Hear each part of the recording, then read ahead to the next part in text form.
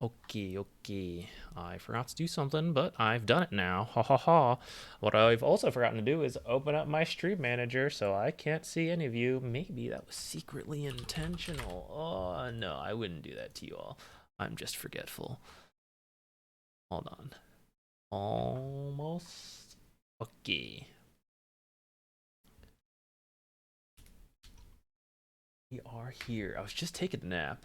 Chicken burritos, hey, what's up?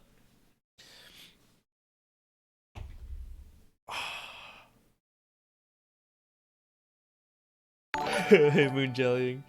Yeah, just a fraction behind chicken burritos. Ugh. Oh, and Boogie Pop. Whoa, who's that? Thank you. Yo, whoa. Thank you. Yeah, that's like the fastest. It's gotta be one of the fastest start to subscription times. Thank you, Dr. Wow, we have everyone. Tons of you all here right off the bat. Whoa, who's that? Thank you. Whoa, whoa. Let's, Less yeah. than 3. Chicken burritos also with the sub. Thank you, everyone. We got the cat cam ready to go. Jupiter's already sleeping in there. Um, Before I forget, we'll do these contracts, but let's. I need to do a warm up. I'm still not all here. So do a warm up real quick, and then we can play a game or two before we get into our replays. I should turn the cheats off. Let me do that real quick, actually. Maybe it'll be a legit run, and we can be done. I can do it. I use cheats to work it out to make sure if I mess stuff up, if it was possible, and I'm confident it's possible. So now we just need to properly execute and get some good RNG. I won't do too many. We're just doing one to warm up and get ready to go into to games. What I do to warm up, it kind of depends when I'm in the mood. Lately, I've been trying to beat the Dota speed run. I think it'll be like a funny video, and I just enjoy this kind of stuff. And I think it actually helps me practice like some last hitting, some overall mechanics. Prepare for battle. Oops. Let's see if I remember to do everything. Usually I'm just doing this while sitting quietly. Let's see if while I talk, I am forgetting what to do. Oh, I forgot to. Let's change our extensions. We're not using the eye tracker today. We'll use the Dota tooltips since we're doing replays. Bets open. Don't do the bets. It's gonna be a scam. I'm not sure how to work that out. How can I end the scam? Yes. Goblin noodle soup.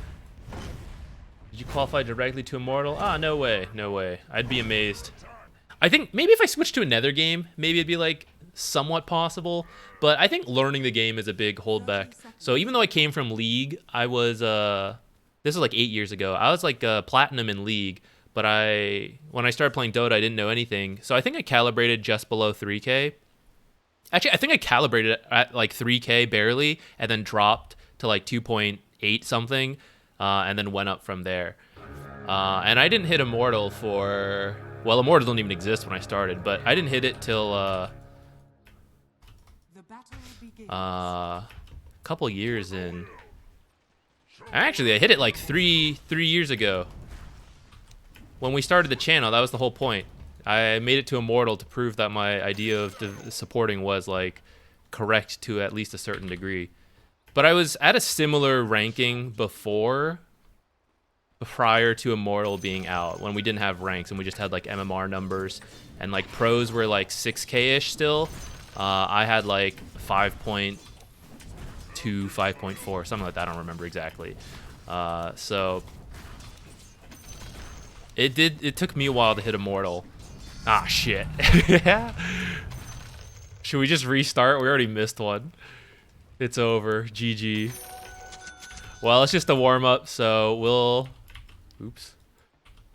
No, actually, it bugs me a lot. Let's try one more time, and then I'll...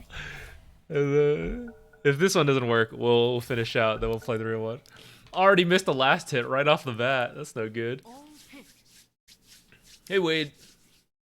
I know, that other mid player wrecked me. Absolutely destroyed. And see, this is the boring. This is what I expect to be the boring part of this speedrun attempt. The first minute and a half is very dull, and since you're not allowed to use cheats, I'm just gonna like sit through it all. But it is what it is. This is what, attempt number 2. These are the first times I've tried without cheats, so we'll see how many attempts it takes. I'll write it down somewhere. Hold on. I'll do it in Discord.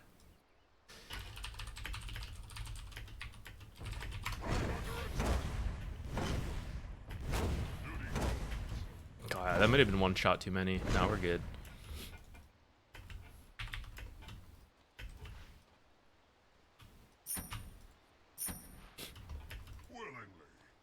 All right. One try, knock it out, then we'll go into our games. We're going to start seriously going for 6.5 just for funds. We hit our goal of like getting back to 6K. We kind of like dilly-dallied around for no reason. What's the command for... Is that the right one? Maybe not. Maybe I have that command disabled. I wanted to fix the Dotabot MMR. What heroes will you be maining? For offlane, if we get that, I'm gonna leave offlane in. So we'll do what we've been doing, like Spirit Breaker, Snap type heroes. For support, it probably will still be pretty similar to what we've done. Like if we're 5, we'll do like Venomancer. If we're 4, like Spirit Breaker, those types. Rubik for 4. I need to decide on my 5 pool, actually. We haven't been playing that many different 5s.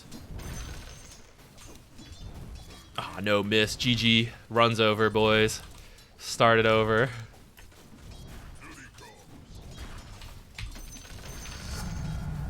Rip.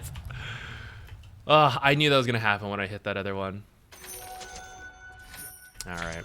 Well, let's keep going until I mess it up, because I'm confident this will not be the run we'll finish like right off the bat anyway, so I'm done. We cannot miss a last hit pretty much for the entire... There's one last hit I'm allowed to miss. There's one last hit I can miss when I'm stacking the hard camp and trying to clear both, and depending on camp RNG and which creeps, how the creeps meet, I don't mind if I miss one, because if I clear a hard camp, that's worth one creep going, but not if it's the banner creep. And you can't miss any of the creeps earlier than that, because you slow down the Arvo timing, so rip. Do you think anyone can climb up to Immortal with good habits and game understanding, or do you need something else? I mean, it depends what your term of relative is, like relatively good. In theory, I think anyone could do it, but having the game knowledge is not the same as being able to process everything. Like I think something I'm weak at compared to like pros, or like in my imagination, is that like when stuff happens, I sometimes struggle to process. Like when it's so fast, I struggle to process what I'm seeing. And even though when I slow it down and I look at it, I know like how to interpret that information, I'm a little limited in that regard. In the same way, everyone has something, like mechanically, you might know what you're supposed to do, but can you actually do it? Like in this speed run, I know I'm supposed to armlet toggle while moving my courier between towers, but it's pretty difficult, and it's going to take some practice to get to. But if you're playing Dota, right, whatever that is for you, oh, I know I'm supposed to like, blink, instant hex, stun, stuff like that. But it's not so easy sometimes, depending on who you are. So I would say Ancient to Divine, it should be possible for anyone with enough like serious work and effort. Immortal might be harder, depending on like what you're naturally good at. But I do think it's possible. Oh yeah, Wade, sorry. It's a speed run to end the game 1 versus 0. I think it should be doable with some different heroes, but the current speed run number 1 is with Huskar, and so I'll just imitate that. but I have some modifications compared to the main speed run I saw that's in first that I think will be faster. And when I use cheats to, I didn't like cheat items in, but like I used it to get the gold for last hits I missed. And then if my courier died, I would use it to get items that I would like. At this time I would get the item, so I'll cheat the item in. It's not ideal because obviously I still need to like micro the courier, and that's gonna be the challenge. But just to see like conceptually if I could do it like faster, and I did. So now we just have to accomplish it without the cheats. Hey, Swick. Super Sunset. That is it perfectly. I know exactly what to do besides what I'm playing. That is a perfect way to put Dota. Ravsol, yeah. I need to practice the So here's the hard part, but I was still trying to practice it a little bit. And I'm gonna do a couple like live attempts. Not live, I don't know, that's not the right term. I'm gonna do like real attempts for a bit, and once I like consistently struggle again, I will do the practice bits again. The hard part to practice is the armlet toggling while courier moving. But the hard part for me is because, well, one, it's difficult, but it's also a little different because where the creeps meet is like a little different every time, and I have not done enough to like recognize what the pattern's gonna be. So that's why I did do some like initial practice of tricks, and now I'm just gonna like, let's attempt it for a bit, and then I probably will have to go back to specifically practicing moving the courier while armlet toggling. I think that is the hardest part for me now, besides missing last hits, obviously, which I swear when I was trying earlier, we weren't missing so many. Maybe I'm nervous on stream. But those two, I think, is the hard part. Perfect last hits for at least the first 3 minutes until you get armlet. After that, the last hits don't matter nearly as much. But I think if I can get them and speed up the item timings, that would help me as well. Out of habit, I almost like locked in Huskar. Let's not do that. We're hard support. Let's hover Vena. That's what I want to play. Rip! Bat 5? Oh, I said I was doing this seriously. I'm not very good at Bat Rider. I'm not that good at Undying. Should we do techies? This guy, is Rubik available? No. 10 seconds remaining. I would have done Rubik 5. Lich? How about 5 Lich? seconds remaining. Oh, that guy, I would have Your picked. turn to pick. Well, now we're into a bounty. Having a Dispel would be good, but I'm not very good at who to play. Oracle? I'm not very good at that. People who would group so he can't get kills would be good, but we also need stuns. I'll be bounty. I'll be techies. It's probably bounty in our lane, and we will at least be able to keep our distance while poking. Actually, I don't need this. Pudge can have it too. Land hooks behind trees. Gotta do the last hit trainer? Yeah. I'll work on it. It's a little easier when I'm not talking. I don't know. Talking affects like some level of focus. Ravsol, what game were you speedrunning, by the way? I think speedrunning's cool. Or if anyone else has ever tried speedruns, it doesn't have to be like, oh, I'm #1 speedrunner, right? But just, I'm curious. I think speedrunning's pretty cool. I've never like attempted a full run of anything, but I did try like some of the tricks I saw in Hollow Knight because I really liked that game and I saw some speedruns for it. And I was like, oh, I'm just curious if I can do some of the tricks. So I've tried some, but I've never like pieced together the whole thing of a speedrun.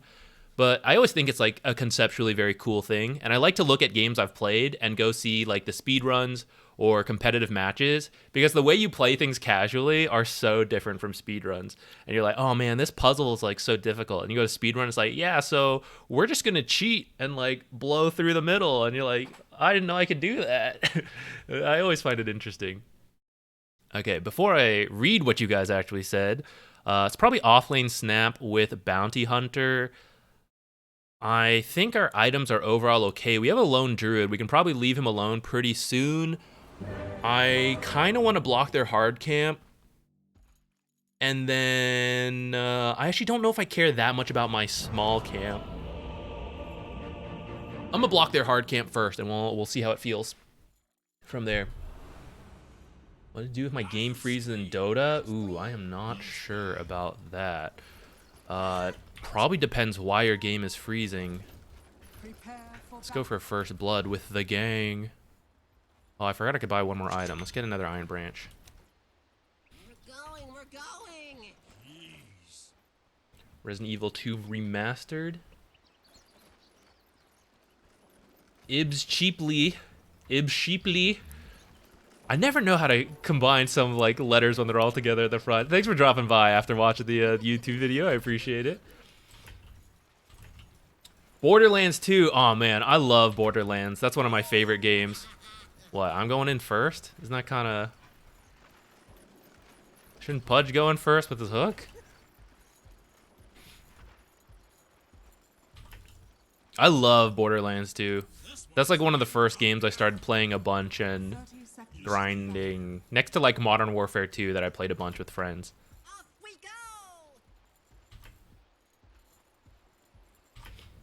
I be sleepy. Ah, I see. Man, we were totally off.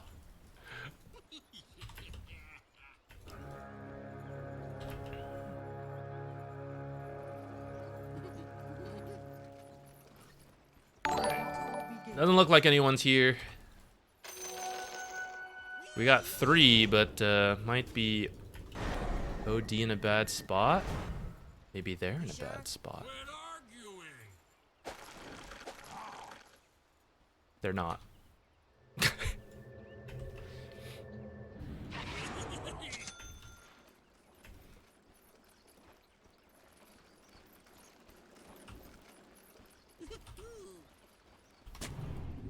Oh, Bounty was here. Sneaky and invis. It's gonna hit me, but whatever. Oh, it's Quap offlane. That is very unexpected.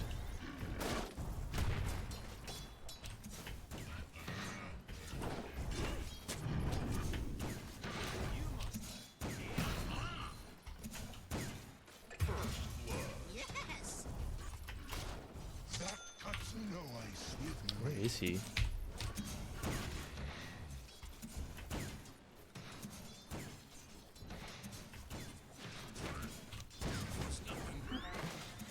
Don't even try it. I'm pretty sure I have higher base damage than you. Just kidding. She has 7 more than me. Oh my god.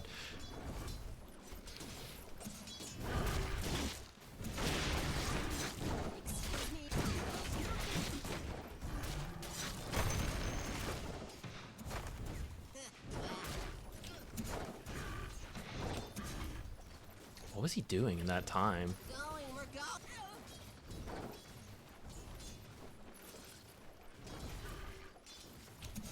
Radiant's courier has been Killing my courier, placing observers, I guess.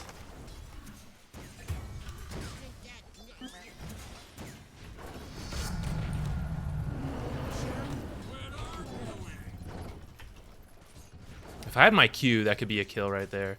And if he stays around, I'm gonna go for it.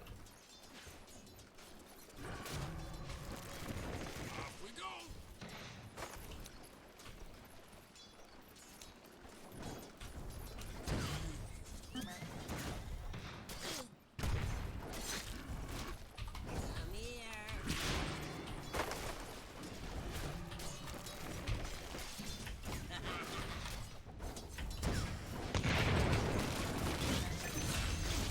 I might die. Oh, I don't know if that's worth it. sound of mind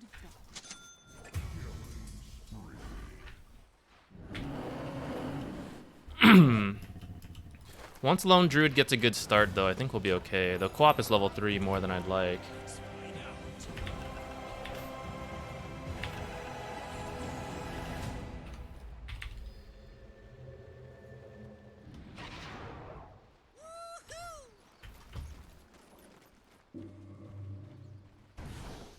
I do have Dust if we get a chance to kill him.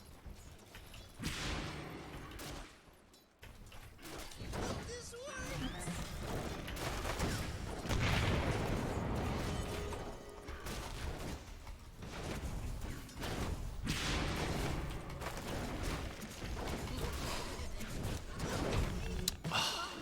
Damn, nice. Our guy denied us. That guy's a baller. Are fortified. That's kind of a feat on my part, but They're both super low, so he should be okay on his own. We need to come back and like do a pull. And by do a pull, I mean unblock this camp.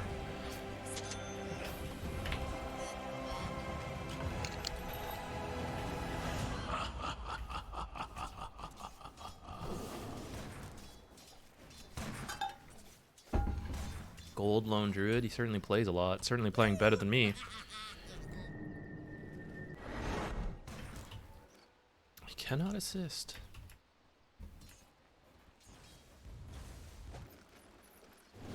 Bro, what the fuck?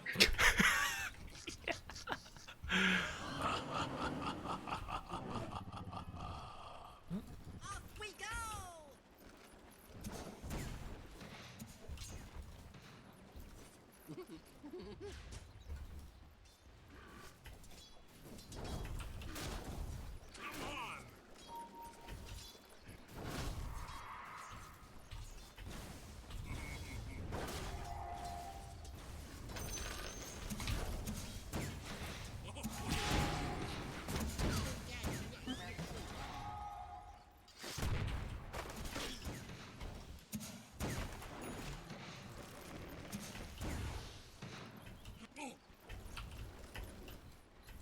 I forgot to buy more dust, so.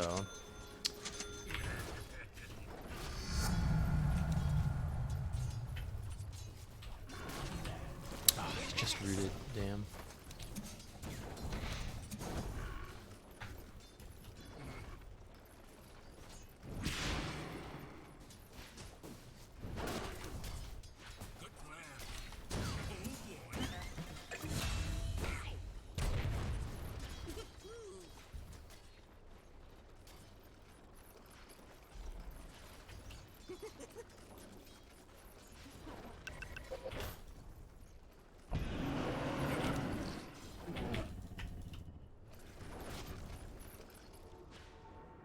Yes!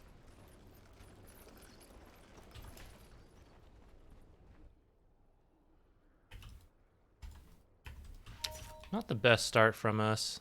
Just going for a spirit vessel. What do we want this game?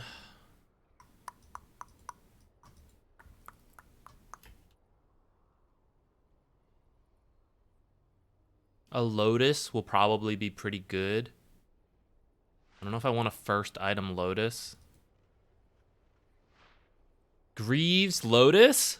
Is that too greedy? What about Arcane Solar Lotus? The Dispels are really good, and there's several things to reflect here. And then he's not an aura buyer.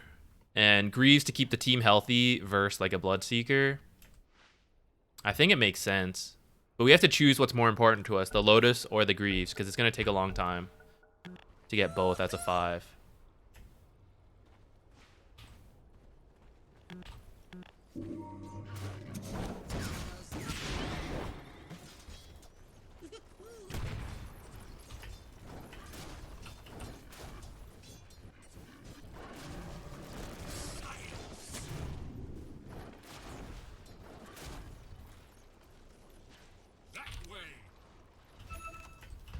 Farris, Ferrar, Farris.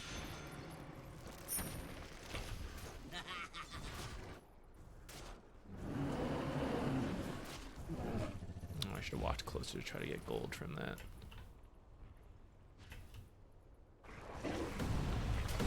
Should I TP in? No.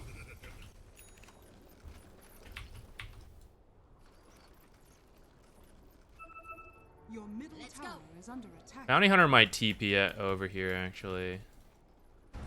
Yep.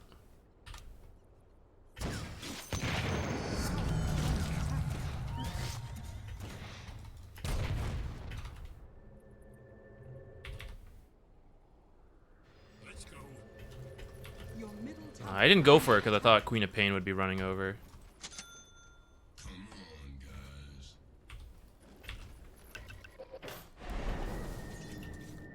Let's see if we can help with like an OD gank. We have not helped his lane at all. In fact, we haven't helped bottom at all.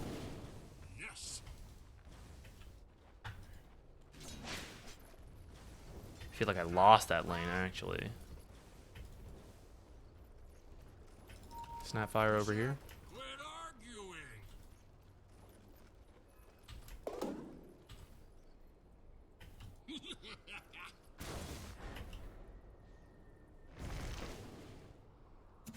What was that?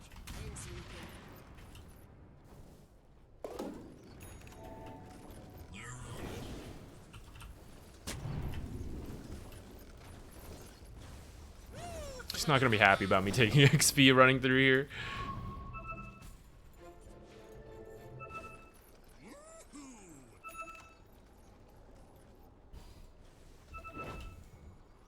Huh? It is a party up here. I don't think we can help. Off we go!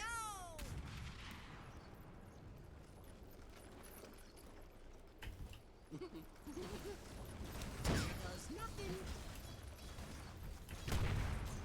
What? My mind is exploding with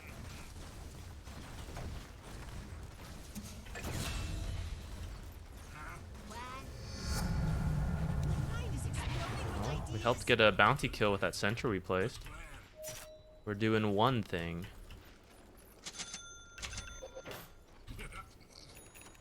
One thing of value was accomplished.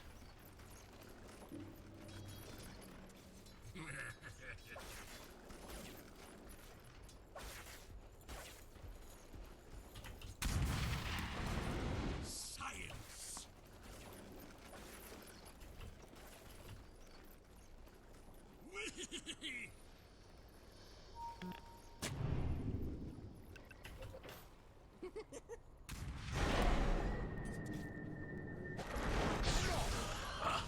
Radiant structures are fortified. This works!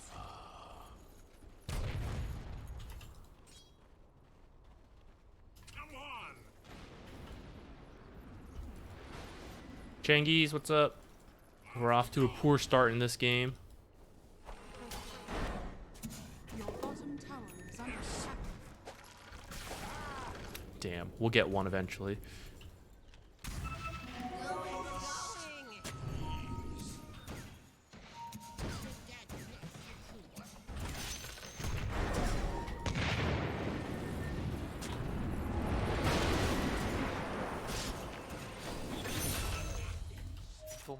Tumba abajo, estás solo, weón.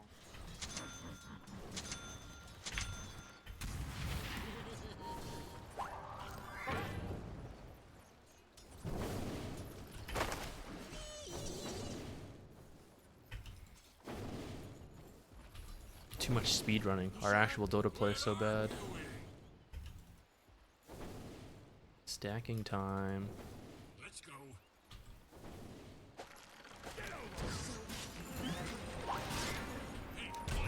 Give us a hand.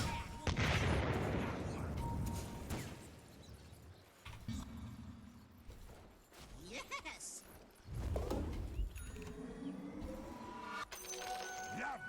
I really just want to go hit 6, actually. Goes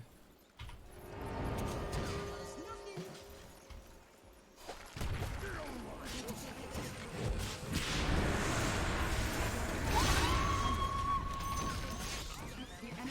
She has no blink for a bit. We might be able to get her. Scatter! Alright, that's pretty good. I'm gonna go sit in the lane. Or do a pull or something, get XP. Maybe I want Tranquil Boots, actually.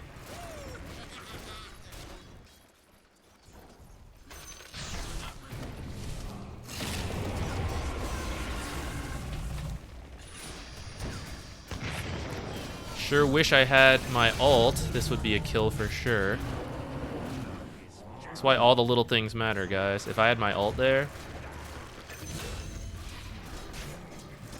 Well, our boy Lone Druid's doing it without us, so it's okay.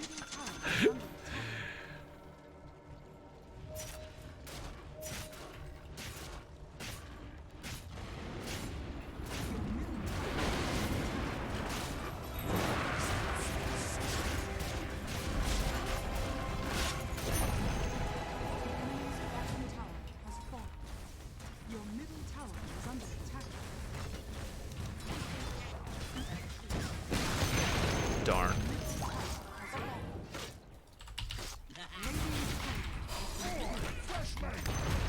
fed. Heal disease, man. I thought we could. I don't know. In my head, I was gonna land, deny, and be able to get out of there fast enough. But I didn't kill that last creep, so she was able to stun it and kill me. Oh man, we're definitely playing poorly.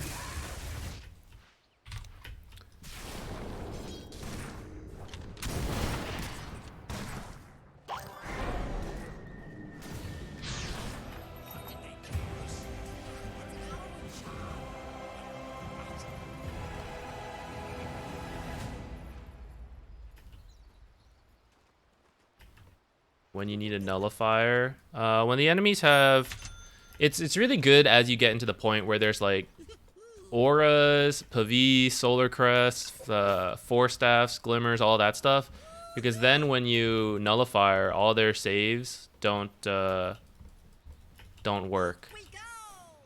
Your bottom tower is under There's also some stuff like Frost Shield that you can dispel. I think Little Shredder actually. attack. Are fortified. Actually, it doesn't say. Maybe that one doesn't work. But there's some stuff like Going. Ursa Overpower can be nullified. Your bottom tower is under attack. The enemy's top tower has fallen. Your bottom tower is under attack. Your bottom tower has fallen. Fusion.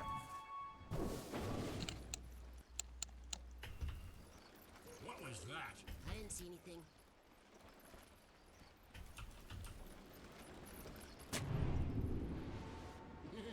Roshan should be pretty possible for us since we have a lone druid. Is under attack. I'm gonna protect it up with some mines. Your bottom tower is under attack. One right here though. I kinda do, kinda don't. I'm a little torn. I already placed so many over here. Alright, I will put one over here. We might lose this pretty early though. Let's go.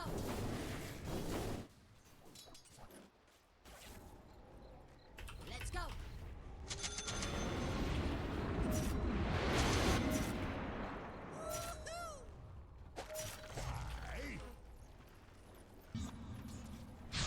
We go.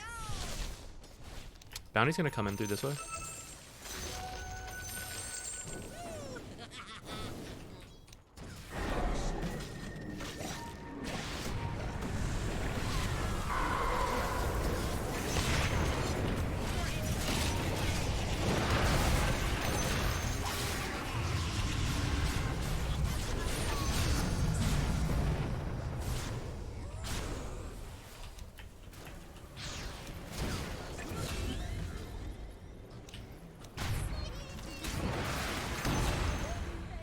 Nice.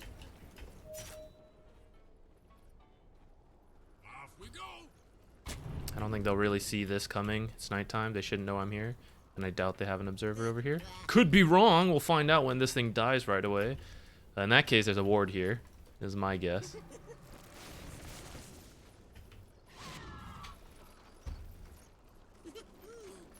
Works against Guardian Angel? Yes. It's very good versus, what's his name? Omni Knight.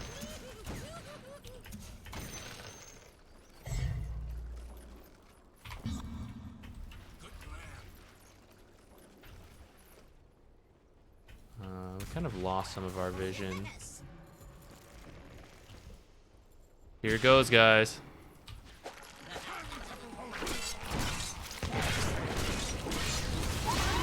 My stun went a little over, guys.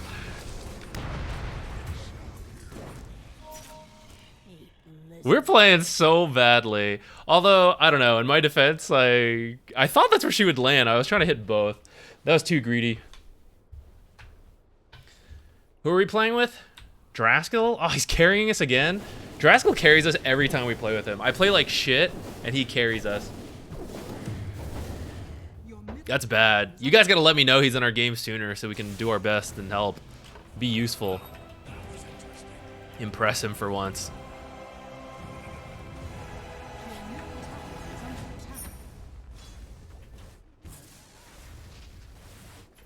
Huh?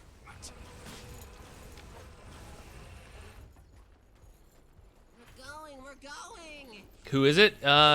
He used to be like a one of the like bigger casters of Dota 2. I'm not sure what he does now. He still gets involved with some stuff, but not as much. I don't know if he like moved on from Dota or what exactly happened. Because to be honest, he was actually a bit before my time. Like when I started playing Dota, I wasn't like following the pro scene. By the time I did, he wasn't doing as much. But I know he used to be pretty involved.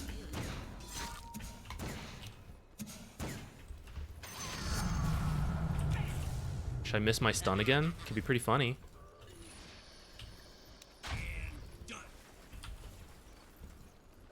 Yes.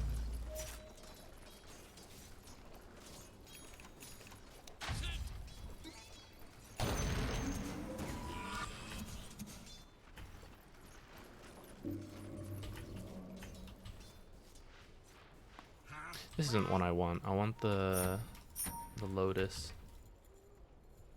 Yes. Here we go, guys. The hook, it's coming.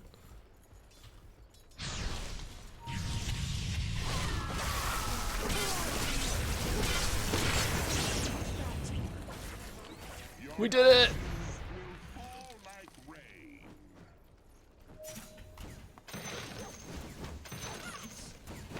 I'm trying.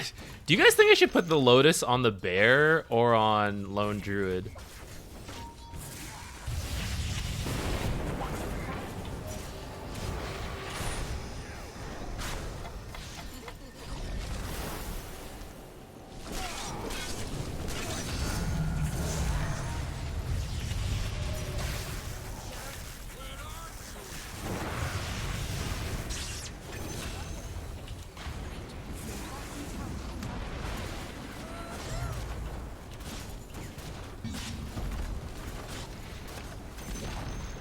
The enemy's top tower has fallen. For sure.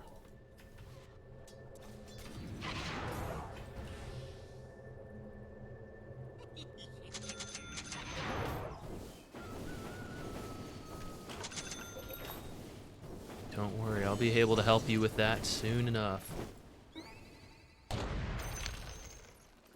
Huh? What?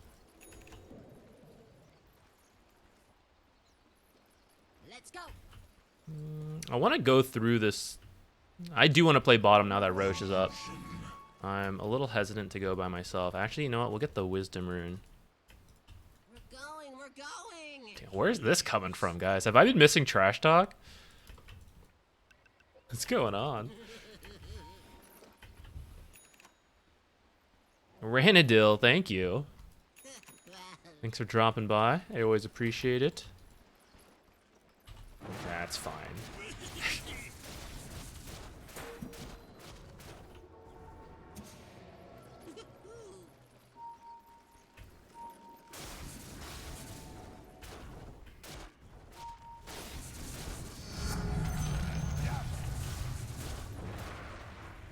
Get magic resistance this game.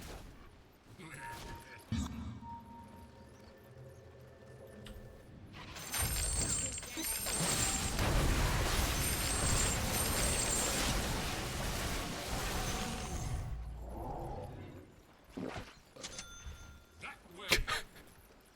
I see.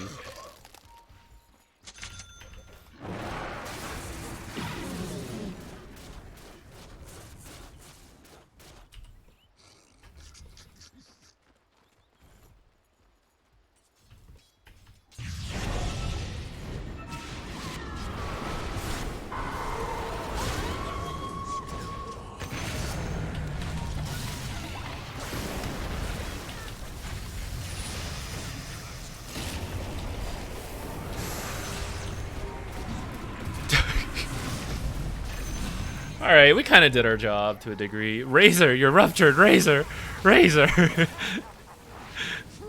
Oh man, he's doing it for the team. He's just rushing in there to get vision. What a guy. What a guy. Philosopher's Stone? Dang. How about Bullwhip for our teammates who aren't allowed to move when they get ruptured? Perfect.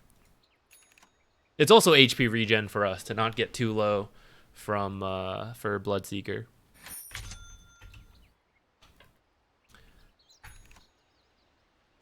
Drums and Boots of Bearing, good to dodge. Snap and Lich Ult. They're not bad. They're like somewhat countered by Rupture, which is why I'm trying other stuff first. But in theory, yes, they're pretty useful for that. I'd say a Force Staff is actually even better and the easier way to deal with it. More affordable, I should say. I mean, drums are pretty affordable, but you only have so many uses, right? And then you're forced to get Boots of Bearing.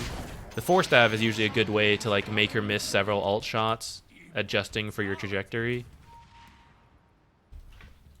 Your middle tower is under attack.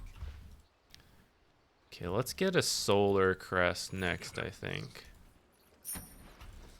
I guess I should be dealing with this. Your Thought middle my team might tower is back under off after attack. Roche, but doesn't look like it.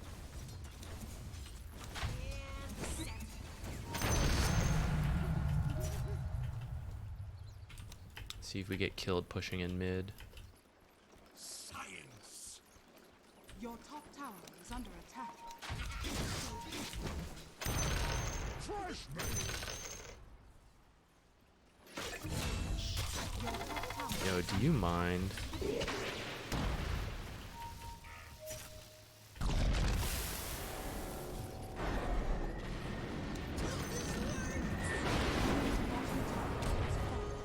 go. I guess I should have blast off. I didn't think I needed to. Oh, he died. Nice. So bleak. You sure? Quit arguing. Well, since we're pushing up here and I've had so many of these building up, go ahead and place this.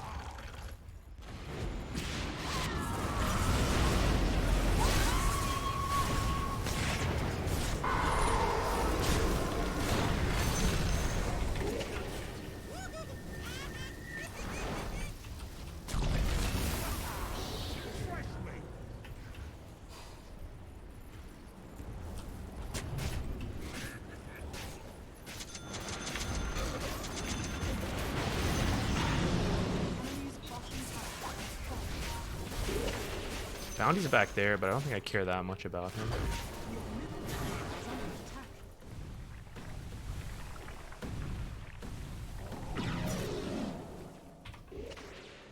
Dire structures are falling.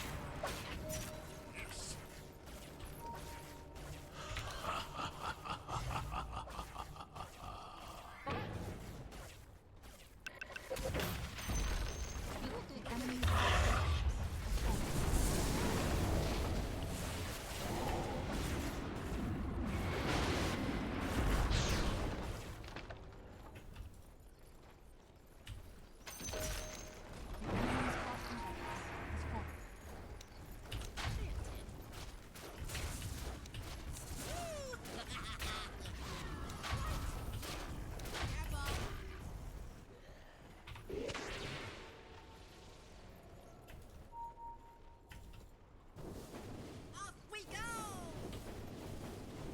Oh, you can still disassemble Lotus even with the recipe. I forgot. I was thinking it was worth disassembling for Arcane Boots, but it's a lot of items to have to rearrange, so it's kind of a hassle.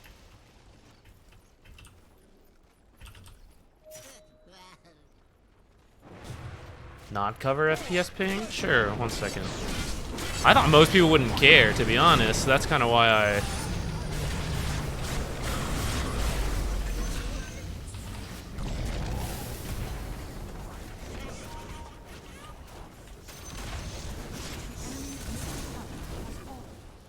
Oh, shit! I meant to alt-tab and I TP'd, guys.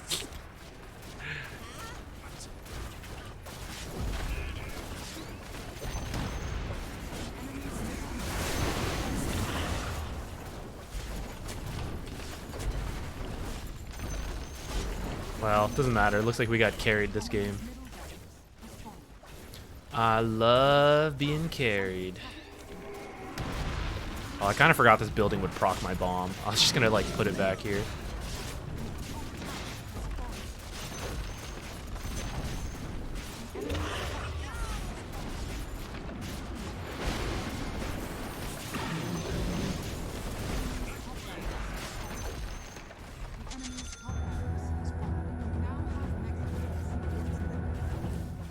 Who's who's that? Thank you. Whoa.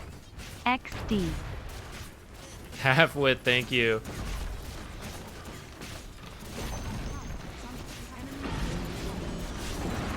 Cat cam slightly lowered. The enemy's middle tower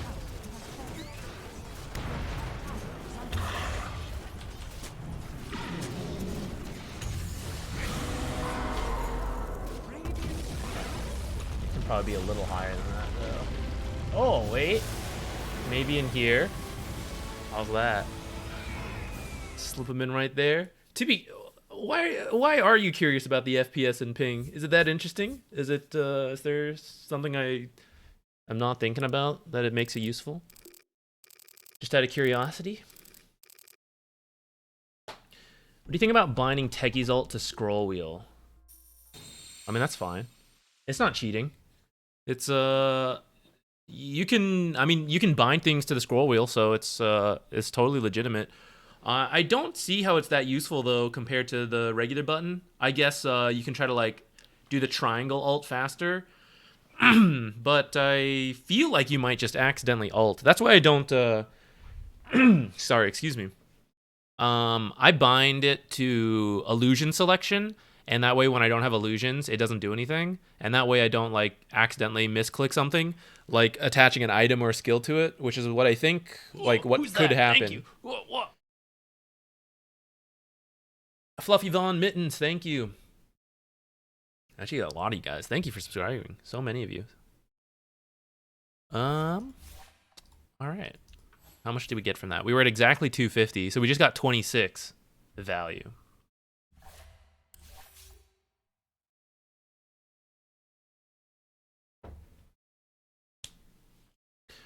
I mean, I don't really mind if people want to know FPS ping, or like, I don't know, maybe there is a reason, like, and I just don't know it. That's what I'm curious about. Is there something I should be like looking for out of all that stuff that might make a big difference? I don't know. Who's gained us the most MMR in the last 3 months? Let's find out. Just kidding. Let's find out after this game. Let's add one more data point in there and then find out. Oh, who's that? Thank you. Whoa. Are you excited for tomorrow? Smiley face. I am Des. I actually am excited for tomorrow. I do have there's something I'm gonna do tomorrow that should be fun. Also, we might be able to do a variety stream because I need to come up with a good thumbnail and title. That's the main part I need to do. But the video for Friday and Monday are actually done, I think. It will be the stuff I did with Grubby. If you guys didn't get to see it live, you'll get to see it in video form. I think it's not the short kind of videos that like are best for YouTube technically, but I think it was very fun and educational, and so I hope you guys will like it. I think we're about to have to pick Spirit Breaker now. That's fine. He looks like a support. They won't know I'm off lane. Sorry, let me just process. What am I doing? We're playing Spirit Breaker off lane, so might need to buy some stats different from support Spirit Breaker. Let's see who we're laning into first. Lena's already kind of new. This guy's a 4 player. I know that. So he's over here. I recognize the name. See PL drop our FPS during during fights. Yeah. What's going on tomorrow? I'm actually not allowed to say like what it is, but they did announce it a little bit. It's Project Loki. You guys can look it up if you want, but I can participate in their playtest, which I'm not allowed to talk too much about yet, but I think it's pretty fun. And I have been keeping track of the game in case it's something we want to like make content for in the future. Because I think it looks fun. It could be good. So we're about to get Lone Druid smacked around. Should I? How do we handle this? Draskell giveth, Draskell taketh away. We get the win from the Lone Druid, we get the loss from the Lone Druid. How do we handle him in the laning stage? Should we rush a Vanguard? Or should we just cry? Get a bottle for our tears?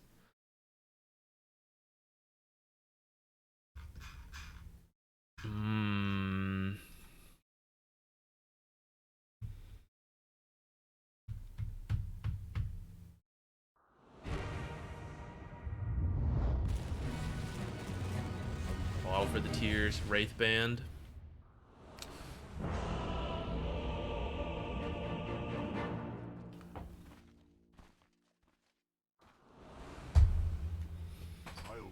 I think it might need to be... I think we might need a Vanguard. Prepare for battle. I have the scent. Do something like this. It's in the bag. Yes. I'm gonna get the Vanguard because... One, if we wanted to build Octarine, we can do that later. But there's Lone Druid, there's Lycan, and there's Lina. There's like a bunch of fast attacking heroes. I might get value out of the Vanguard. And also, we have to be like some tank initiator, which we kind of have to anyways as Spirit Breaker, but as Spirit Breaker, we might have, or with the Vanguard, it might be a little easier this game. I don't know. This will be one of those things where we're just experimenting. What the heck is going on here? 30 seconds. We got some Grandmaster players in this game, though. The way is clear. I run. All right, well, Certainly. oh, interesting. The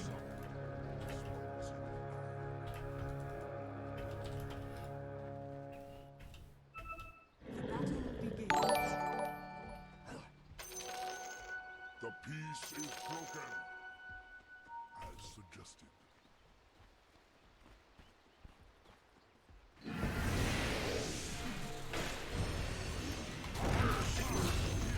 No more. One world is much less. Yes.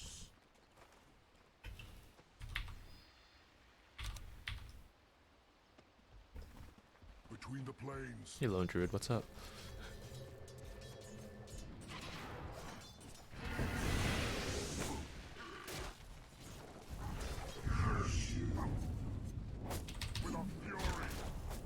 I know we're not getting the deny against the bear, but pulling him back faster by getting that thing killed off is kind of my goal.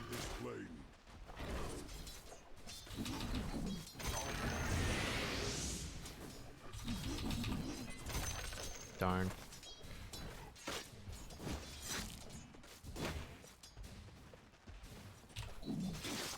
I charge ahead. Oh, man, that was close. Okay, I think he missed that range XP, so that's good for us. I meant to hold this out a little longer, but it's okay. The weak one is not getting focused except by one, so it got to do a little bit of work before we had to kill it off. I killed it a little early. Actually, I could have waited a little longer. Never mind, though. The way is clear.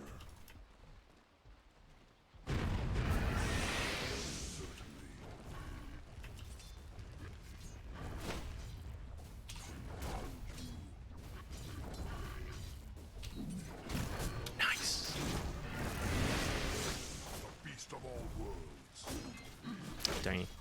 That would have been our Vanguard right there. Oh, shit. Taking a lot of damage. Don't have the Vanguard yet. Oh, shit.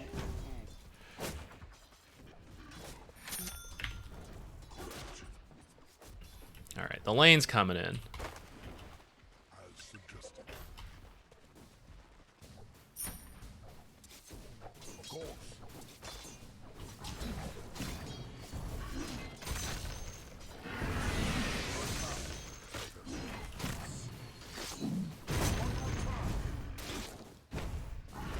Got my dander up. Give me those range creeps. Well met.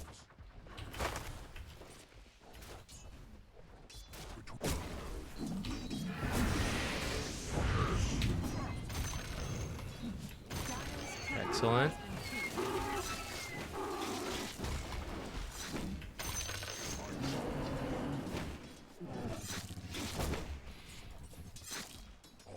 If we continue to just make it to the Vanguard, I'm gonna be pretty happy. Turns out I didn't need to buy 2 sets of tangos, actually. And with my plan to get the Vanguard, I shouldn't have. This guy does not need to do these pulls.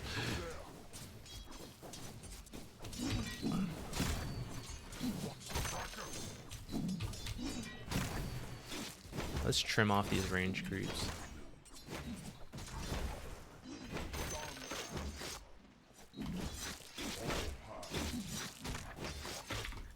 Let's have it wait here so it doesn't get killed.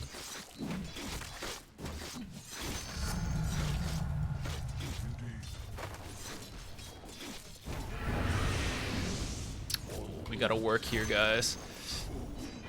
I wish we had not done that. I'm not a good enough offlaner to handle that.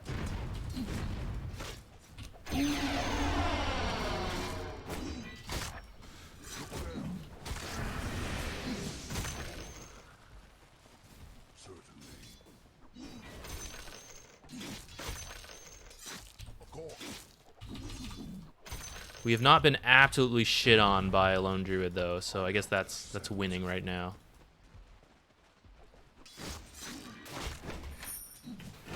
Bash that bear. Bash that bear.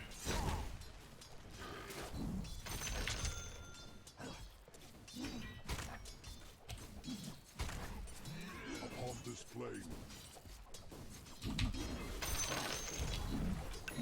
No, I should have charged to get it. yes. Between waves, I didn't deny that properly, but he didn't get the last hit, so it's okay. Whoa, who's that? Thank you. Whoa, whoa. Leo Brolio, what's up? Ha! Brouhaha.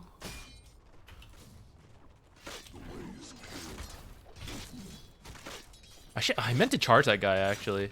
indeed.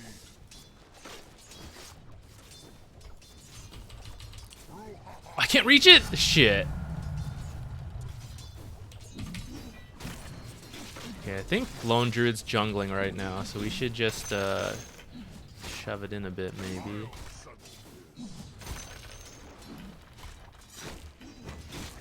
Oh, that works too actually.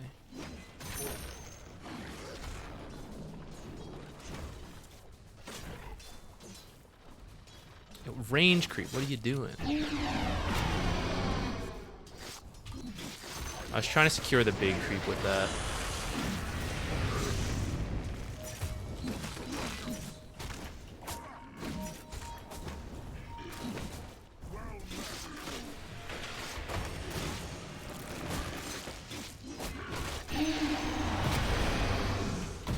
Oh! Your middle tower is under attack. Trying to decide if this is worth chasing this hard for. Your middle tower has fallen. Nice. It was worth. Like your life. The beast of all. Aw, I messed that up.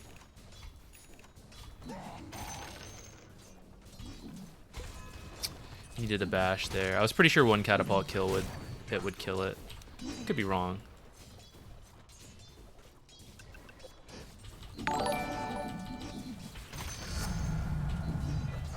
Ah!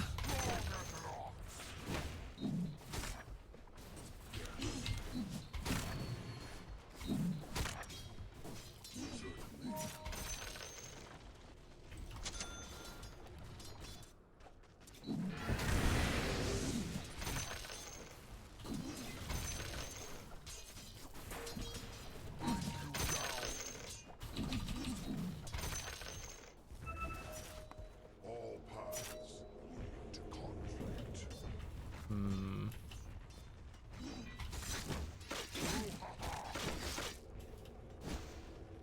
I do kind of wish we had pushed. I run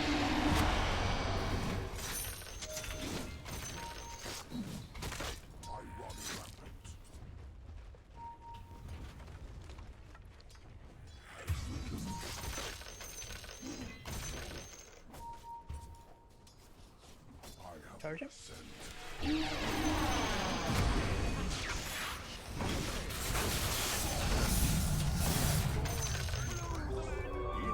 invincibility. has fallen. I charge ahead.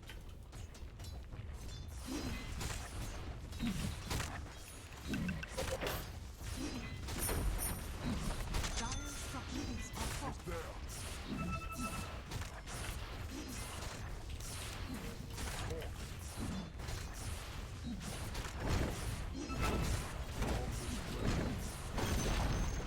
The enemy's top tower has fallen. Radiant structures are fortified. I don't want him to have this. Yes. One world is much like another.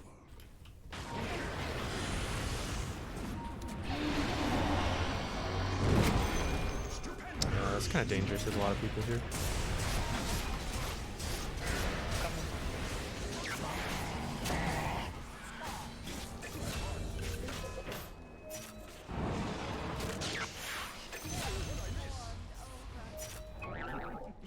Between the Your planes. middle tower is under attack.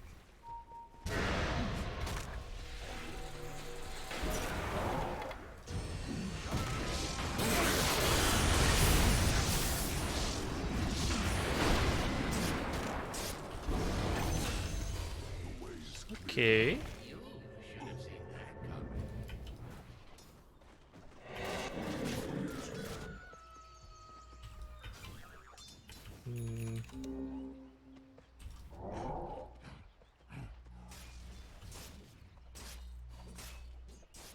I got a little undecided on where to go there. I need to go back top though, I think. Or kill this Lycan bottom and then go top.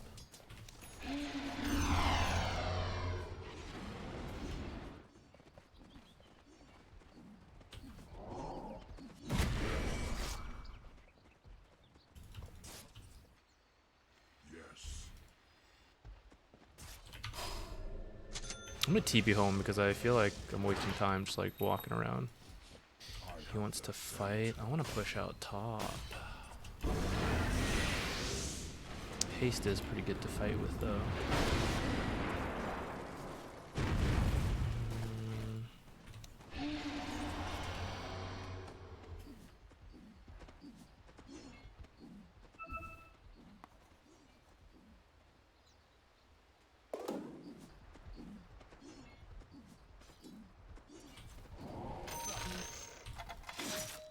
Uh-oh, uh-oh, I don't have my W.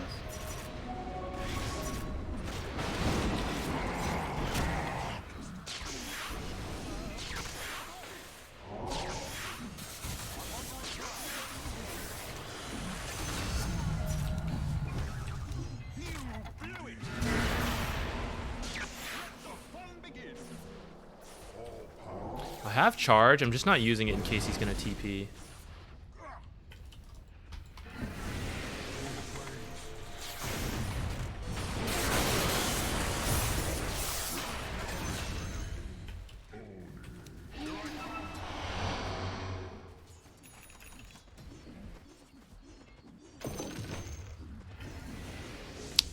Can someone pick up that tier 1 token?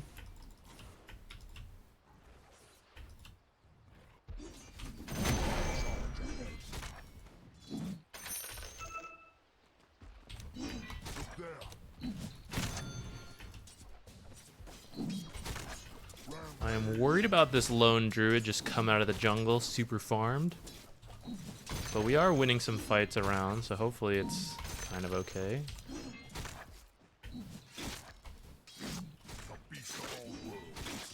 Oh, who's that? Thank you. Whoa, whoa. So we also just need to get to our stuff. Trinkle, hey, thank you. Wisdom rune. Saving it. Saving it for that 14-minute.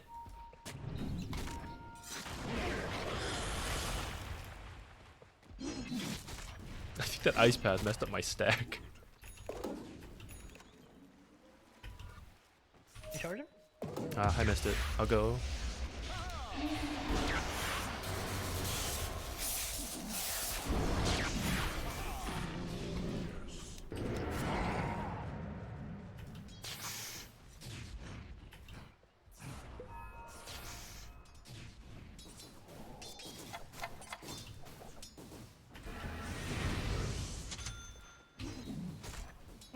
missed.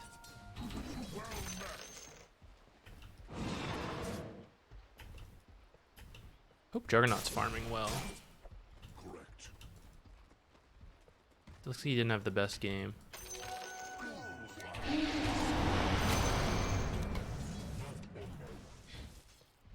As suggested. I should let Oracle finish that. It's a powerful item.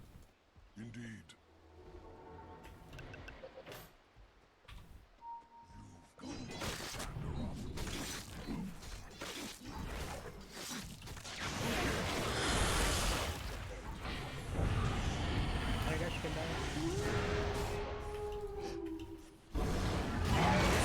We gotta let him go.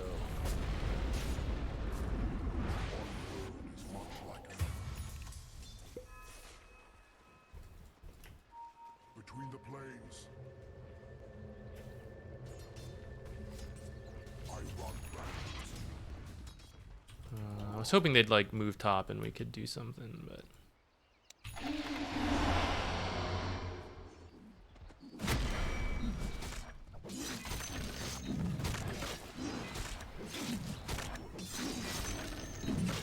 I stack this? I think I'm too slow. All paths lead to conflict. Darn.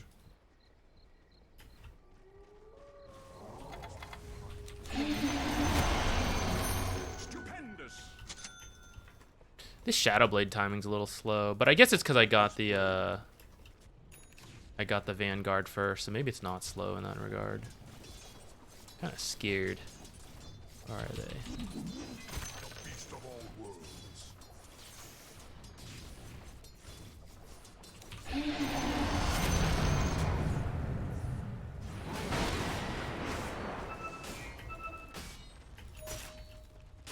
way is clear.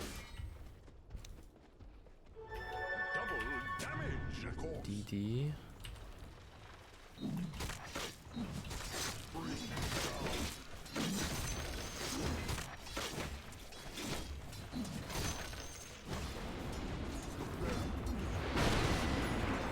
I should have ulted him while he was doing that, actually.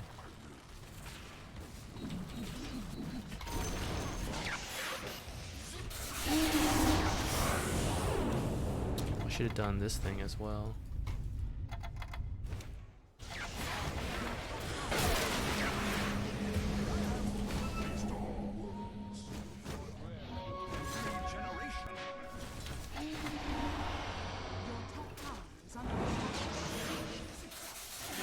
Oh, he's going back in? Damn.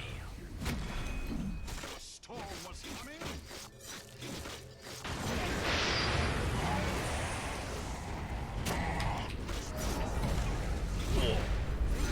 Can't believe I got that bash. I should have gone invis faster. I bet they wouldn't have been able to hit me. I should have made use of this, and then I might have lived long enough to charge. Damn. Alright, kind of working out, though.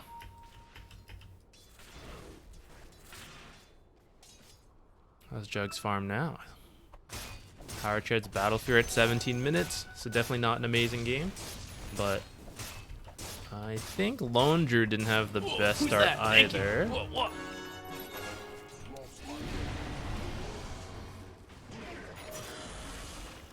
Jimbo, thank you. Thank you very much. Just gonna charge in.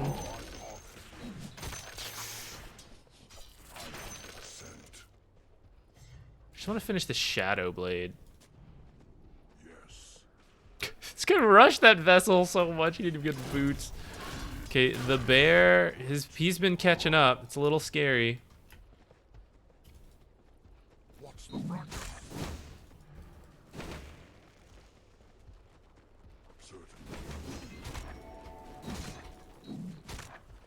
Summon the boys.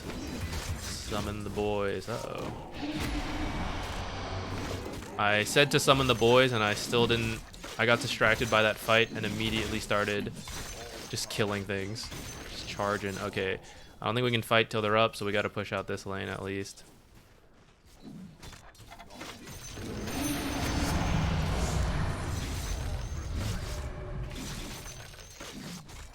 We need the nighttime vision, guys.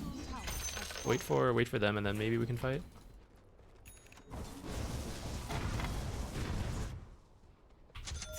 Look there. Of course.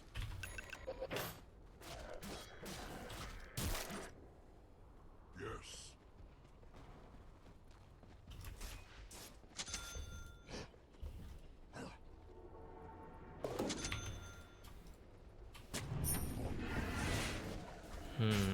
Do I need a crimson? The way is clear. We can try to fight around here, I think.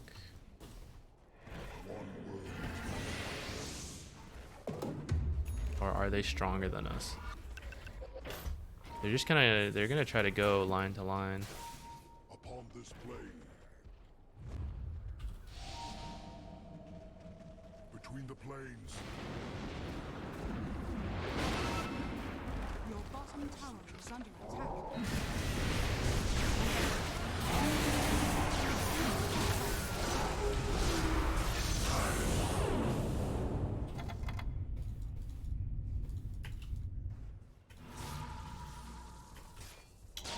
Lycan TP'd out.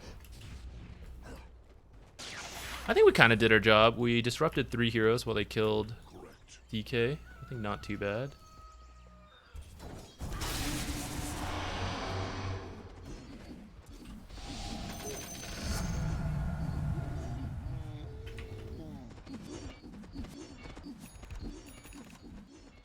Upon this plane. I think they know I'm here, but I'm just charging up here. Rampage.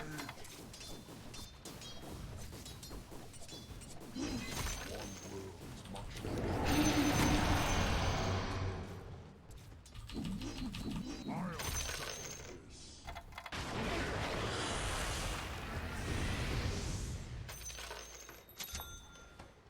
Indeed.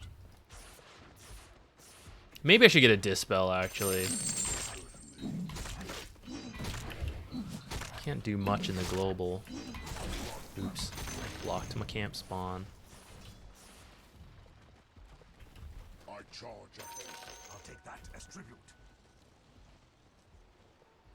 Yes.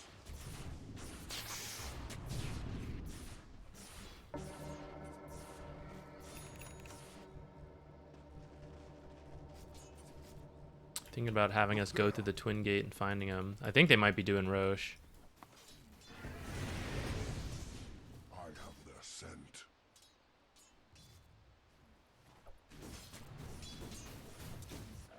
I mean, look at that. They're definitely doing it.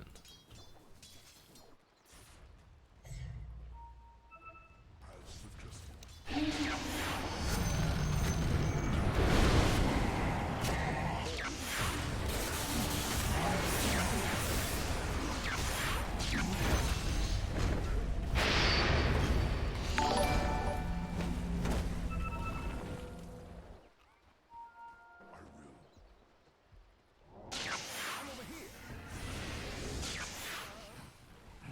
Maybe they're not. Between the planes. I thought for sure they'd be doing out of Roche. I don't know what they were doing. I guess they were also scared of what we were doing. How funny. Oh wait, my tier 2. I was not paying attention. Yes. All paths lead to conflict. Between the planes.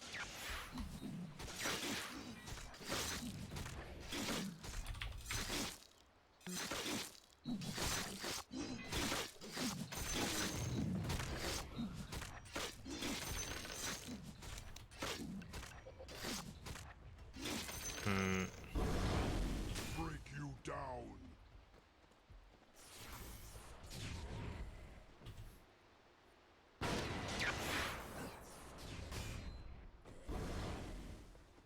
You're not going anywhere. What do I want? Does this not feel pretty lackluster in terms of choices?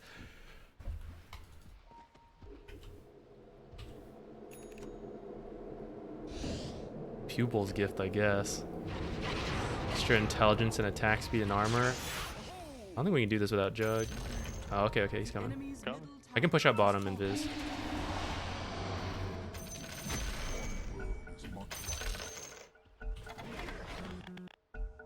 I did kind of reveal myself there at the end.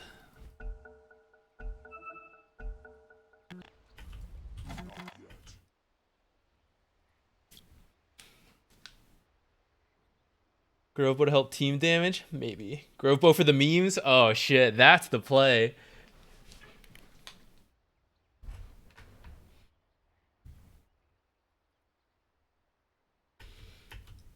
Ags. I mean, I don't think Lone True doesn't usually build BKB, so he's probably the main person we're gonna have to charge. I don't think we'll really need it.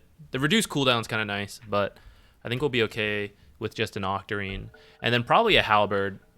Halberd maybe should have been first before the Octarine. Oops.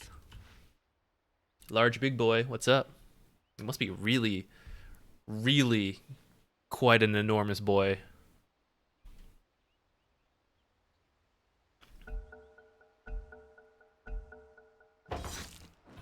Actually, Halberd first would have been so much better. Double status resistance, so the silence wouldn't have bothered me. Oh, silencer's close by. You can take it if you want. Okay.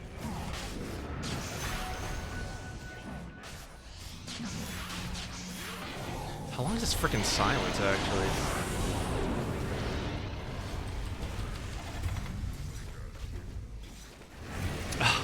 The cooldowns barely didn't work out there in this fight. I think just try to get out if you can.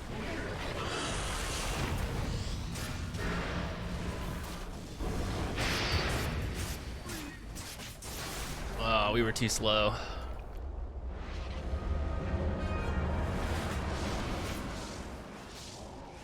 I didn't really get to do much that fight. They were here faster than I thought. Maybe I shouldn't even bothered capping this back.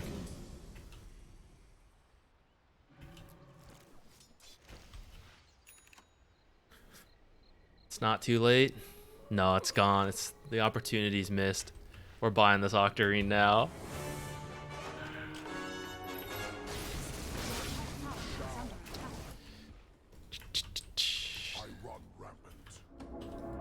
Just kidding. Of course, it is still possible, but I kind of like it. We're gonna try it. If we lose, we lose. Let me think about it. I could still pivot.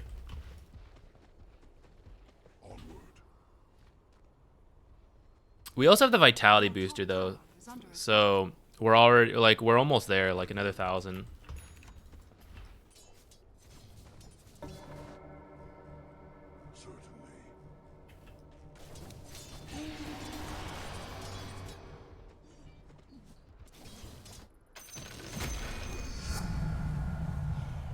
It's all coming together. The beast of all worlds.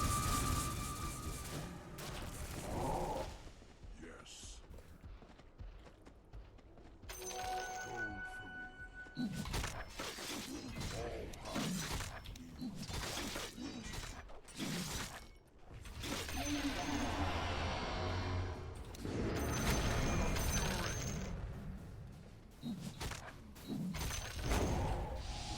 Look there.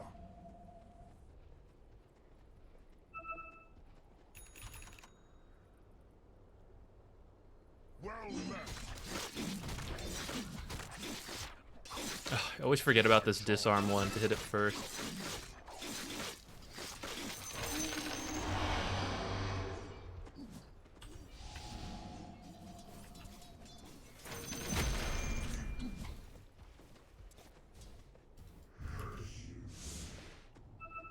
Between the plains. I will.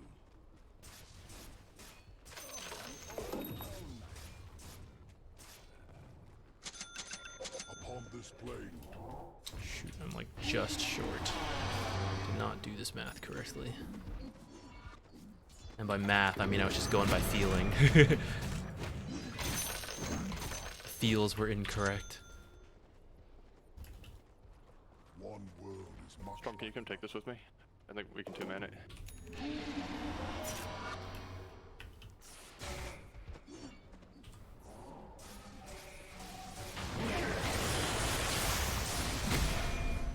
I'm helping. 5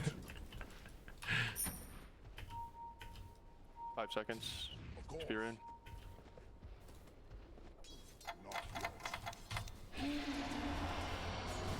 We're gonna have to get ready to fight Bonham.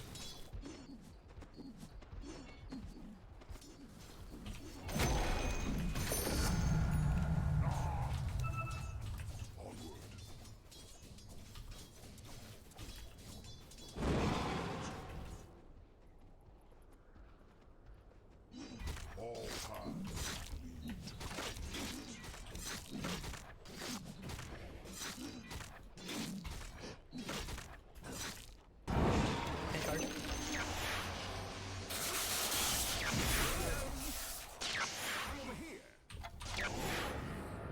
I run rampant. I'm gonna guess there's several heroes up here then. The beast of all worlds. I charge ahead. Certainly. Yes. Sure has been a lot of dodging map movements. This is where like one deep ward can really help a lot. One that survives. You can kind of see what they're up to. If they're like also making a big movement or just split up farming a little. It's hard to know when there's not much information. No flame, just saying.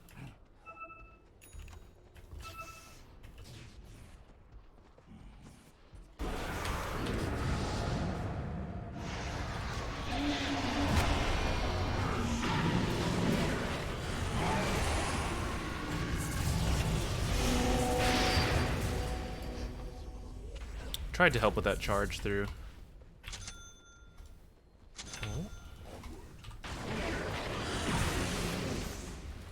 Not a lot of time to think. I'm gonna go with the Dandelion Amulet. That maybe is not the best.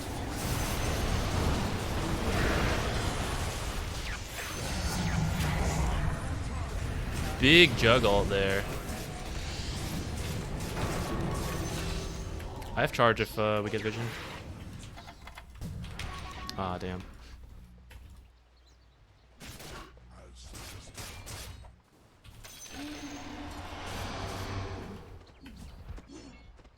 Alright, that worked out. I have their scent. What's Oracle building? Trying to finish Greaves? I will allow you.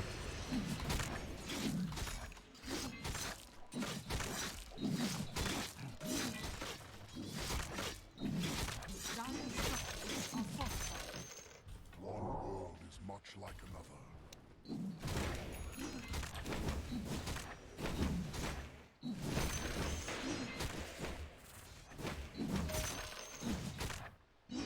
On this way.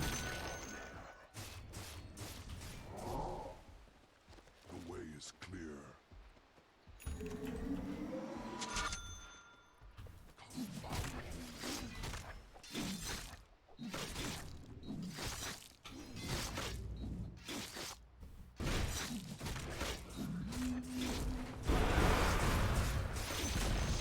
The enemy's top tower has fallen.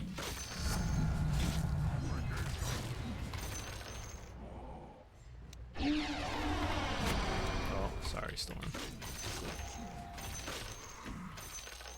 You'll be dead before you know it. Night vision, guys? What do you think? All paths lead to conflict.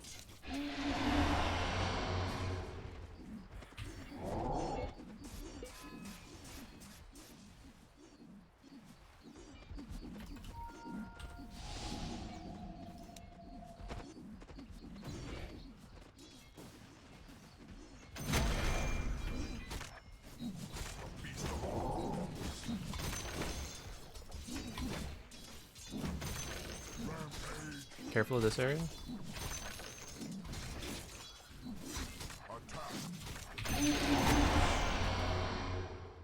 I didn't ping the Roche time, but it should be approaching because we got it down here. Can we set up down here for the next Roche? Or actually, I don't know the exact time, but It's like, it's definitely any time. It's gotta be soon. should we throw another Roche fight, guys? What do you think? The beast of all worlds. I think they're on their way. I'm gonna push out top. Kinda out of here. Yeah, I'm scared. Indeed.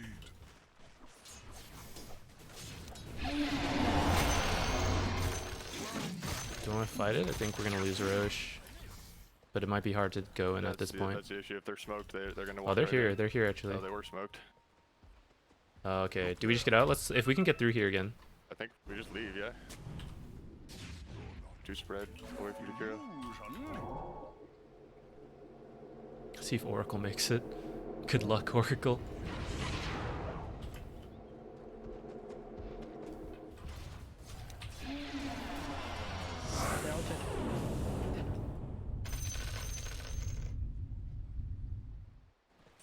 Okay. Grab that DD, and I think we fight. Roche, I'm getting a DD. Roche up. He wants DD. Or do you want me to take it or? Yeah, you take it.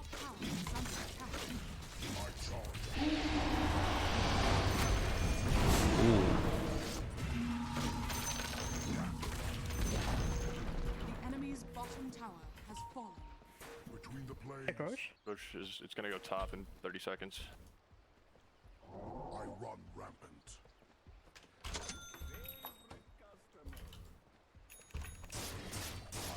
Ascent. Well, they got no global and we got DD. It's as good a time as any if we want to fight them. From this plane to the next. Now go through this together. We can meet Storm up there.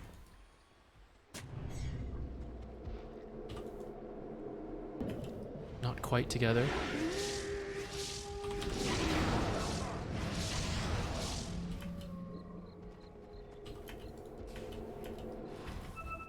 He was over there. Yeah, we can fight. Let's go Roche. Giving you your bottle. You can take the Aegis. Okay. Get cheese. Get cheese. Alright, they're not fighting it.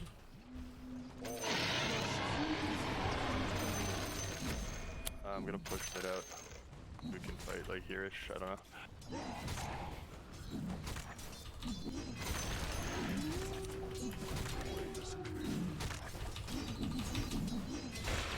Doesn't it look like the damage should be higher with all these orange effects? Uh-oh.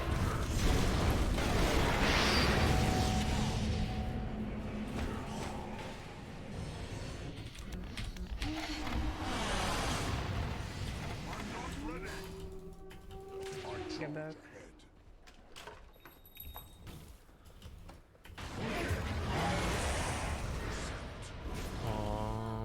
Okay, I guess we just gotta get out. I think if Juggernaut had connected, we actually may have been able to turn that fight. But never mind. Ooh, wait.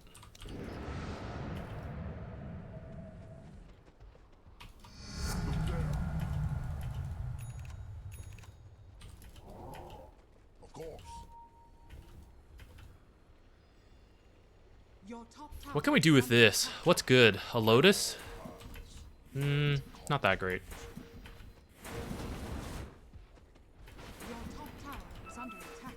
The beast of all worlds. The enemy's middle tower has fallen. Your top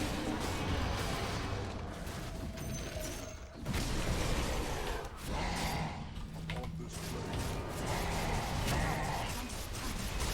All part of the plan. Farm efficiency there. They smoked? Yes. I think we can still go though. Oh, we need to be together. As suggested.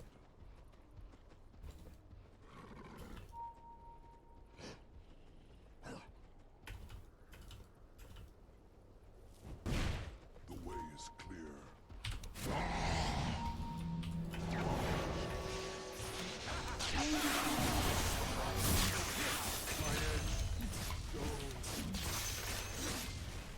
An offlaner with dust? What is this power? Waves are far as shit though. Yes. I'm just gonna buy this out. It's a few hundred gold. I think we can get it. Onward. Bottom. Druid's gonna rat. I can go. I'll go deal with it.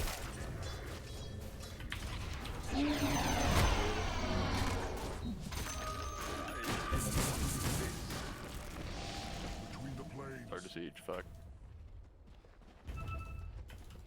There's a like in here. I want to stop Lone Druid from teleporting. That's why I'm trying to like follow. Attack. Was not able to find him in time.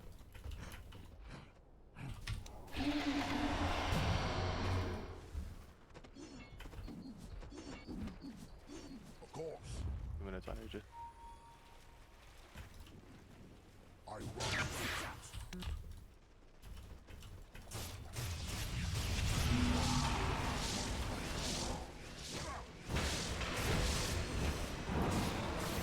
I'm under attack. Indeed. The way is clear. The beast of all worlds. Trying to get them to go on me, but they really don't want to.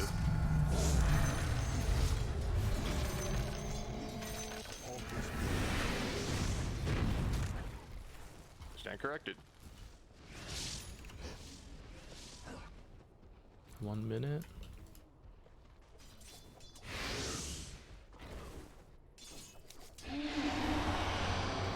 Actually, I changed my mind. That looks bad. I don't know what I want yet. I might do Yashikaya for the wave clear against these Lycan wolves. It's very annoying. In fact, I'm gonna make my way bottom already. Look there.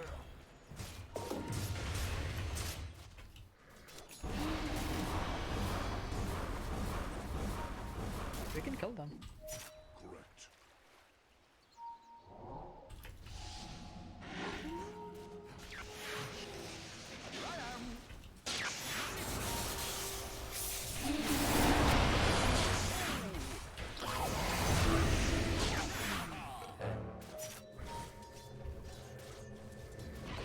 Dust, but I doubt I find this guy. Planes.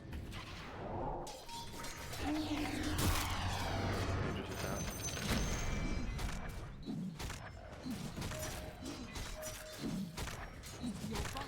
My team does have pretty solid wave clear, but in terms of all this like ratting and split pushing, I'm the best one to deal with it. And see all these creeps, they're like just low, so I can save myself like 5 seconds every creep wave if I get a little bit more damage. And I think that'll add up. Also, it's a good scaling item in general. I'm not sure which components I should build first though. Yasha or Kaya. Probably Yasha.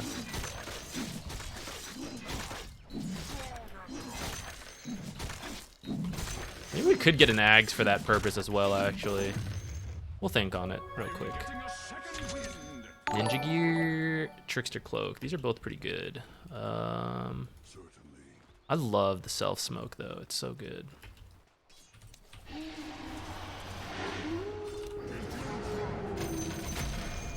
How do you not love the one shot, you know? And then we won't have to use our things for that. The way is clear. What can I do with this? Should I just sell it at this point? I don't think I'm gonna do anything with it. I will. I've sold it. I've made my mind up. One world is much like another.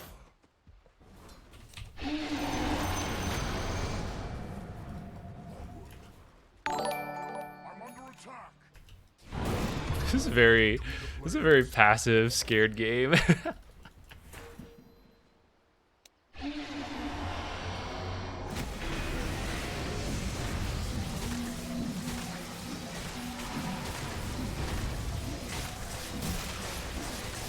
That's why we're getting the farming items, guys. We're gonna get strong. I got planar pocket. Look at me.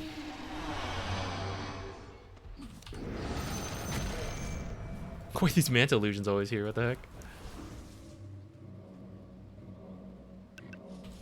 I have their scent. Give this to Oracle.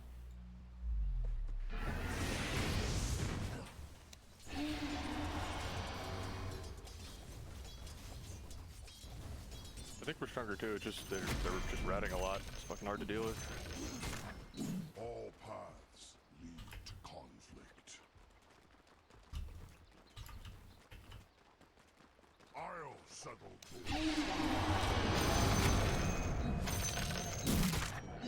yes. I charge ahead. What's his accent? I don't know. I'm pretty bad about that stuff.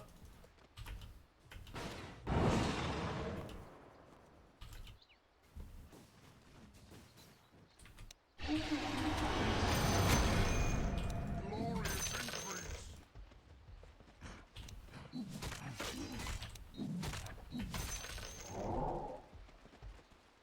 Indeed.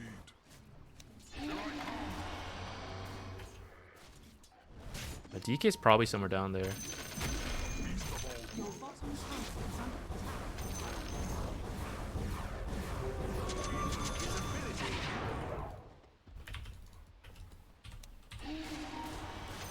This guy can die.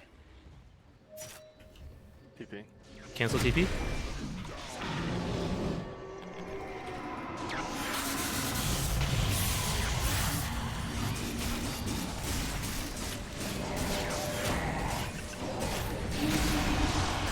We got him, boys. your bottom Yeah, this guy's dragging us. tower. Radiant structures are fortified.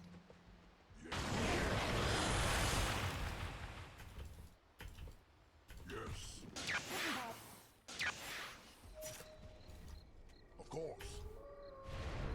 Got one little creep alive in the tower with that though. As suggested. I'll go push out this lane.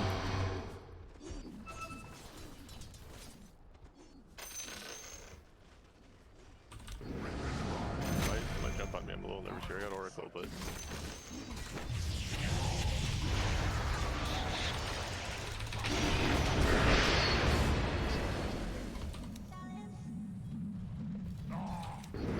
The way is clear.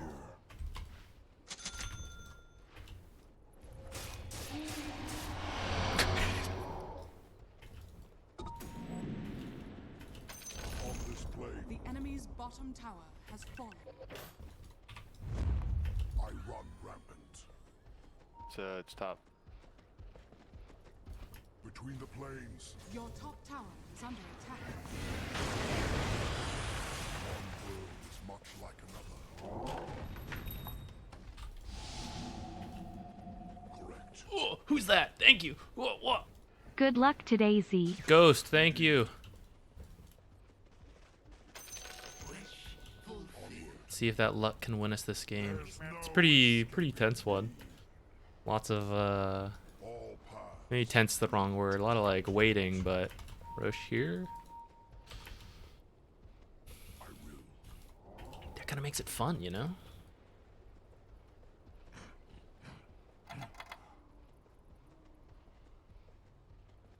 Where's the next creep wave?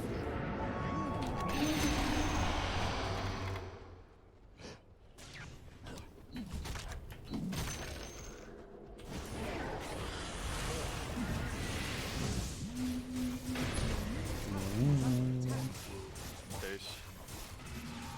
I'm TPing.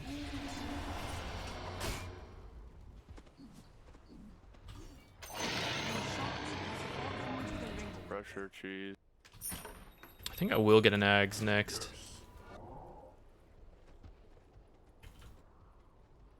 Correct. Maybe I should have a gem actually.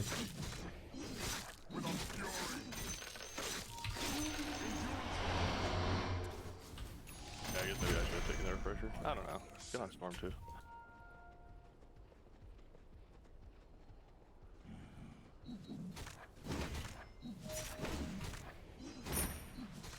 I'm gonna get the gem first. been a very rotation heavy game.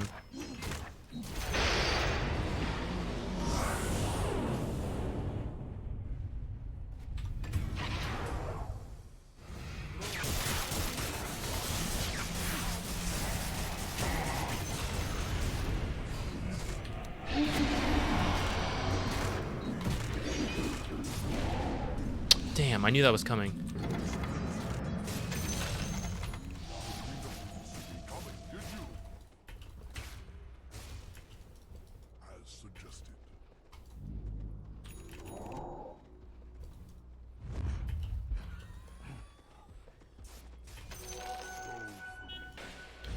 Will we do anything with this?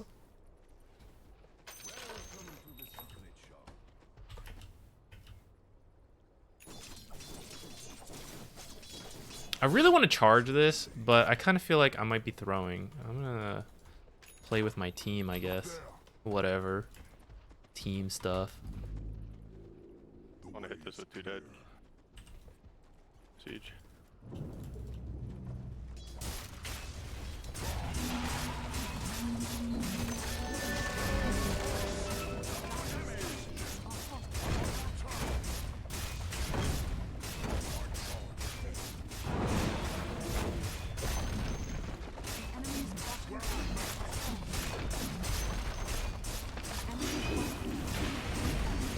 Try to get this and get out.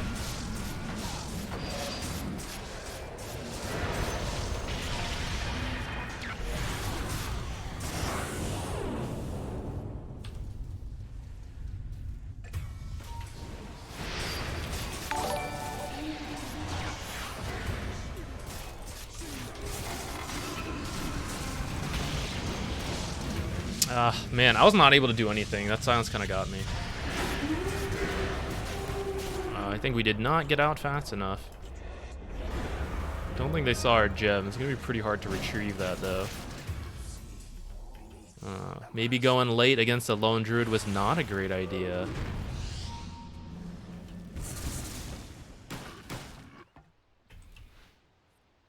I'm gonna drop the cheese for you, Storm. Better on you. From what?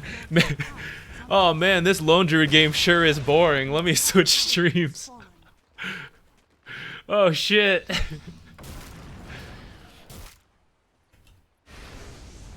Lone druid falls off in the late game and then scales up in the ultra late game because he is the 12 item hero. But at 6 item hero, he's worse than other 6 item heroes because. Spirit Breaker. Oh, sorry. I was scared of that. Do we want to? I didn't realize that was the plan. That was my bad. Guys, don't let Joke die.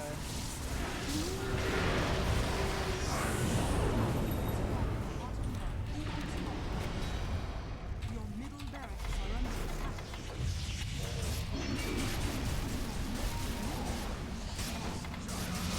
Kill Lycan.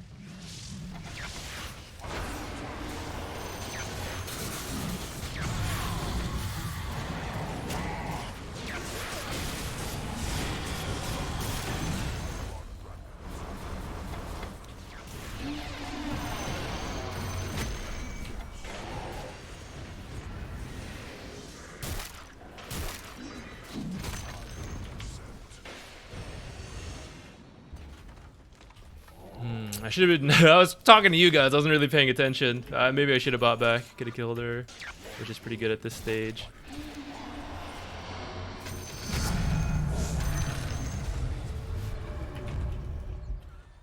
Onward. Bash Lord. Let's go.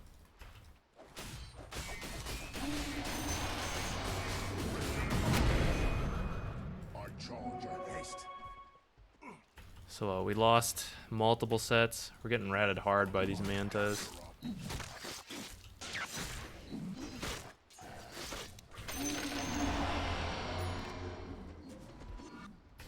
And they did find the gem I had. Between the plains. Upon this plain.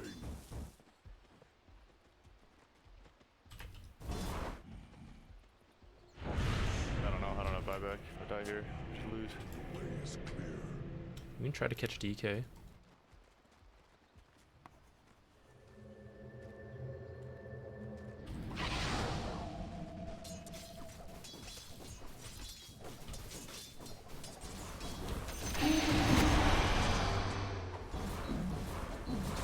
That's the fracas.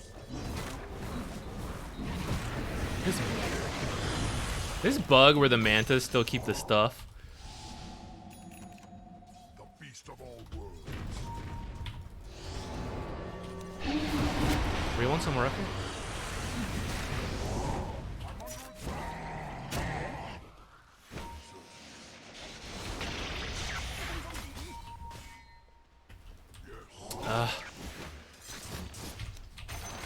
Damn! The invis is too powerful, guys. The gem would have saved that.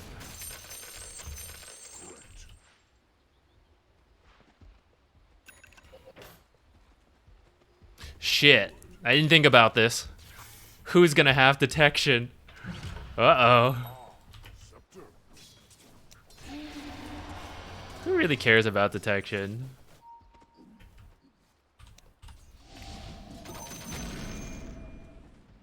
The beast of all worlds. Look there. Gotta go blessing now? Probably, actually.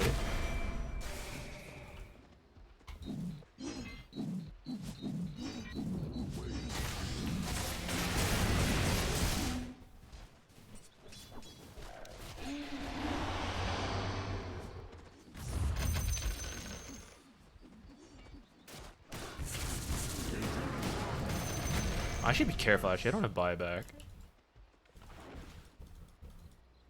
One world is much like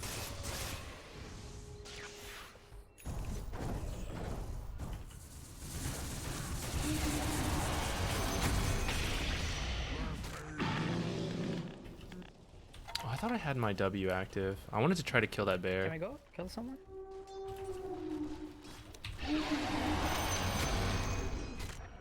Can nullifier the Aeon disc. ascent. Find him. All paths lead to conflict.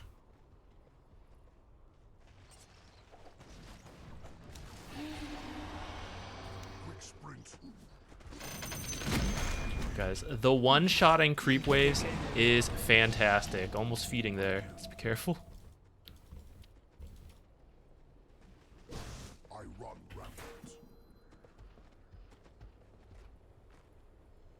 Upon this plane, I gotta handle this so my team can finish the smoke gank.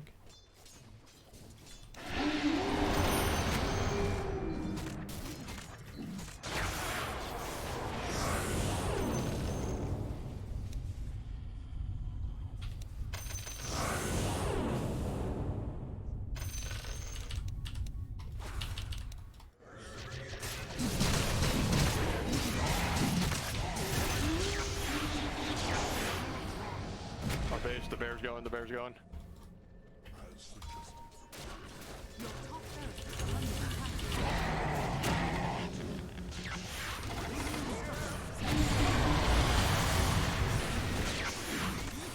Bash this bear!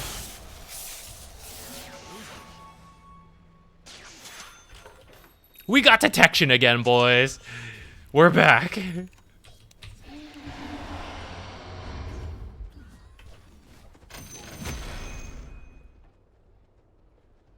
Onward. I maybe should have saved some money for buyback. Is this real? No, these are both illusions.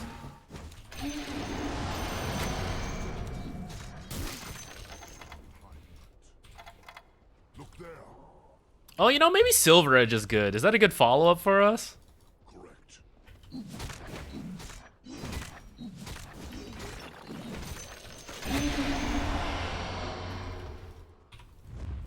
Indeed, First is buyback. Guys, what should we get after that? Should we go for the bash build? the way is We're almost at that next bashing talent.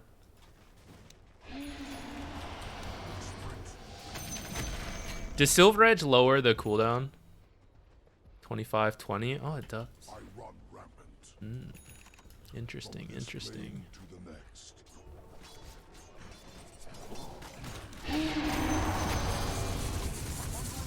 Can I solo the bear? Fight me, bear! He only has one bear. All paths lead to conflict.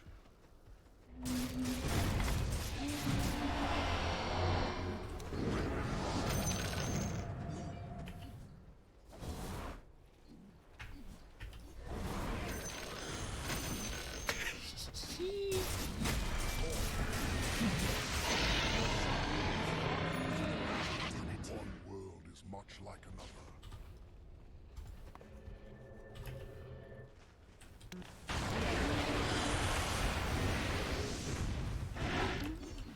Try to stack ancients maybe for tier 5 neutrals. Too late. The beast of all worlds. We'll try to We stacked again at the 60-minute mark. try to kill this bear.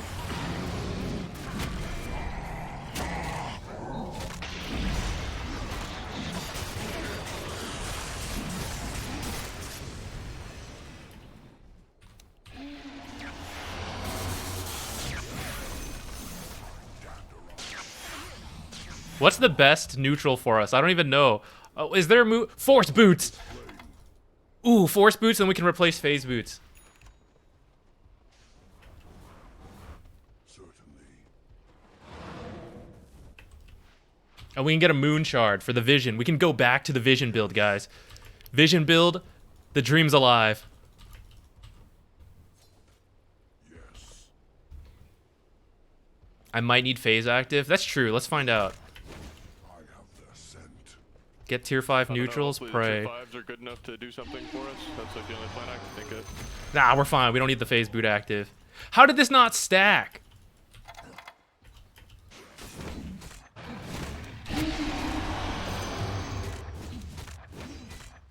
Force boots! I didn't even think about what other items I got. Hope that was the right call.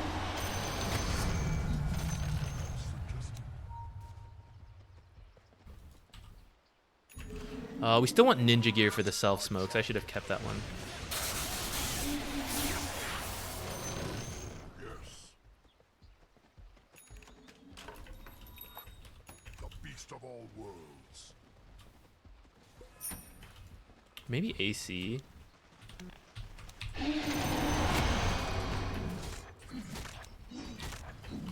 Pocket Crimson for when they're trying to get us. Like this. A rat. I have their scent. Does this work again? Okay, okay. Just making sure. This might be the first time I've ever had force boots. Maybe second. Alright, we've picked up 3 tier 5s for the team. That is solid shit.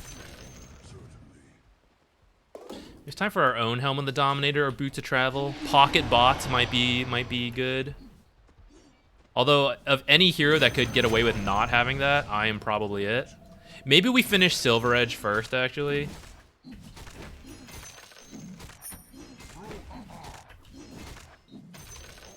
But I also want attack speed. This is tough. Ooh, this is tough.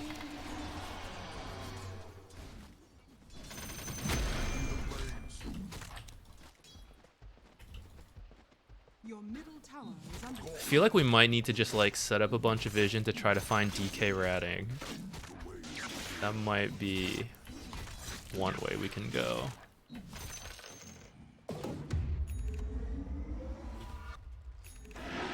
your middle tower is under Yo, are they okay? Can they handle this? Do they need me?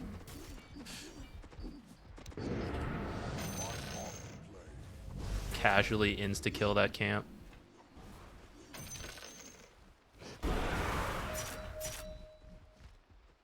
Shit, guys, I canceled it. I didn't realize I was going to the real one. I was like, where the hell am I going? Oh, shit. Oh, damn, we've been mega'd. We need the Crimson.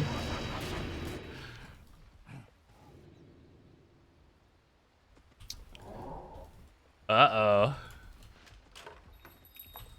Is it time for wave clear? Is it time for Mjolnir? Run rampant.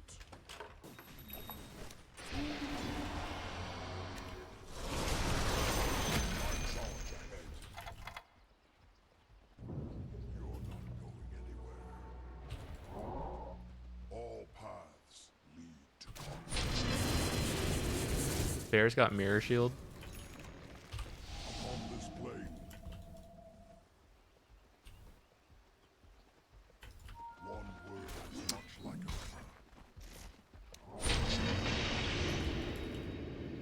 As suggested. Oh man, what is the play? I charge ahead. Oh my god, we can one-shot the Mega Creeps almost! Holy shit. Indeed.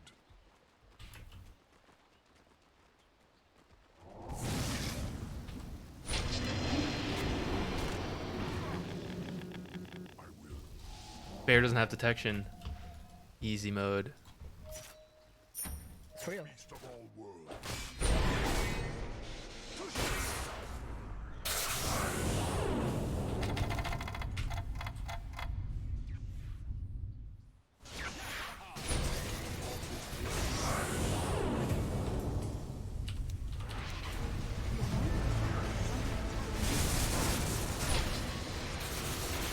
Damn Bear.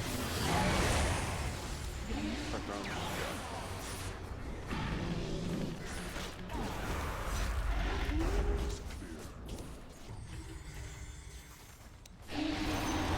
I think I'm gonna have to get a Crimson Guard actually.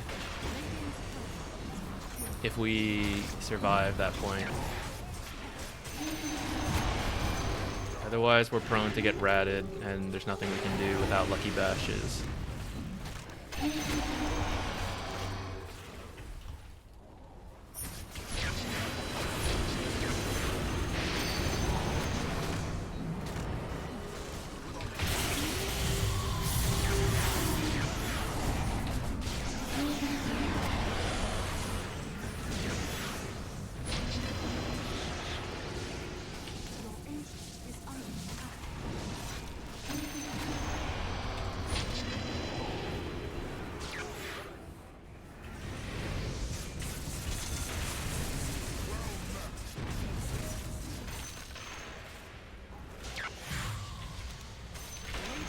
Shit. Your ancient is under attack.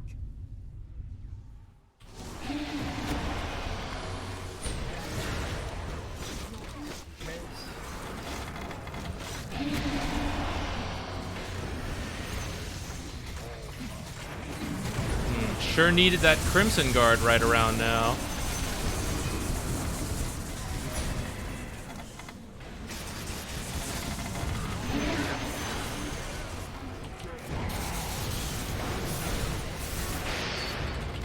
Nice try. The rat. Rat too real.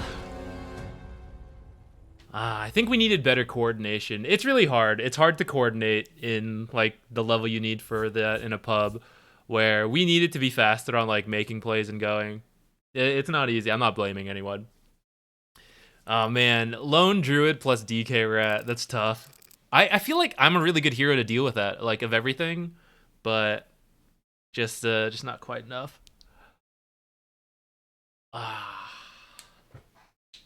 This was a 26-22 kill game.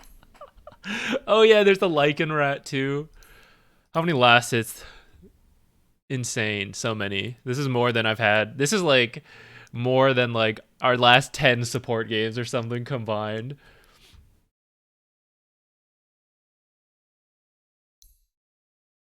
It was really close overall net worth wise. Just the pushing is so hard. Well, I'm pretty happy we didn't get smashed by Lone Druid. I feel like that could have been a tough lane. So that's a plus. I feel like we managed to get our Vanguard pretty safely and then slow him down. A lot of times you'll see Lone Druids a lot higher net worth than this. Maybe I have the wrong read. Maybe I am supposed to do well, but oh well. I think that's how it is. 10 to 20, you can see like he caught up. And that's part of where I think we messed up. I think we needed to help out more there. Juggernaut also recovered, actually. He must have gotten some kills. Because he was also behind. Both carries were a bit behind. And I thought we'd be worse off because Juggernaut's slower at juggling than Lone Druid. But I guess once you get the Battle Fury, you're then faster, maybe.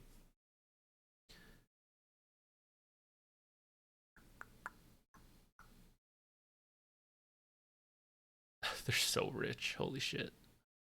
I thought I was rich. I'm nothing. Need to be farming even more.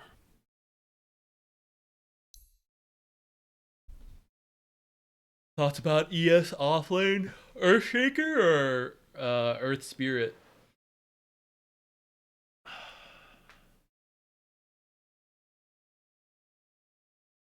Yeah, it was tough. Well, never mind. It was really fun. I had a lot of fun that game. It's you don't get to play those kind of games too much.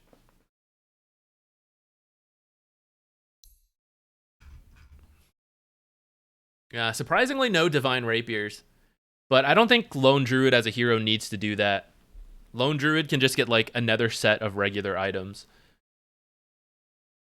I guess maybe one of the others could. But I don't think, like, DK was just playing the rat game, and he didn't need it for that. Earthshaker. I think he's a cheese pick matchup versus mid sometimes. Like, he crushes certain matchups from what I've heard. And then you just kind of go from there. And a lot of people don't know how to play against him, so you're really good on that front. So there's that. And then for offlane, I think he's just weak right now compared to others. But if you know what you're doing, I'm sure it's fine. I need to go to the bathroom after that. That's like too much. That's like... Actually, you know, we're probably not even playing another one. I'll get the cloud bot open.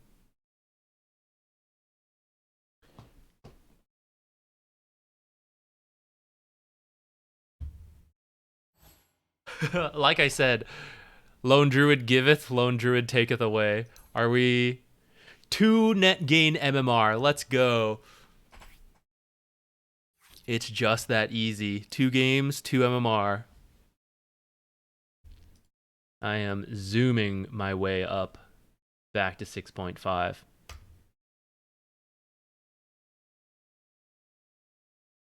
Switch over to the stream replays. All right, chat. Let's start our replays for the day. Come join in. Can I use my channel points? Go if you want, redeem it. Let's do one raffle first, and then I'll go to yours if you do want to redeem it. Or if you want to wait till later, that's also fine, but someone else might redeem it. I don't know. But let's start with the raffle first.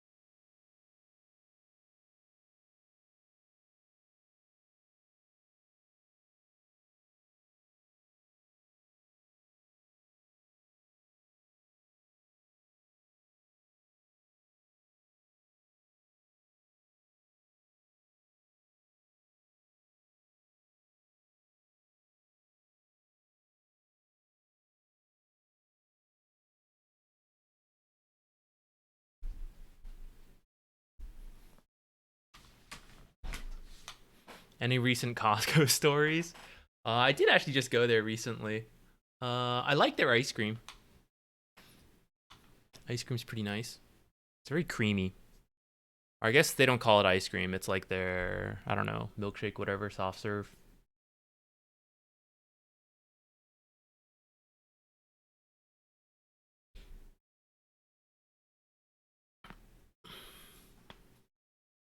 All right, let's see who is here.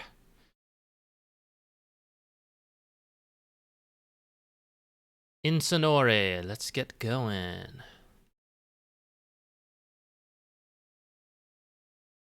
Chugga chugga chugga chugga chugga choo choo.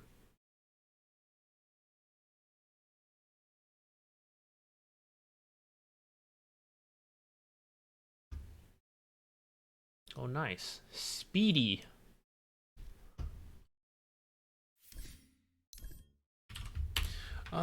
Should we do it like last time we did it kind of quick? You know, we were going through pretty fast to get through a lot of replays. We'd find a couple mistakes and move on. Should we do that again? Or do we want to go slower today? Let's see, what is this? Who are you? Venomancer, so Legend.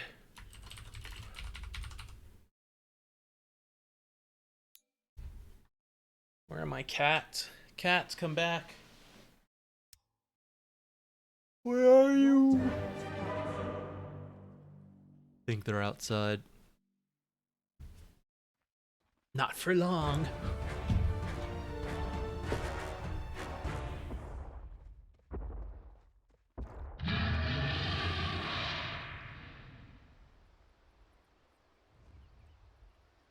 Don't tell nobody, but this one's Prepare already for in battle. the bag.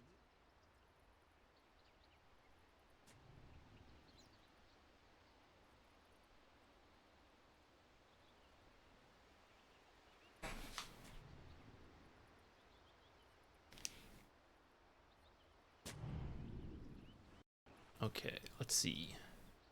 Venomancer 5. Now that's what I'm talking about. Spamming Veno, but can't get a positive win rate. He's a little tricky. Positioning is very important, and kind of recognizing where you need to be can also be good.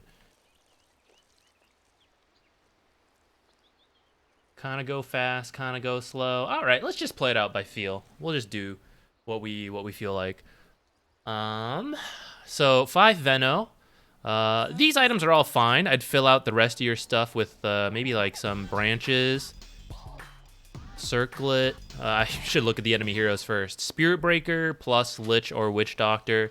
So I think some branches would be good because you don't want to be killed too easily. And if they were like charged, use spells, right? You're very squishy right now, but you're a universal hero, so you get a lot of value out of Iron Branches and a circlet. So if you even sold one Tango and bought like Circlet plus 3 Iron Branches, I think that'd be really good to help you trade. Like Witch Doctor, Lich, you'd be much more comparable to them in damage. Like Circlet plus 3 Iron Branches would be what, like 10 extra damage and all those stats. So that'd be really solid. And then Arcane Boots, maybe. Earthshaker off lane. Oh, Jupiter. You were supposed to be in the camera.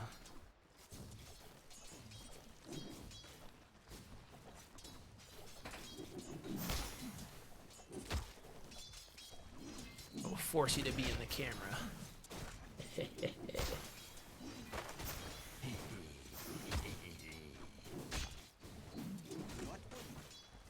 See what you were doing. Hang on.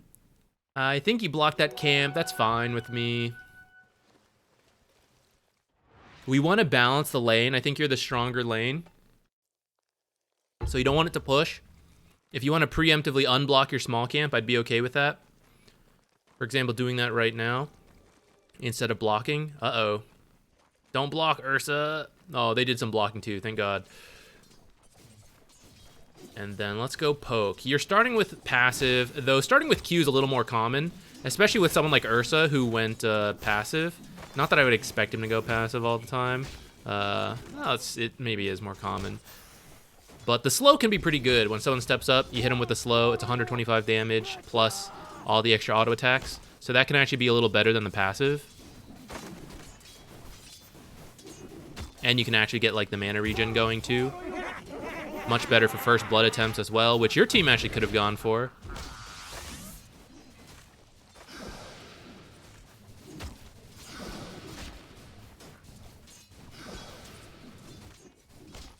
This is what I was worried about you guys pushing way too early. Hey, you see how good Q is? You touched him with it, he instantly teleported.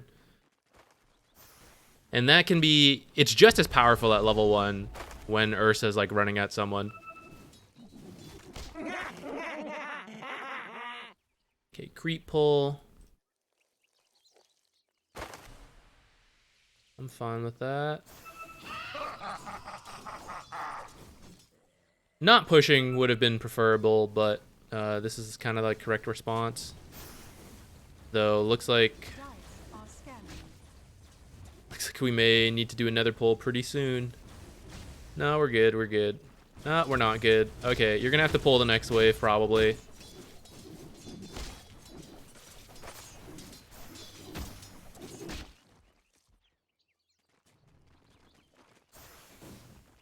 Half pull. Okay, that works. Alright, as soon as this is done, you want to fight if possible. Both of Witch Doctor spells are down. Yeah, that's pretty good.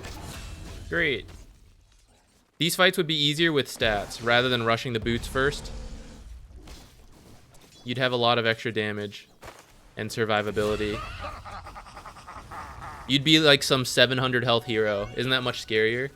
700 health, pretty much 1 extra armor. That was scary. I thought he was charging you. Isn't Lion just a better Venomancer? They do very different things. Venomancer is a stronger laner and has much better zone control and kiting, like melee heroes without gap closers. Lion has like the stuns and the burst, the mana regen. He's a weaker laner, but better for like instant initiations. Not as good for like controlling areas. Venomancer's got better vision game. So I don't know, they're different to me. I don't even have the cat cam on from just holding the cat. Hephaestus, come sit in the cat cam. Then Jupiter will sit there with you.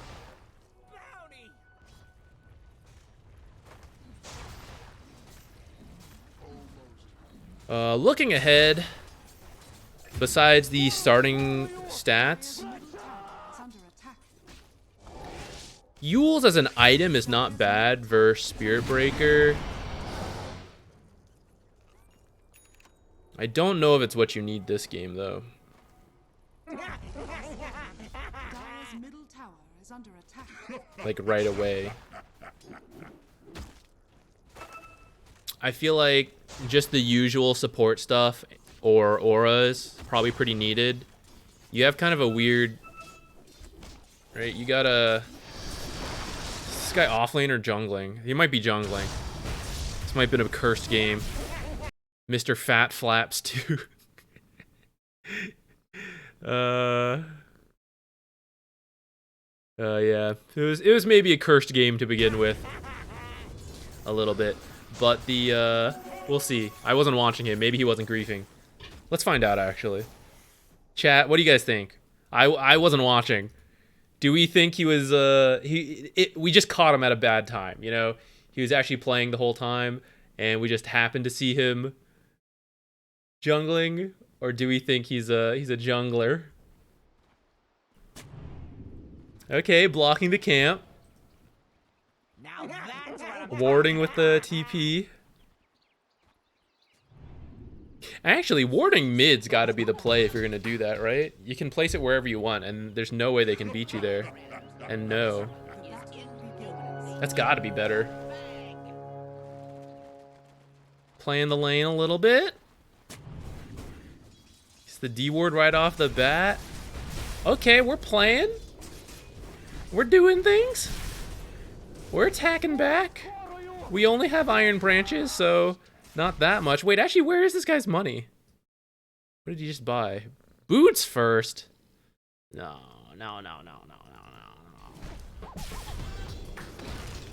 Oh shit. Oh no, disaster.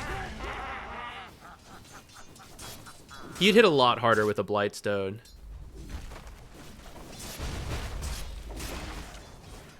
Alright, he seems to be playing.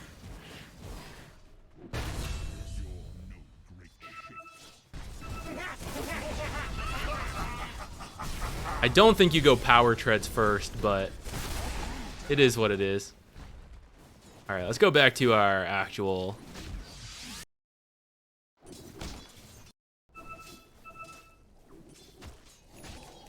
stuff here. The power treads are just, I have the colorblind mode on, so they're a little different than usual.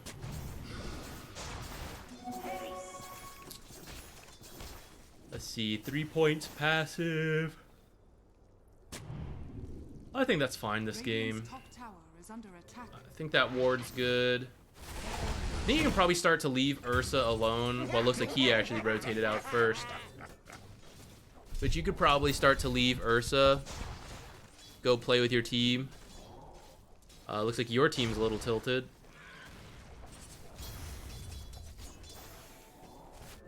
The seeds of fortune.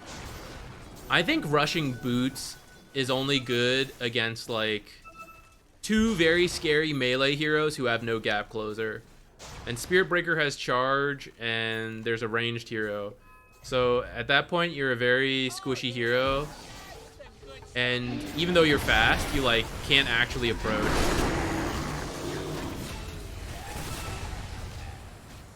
So I would change that.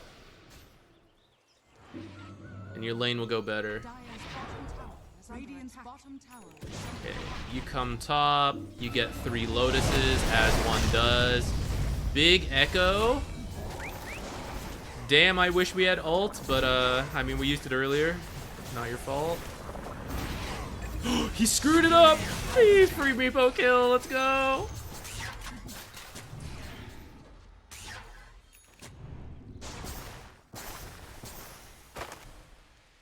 Dire are scanning. I don't think you need this shard so quickly.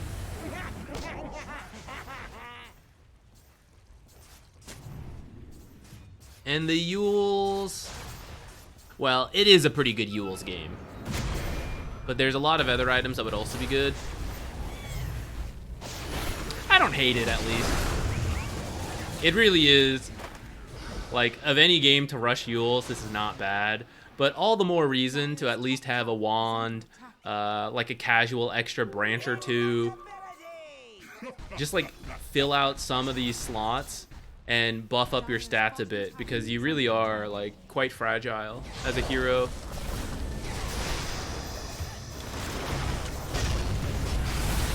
Meepo kills. Now you rotated here to help Tinker, so that's fine. I would go back top. And you're trying to deward right in front of their face, and if they actually had an observer, they could possibly deny it from you. So that's probably not the best time to be putting a sentry down. I say that, but I'm pretty sure I may have done something similar as well. So, hypocrite. Thought the shard was great against Jug. Dire's middle tower is under attack. It's good, Dire's bottom tower but being denied. it's not really good against anyone else, and is a short stun against Juggernaut. Like, that's very specific, I guess, compared to the general value of having a 4-staff, of the auras, all of that, right? Like, it's very possible to beat Juggernaut without the Veno Shard. So the question is, like, how much does Veno Shard ruin Juggernaut?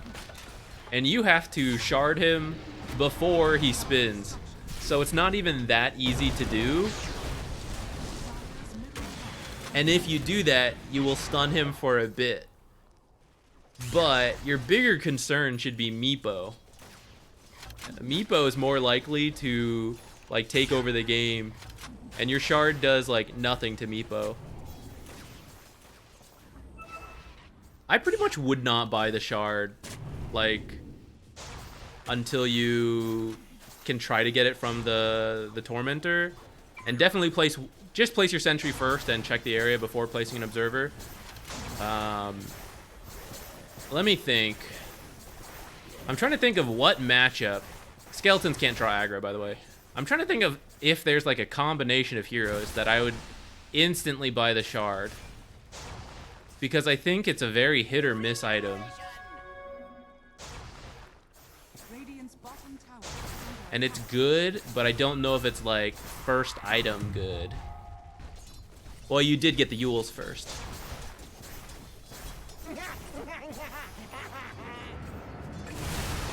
Oh my god, your Yules finished literally just in time. Holy shit. You were about to get destroyed.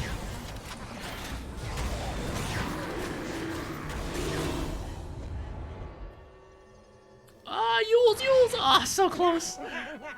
So close.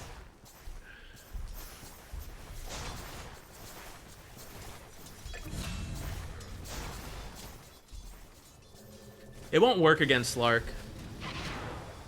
Slark will get stunned and instantly dispel it. I already made that mistake before. Dire's top tower. Slark's is a constant dispel, so it's no good. Oracle's not bad. Omni's good. I mean, it's like good, but again, you can beat these heroes without needing it. So there's usually some other like general purpose item that's better to get first. And then hope you get it from the Tormentor. And then at that point, if it's really like, man, I really just need to stun control Jug, then we could maybe buy it.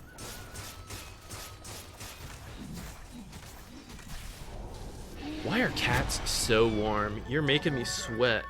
You're exuding heat. All you're doing is sleeping. How's that possible? Do cats have a higher body temperature than humans? I don't know this answer. Is Prophet 4 legit? It's a pub hero. I've seen people swear by it, but most people swear against it, like you said. I personally don't think it's very good, but I do see value in a pub game. If you caught my last game, we got ratted hard, and that's something NP can always do, right? If you know what you're up to. So he can abuse certain pub weaknesses. But I wouldn't call him a good hero. It's 2 degrees higher? Interesting.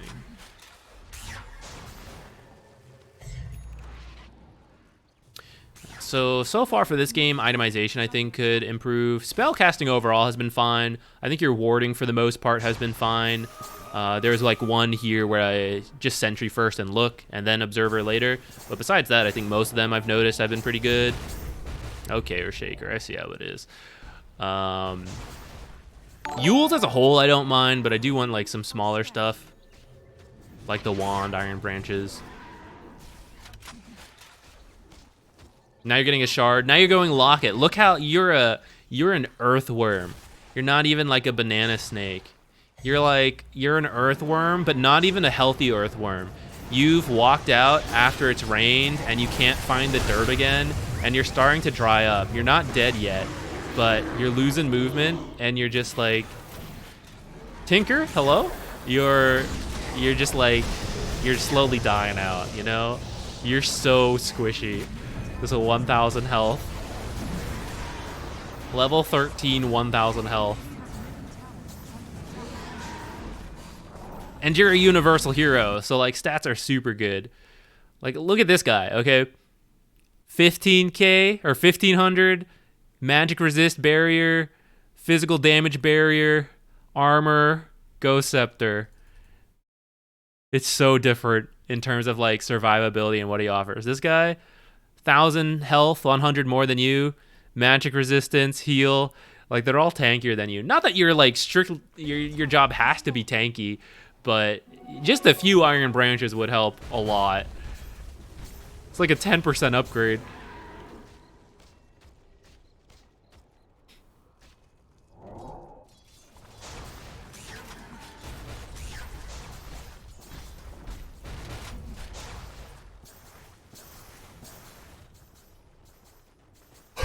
Eye of Villier too. Yeah, I didn't notice. So we just have like we have nothing to help us survive.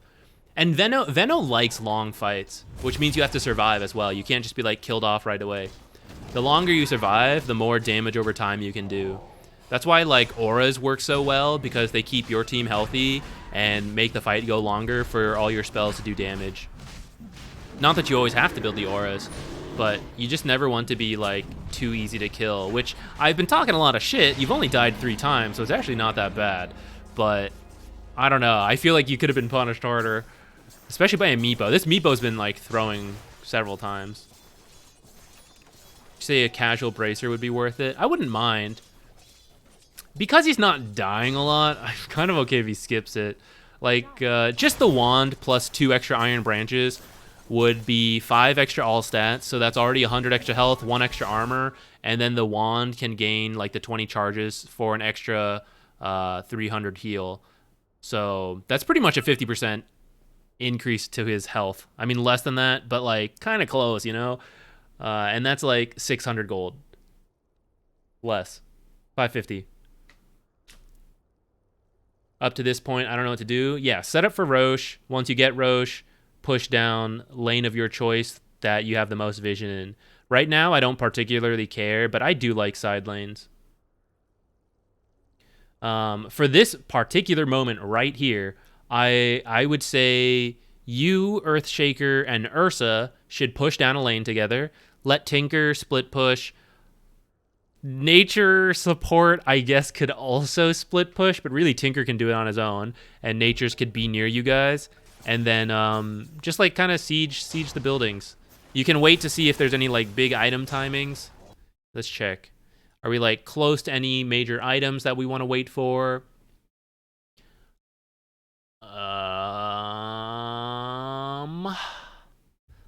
Not particularly. It doesn't look like. You could maybe wait for Basher. Basher's not too far away. If you want to wait for that, that's okay. You do have like, 4 minutes, so 1 minute for the Basher and then go. I'd be okay with that. But encouraging your team to just like pick a lane and go. Yeah, so like this is good. Placing in the observer. Maximize your sentry. Push this out further. Right, this is your sentry right now. We can't do it because it's paused. Oh. Right, maximize this, so like move it further out to see invis people coming in. I don't know. Yeah, he's got the Shadow Blade, so that'd be good. Or like I'd push it up this way. It's less likely for the enemy to place observers in this area defensively, but up here is a little more common. Maybe in this lane could be common. Up here could be like possible. So like pushing the sentry that way, I think you'd get more value out of it than this. But this observer overall, I'm fine with, because like, hey, I want to play here, I want to push. If you want to move it like here or like somewhere deeper, maybe like back here, that would also be okay. But the idea is, hey, we've got Roche. I want to like push it down 1 lane.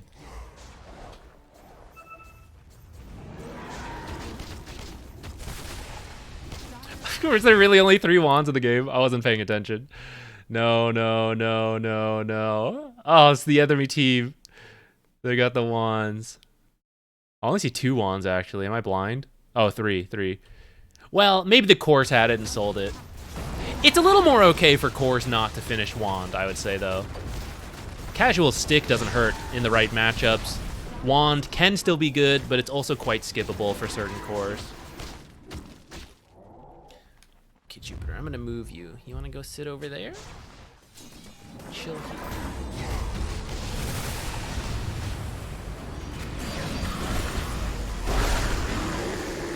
I mean, this looks good.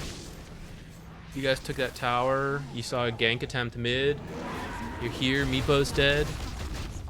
This all seems fine. I don't know how much like you're calling for these, but if you are the one directing it, I have no complaints. This is deeper than it needs to be, though. What's Nature's doing there? Mr. Fat Flaps. Just chill back here. I don't even know if Mr. Fat Flap should be here. Mr. Fat Flap should have been like pushing top. And then teleport in maybe. You guys could have waited. You did use your spells earlier. You don't need to like push this right now. You probably could have waited like... How much longer do we have on Aegis before he died?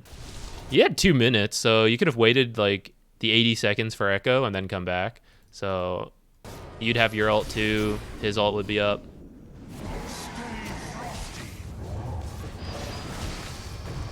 In fights, you don't know who you should focus. So in this one, here, let's watch this fight. Well, this fight's actually just not very good, so there's not much for you to do. One, set up your vision. So this one's good. This one's good.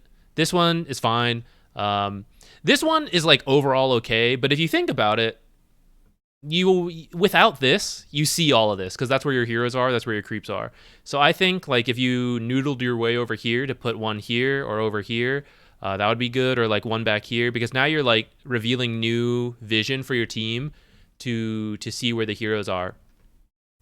Putting another one like back here would also be kind of okay. You'd see a bit further back. This one's okay in the sense like it's a little more defensive when they come in.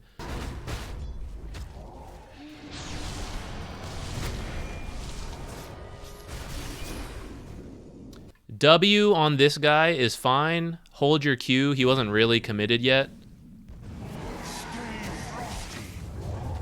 The W to preemptively stun, because that's how it has to work, right? And then this should be like you getting closer now to maybe Q if you guys are going to do that.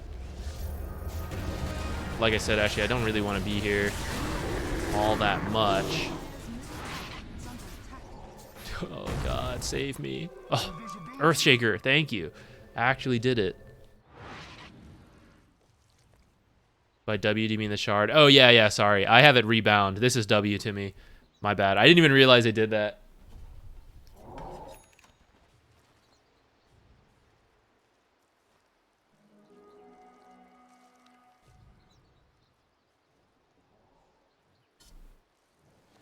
That's funny. The subconscious mind. Radiant's middle tower is under attack. Beer. Who's he talking to?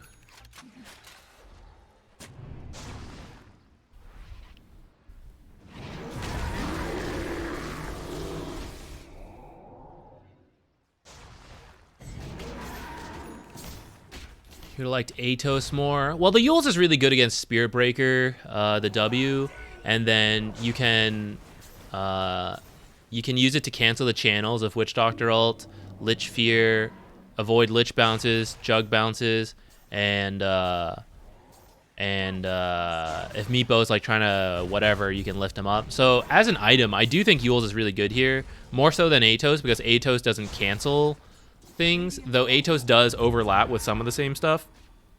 I also think Atos is just kind of slow on supports, but you would get tankier with Atos. But I mean, if that was like really your goal, then I would have preferred other things. And then Atos is like a dead end item for supports because you're never really looking to build. Who did that to him? Did he do that to himself? Mr. Fat Flaps. Yo, this guy's playing support. I'm down for it. Yules can be a Wind Waker late game, which is another like saving item. So for supports, I personally do prefer Yules over Atos. For core, I probably would go Atos, because then you're making use of all the stats. You might actually build the Gleipnir, and you're finishing it way faster than a support would. Okay, so for here, further back. All right, so let's just chill back. We're just letting people hit things. We don't need to be too close. Let's say you hit him. Is that really what we want? Right, so let's break down the fight. What do I need from this? All I really need is for us to hit this tower. And when they come to fight into us, that's much easier, right? Because now we have this echo threat. For you, when they all come in, you can throw your ult. Now you have a lined up Venomous Gale. Tinker's gonna like shoot rockets. Mr. Fat Flaps, he's just gonna get his like big Wrath of Nature ult. Yeah, I don't know what else he offers in a big team fight. Curse of the Old Growth, maybe. There's no trees here. I don't know, whatever. If you hit this guy with the Q, you're just kind of like baiting people to come in, but it's gonna disrupt your formation. So throwing up Plague Ward, throwing up Observers and stuff, like that could be fine, but I would hold on to Q, right? Let them commit, and then you can use your Venomous Gale. Don't like start a fight. Also, rebind your Zoom keys. Right over here, if you're using middle mouse, I've seen this happen several times now. Maybe it's a replay thing, I don't know. But there's no tactical purpose to zooming. So if it's messing you up, just unbind them to something else.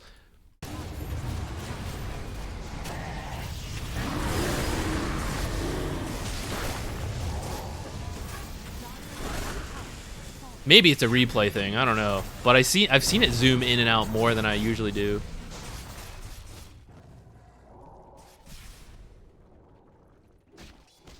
Atos on Mirana is okay, since she, as far as supports go, she actually is one of the few heroes who would benefit more from a Gleipnir than most others. But it's a greedy way to build. But I am kind of okay with it, depending on the game. Okay, I think we've kind of covered several things here. Let's open up another giveaway.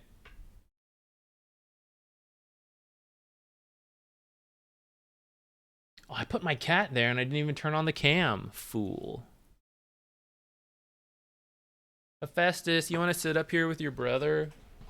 Where are you? Gone. Yeah, look how long we kept these slots open. Could have had some lucky iron branches this whole time.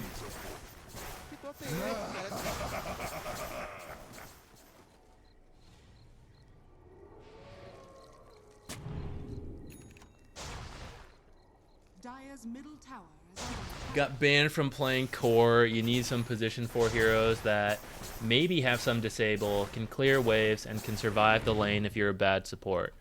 Snapfire sounds like some of what you could be looking for. Batrider could maybe work as well. And that way you can kind of play like a core, to be honest. Spirit Breaker kind of works. But maybe a little complicated for the lane if you're a bad support, because it might be hard for you to identify. If you're a bad support, playing supports who just sit in the lane and play it is probably the easiest, rather than having to like manipulate creep equilibrium a lot and then like roam. Those are like harder elements of supporting, I'd say. If you're new to supporting or bad at it, just like I sit in the lane and I hit people and I try to do some pulls, I try to stop some pulls, but mainly like we fight and we have like kill potential. That's the easiest way to play support if you're bad at it, in my opinion. So that's why like Spirit Breaker is a little harder, but someone like Snapfire, you're playing in houses, so you probably have the communication to possibly land Cookie, whereas Pubs it's harder, and then she's just like a fine laner overall, even though she's better for core right now.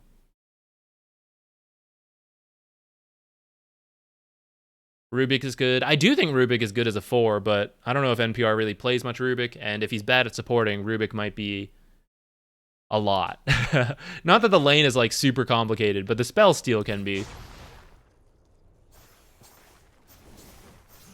Snap was picked, SB was banned. Silencer? He's not that tanky, but he could do it. I still think Batrider's okay. Maybe Clock or Earthshaker. under attack. Radiant structures are fortified.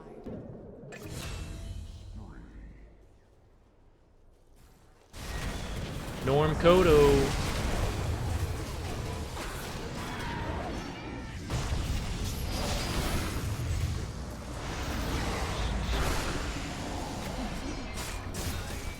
Look away for a moment. You guys are getting bopped over here. Yeah. Start playing NP. NP support. Let's do it. Is a practice hero pool of 12 heroes over 4 roles too much?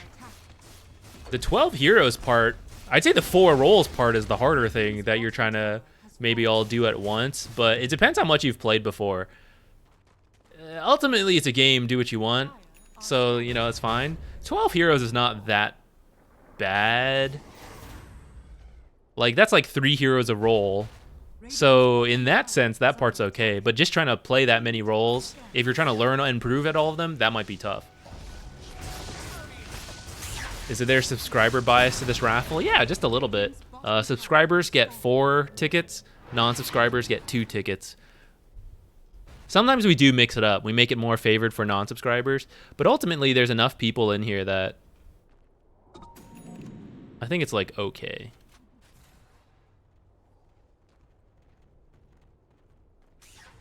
I feel like there should be some kind of benefit to subscribers, right? We could reduce it. We could make it 2 to 3.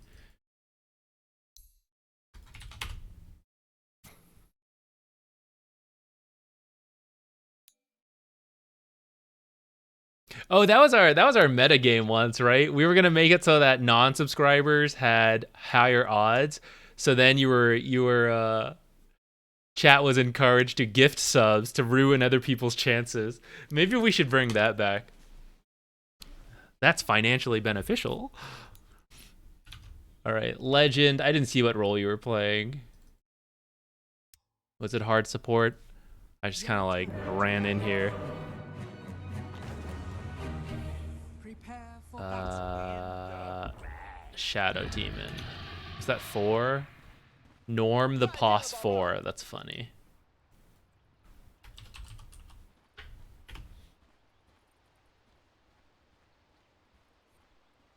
People will unsub. They try to unsub, but then you gift them one. What can they do? Oh, you can turn gifting off? I didn't even know that. Damn. The plan's ruined.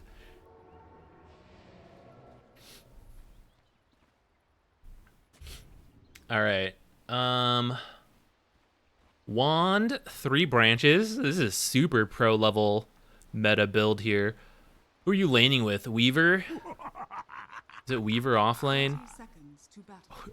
Is this where does your team have tangos at all? Okay, it's just you two. Okay. This might be greedy though when you have a Weaver. Sentries are really good to have to protect the Weaver in the lane. Make sure he's actually invis. Postachini starting it up. Thank you for gifting a sub. We haven't swapped it yet. It's still favored to subs. That's just hurting your odds. Yeah, the starting sentries could be good. And then Weaver really benefits when the lane comes back. Weaver offlane's kind of like weak overall. To like if there's like a lot of stuns and burst. And Shadow Shaman or Lion looks like. So there's definitely stuns for some follow-up damage. That could be a little scary. So when you can get the lane to come back, it's pretty nice for Weaver. But more so, it's painful for Jug, because now he's dealing with like 2 ranged heroes while pushed up.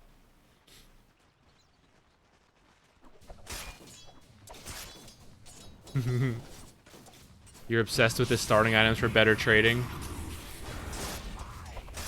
If you don't have a strong need for sentries, I'm okay with it. But keep in mind, if you do, for example, 4 Iron Branches, Magic Stick, you're pretty much at the same value, but save 100 gold to then buy like a sentry or 2. Which then when you buy the wand, you now have 1 extra stat and 1 more slot filled up. So it is a little different of a build, but I think when you need other things like sentries, I don't think you can... Well, you might go unpunished depending on the match up and like depending on the enemy heroes, but when you play against someone playing correctly, I think not having sentries and stuff, that can be lane losing.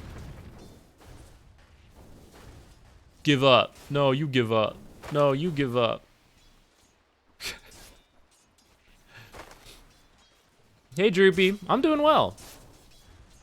I got to do something I was planning a lot yesterday. Let's make that warding video with Grubby.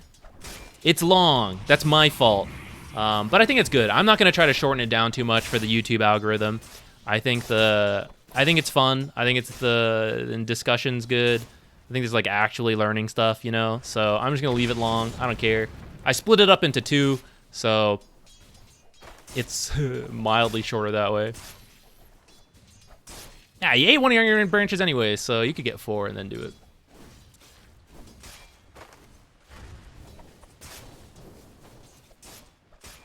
All right, I feel like I've been a little zoned out. Let's pull back in. Lion's doing a good job with the body blocks and now a stack on the small camp, so now you got to be careful of that. You're going to have to deal with that somehow. You have to like be ready. Like he's probably pulling. You're probably losing creeps right now. You probably just lost the whole wave. So once you see that happen and you hear the noise and all that, you gotta be ready.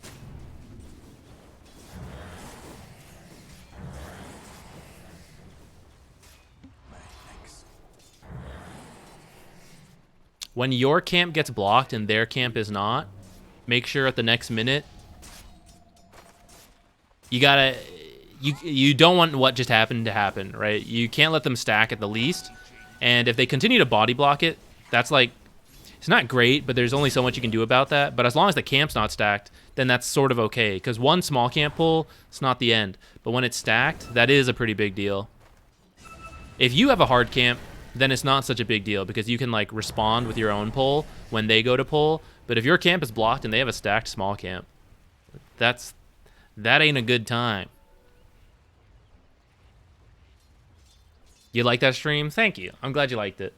I didn't mean to take up so much time. I hope he doesn't mind. He seems too nice to say anything, even if it was too long. I meant for it to be more like 30 minutes towards an hour. But we ended up talking a lot more. So.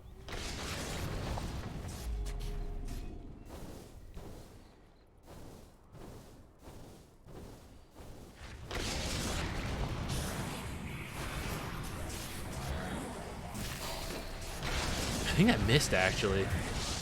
It's okay, we got him. If you tango a little earlier, slight chance you live. Probably not, but maybe.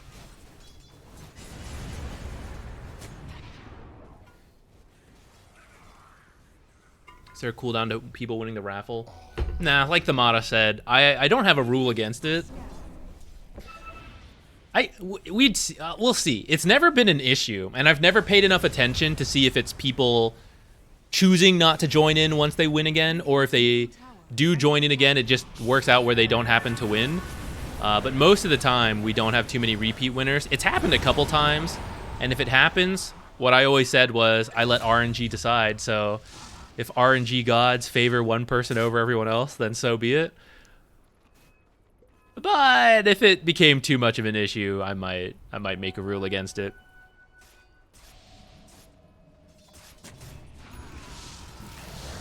Yeah, Thamada brings up a good point. If you have one issue, it might be happening in multiple games. So it might be good to like, oh, here's like 3 things I'm going to work on. Don't really need to be told, hey, you're making those 3 same mistakes. But of course we might find different mistakes, and that's kind of why I don't mind. That guy just chug ult the Weaver? That's not usually going to work out.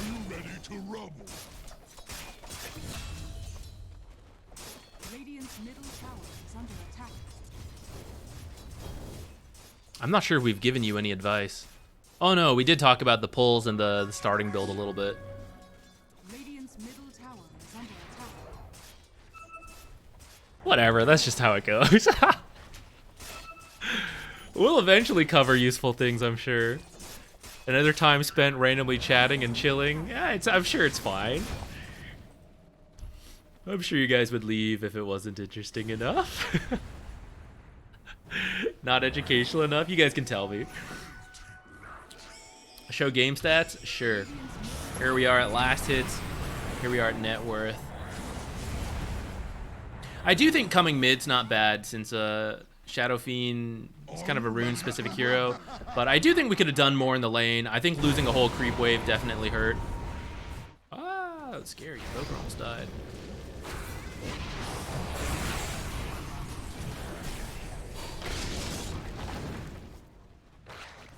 Note, block small camp. Well, not always. You don't always have to block the small camp, but it can be good to do. And if you don't, you just need to keep an eye on it. In particular, if it doesn't really matter, like this applies to both supports. If your camp is blocked and their camp is open, that's an issue. If both camps spawn, that's kind of okay. If neither camp spawns, it's kind of okay. Now, depending on the draft, some of those situations are more favorable to one side, but those are better, and you don't have to be as concerned in general as long as both camps are doing the same thing. But when one camp is blocked and one camp is open for a long extended period of time, that is something that should concern you as a support. Like, either it's good because, like, yeah, my camp's open and their camp's still blocked. That's fine. Then we try to maintain that. But ultimately, if we give it up, maybe it's okay as long as we get something else out of it. But if you're the one, like, our camp is blocked and theirs is open, like, we can't just continue to leave that as is because they keep getting access to pulls and stacks, and we have no response to that until this camp is open. So you either then need to, like, start blocking their camp as well or unblock your camp. And depending on the draft, like, you then identify, like, which situation is worse. That determines if you're going to block it at the start or not. Project Loki seems interesting. What can I tell you? I'm not allowed to tell you specifics, but you can go to their site. You can sign up for playtests. And you can see it for yourself if you're picked. I do think it looks pretty cool from what I've played. I'm allowed to share that. Like, I think it looks like a really cool game. It's really fun. But yeah, I'm not supposed to say anything, like, specific about it. Oh, did the cat go? Oh, he moved down a layer. Hang on.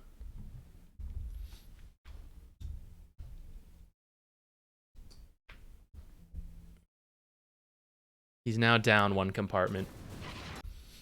Would you prioritize using one sentry to block enemy camps or to deward yours? So it depends on what you need more.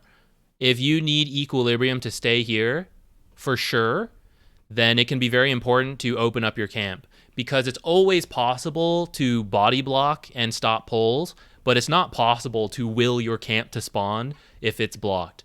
So if it's very important for equilibrium to stay here, then you may want to, at the start of the game, before the lane begins, drop your sentry, check it, and then prioritize body blocking this camp at the next minute. Because that way you deny their pull and you're giving yourself the best odds of this camp spawning. They may body block it, but then, you know, so be it. You can't really, there's only so much you can do about that. If you don't care, like, let's say you're a very aggressive lane and you're much stronger. For example, Ursa Venno from the last match, plus the offlaner is like some melee hero. Maybe it's 2 melee supports, right? I feel pretty strong in that matchup, most likely. And in that case, when they pull, I can just fight it, and I don't really care. And I also don't really want to pull because I kind of just want to kill them in the lane. So I'm going to play the lane a lot. And if I'm playing the lane a lot, then I don't really care about pull camps. But I may not want them to pull if they identify, like, hey, this lane sucks. So in that case, I might use a sentry to block their camp, or I might just go body block it because I feel we're the stronger lane. So I'm just going to walk over here, and I don't care. Like, okay, try to fight me. In that case, that's actually exactly what I wanted. I wanted us to fight. But if you're the weaker lane and you don't want them to pull because you're like, oh man, it's really scary, you know, and like Clockwork will just kill me and I'm a Crystal Maiden, I don't want to walk there at all. I don't want to risk body blocking because I might just die. So then that's when, like, I sentry it at the start, and that way I don't have to walk over there at all if I think it's scary. Like, I see Clockwork in the area, I cannot move past him. But if I'm the Clockwork against some weak support, then, like, I'm going to body block that camp. And if they try to stop me, yeah, I'm just going to kill them. So you don't need to do that as long as you remember to, like, walk over. So it really comes down to the draft and what you think the lane needs to be. It's hard to, like, generalize beyond that. But I recommend you just take your best bet. Like, try to figure out what you think equilibrium should be and then take steps towards that. Hopefully what I said makes sense. But we can go a little bit more into detail if you need it. From here, you just need to get XP. You're level 4. A kill's a good start. Probably shouldn't disrupt him here, though. It might still work out, but that guy was still stunned, and you don't need to disrupt. I'd say that was probably a bad disrupt. Looks like you did end up with a kill. Barely dodge that. Stopped right in time.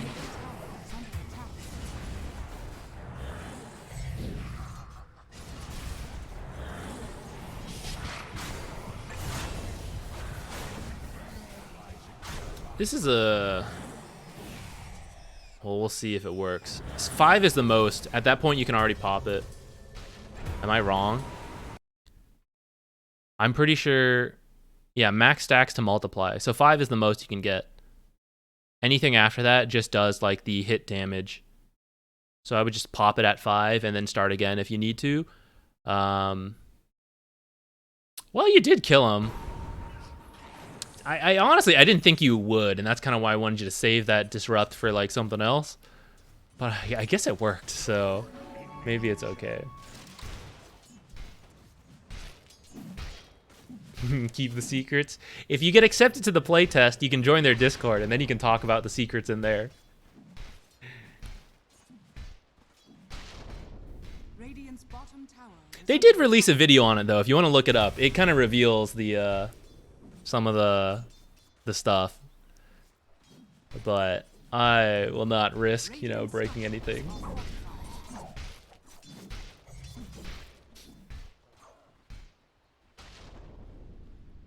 Six is better than 5+1. Maybe it depends on the situation. For Shadow Demon, no, because the 6th stack won't add any extra damage. After 5, that's like where it caps out. I don't even know why it counts higher. Like, I don't know if there's a purpose to it. I don't know if... Does he have a talent that allows you to go beyond 5? I don't think so. Unless I misunderstand something about this ability. Max stacks to multiply, 5. Stack damage, hit damage. Or is it like it can now be 6 times 60? 7 times 60, but it just can't go higher than that? Or sorry, I mean like 48 times 16? No, that's the highest. There's nothing higher than 16, so never mind. I'm talking random shit.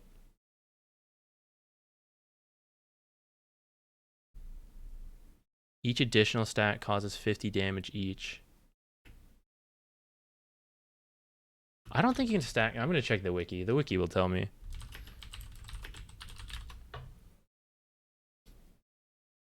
Just add 50 damage. Oh, so like 48 times 16 plus 50? So in that case, it does make sense to just pop it at 5, right? And then start building new stacks. I guess the only issue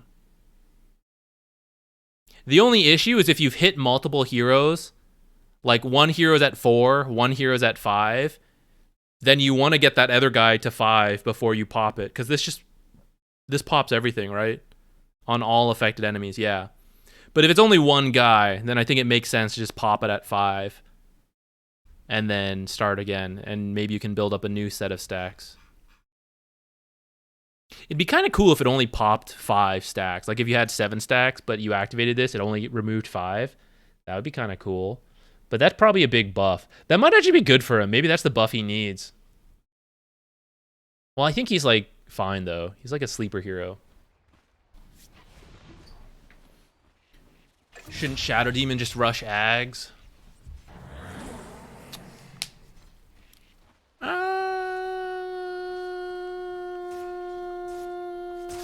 It's not too bad here, but I don't think it like absolutely destroys these heroes. I don't know if it needs to be rushed. I like Aether Lens because it's hard to use your spells in Chrono without more cast range, especially if you want to save certain allies. But also just having it in general is good. Like Aether Blink allows you to like save and initiate with Disruption a lot, so I think those are like okay items. Other things like Solar Crest could be really good. Combos well with 2 of these heroes. The usual support stuff could be good. I'd be okay with any of those. With these heroes, though, I think Disruption's pretty good because you can save people from Juggle when they get shackled, stunned, stuff like that. So I do think like Blink Aether is fine.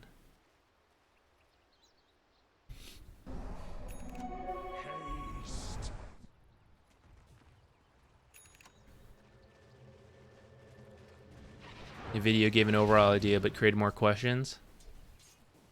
That's probably a good teaser video then, isn't it? That might be good. Monch, let me see what you're saying. It's worth it to post more content similar to that vid with Grubby. Could be a What Would You Do series. Time to think about. I think we'll see. We'll see how this one does. Honestly, I think it'll do better because Grubby's in it, more so than like people specifically wanting this type of content. Because honestly, the fact that it's longer, the videos will probably end up being like 38 minutes and like 48 minutes, something like that. That's quite long. It's not very popular on YouTube to do that. I could try to break it up more, but I kind of think everything in there is pretty useful. So I'm just gonna keep it, and we'll see how it does. Maybe I'm wrong. Maybe people like that kind of stuff. It might be good to do. To be honest, the issue I suspect I'd run into, though, is that that format would be good educational content, but possibly not good YouTube content, which is like people don't have a direct interest in that. People tend to like shorter videos and then like, oh, check out these like top 5 heroes. These are the top 6 mistakes, whatever. And actually, that was another alternative to this warding video, which I might do later on, like 5 most common warding mistakes, 10 most common warding mistakes. I think those are the type of things that do very well on YouTube, but often don't get to go into more in-depth nature of a game as complicated as Dota. Jeopardy Dota, that's what AA does. I can't steal his idea. It's a good one. If you guys want to look it up, AA, it's fun. He gets people to do it when he has time. I got to do one round with it. It was really fun.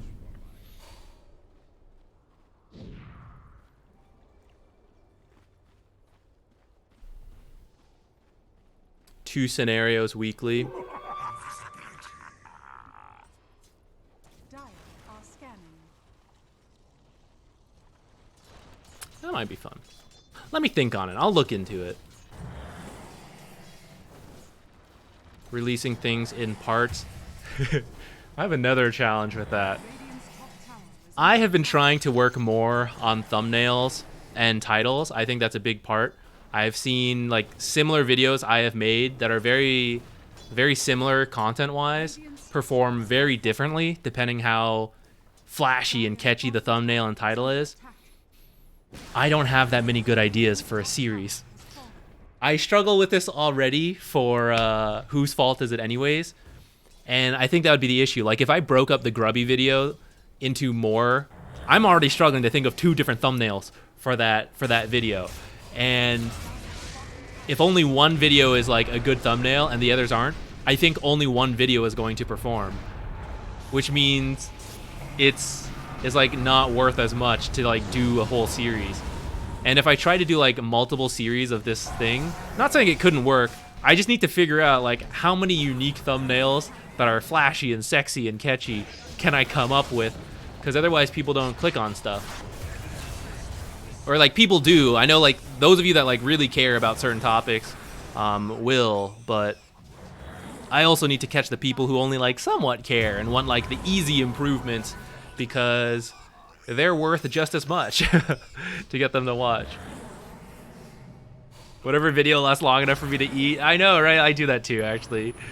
And that's why I get it. Like, I also watch things, and like, when I casually am interested in stuff, I probably am not watching some super long video. Though, actually, I err on the side of, I'm fine with long stuff. I personally don't mind, but...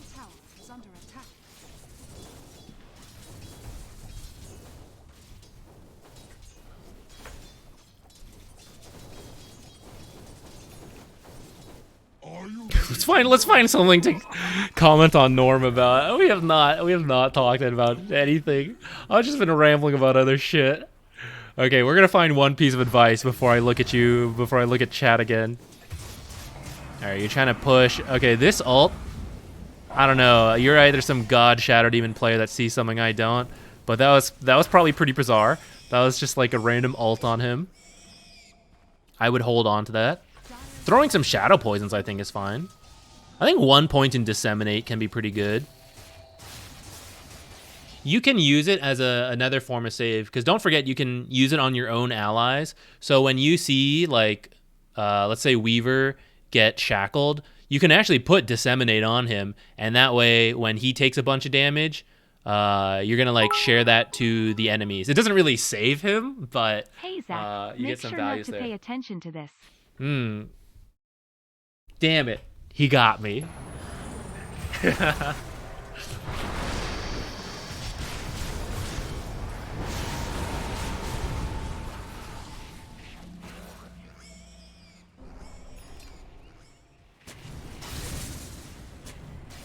Who placed that? Was that you or the Lich? There's a Lich. I don't think that Cliff Ward's very useful. You'll hear Grubby and I talk about that in the video the tomorrow. Shadow Poison is better 7 stacks than 5 plus 2. 8 is better than 5 plus 3. The higher level the poison is, the less it is worth to stack beyond the 5 and restack. At level 1, Shadow Poison is better 7 stacks compared to 5 to 8 is better than 5 plus 3. Is that because the 50 damage is worth less? So you need...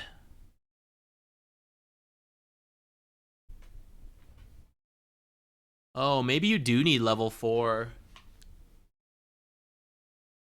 But what about the multiplier? Hold on, I'm gonna have to look at this myself. Not that I don't trust your math, but it just, I need to see it. I need to work it out for me to like process this. I would have thought the ability, and I think that is some of the value, like the ability to get to high stacks again is where the damage is at. And as long as you're leaving it at 5 or higher, you can't do that again. But maybe in the short term for a kill, like we're only getting 2 more stacks, maybe it is worth it. Okay, I'm gonna have to look at that a bit more. Math incoming, yeah, we won't try to do that on stream. Oh no. Well, I'll do that later. Radiant's Dire's middle tower is under attack.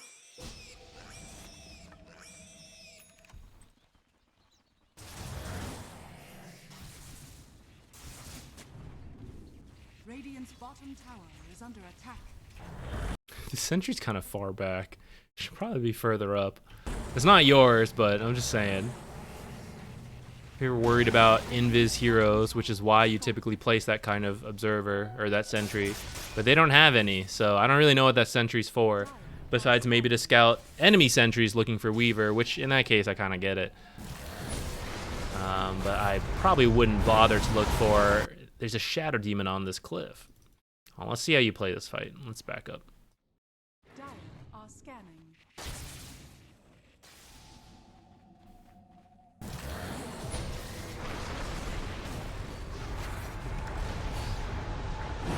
You should disrupt the Tiny instead of yourself.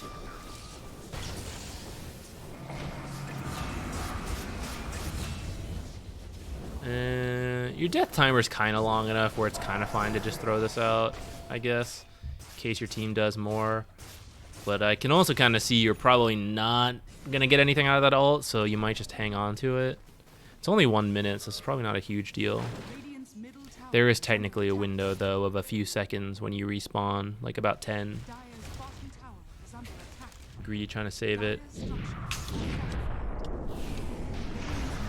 Ooh. Dire's Damn. bottom tower. It's too bad. No BKB yet? Nuts. That's a good Yules. Dire's So when you're top tower against is Void, under attack. Aether can also be good.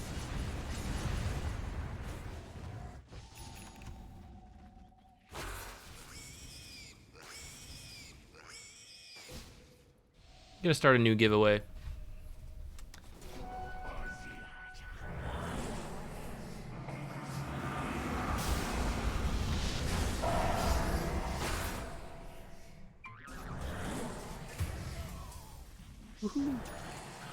I personally think I like the Blink a little more, but I don't fully know the Shadow Demon build.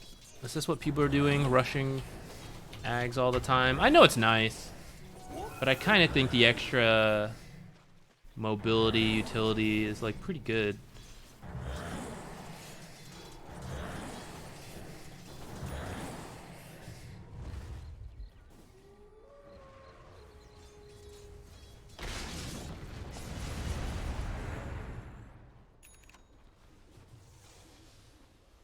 Yeah, see a lot of blinks and glimmers.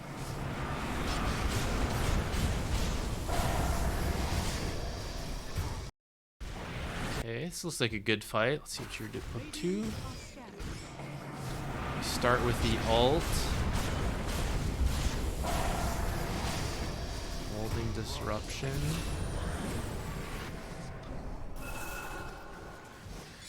That seemed pretty good overall.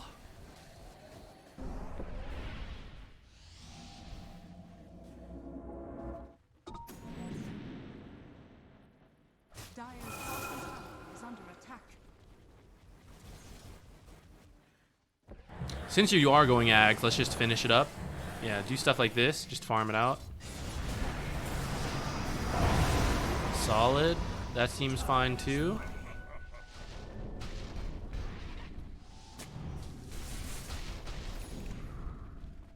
It's driving me crazy. Was that yours or the enemy's? Oh my never mind, I guess it's fine. I thought I saw him put the sentry like here, and I was like, how come we're seeing so many people like not stretch out their sentries? But I guess I'm crazy.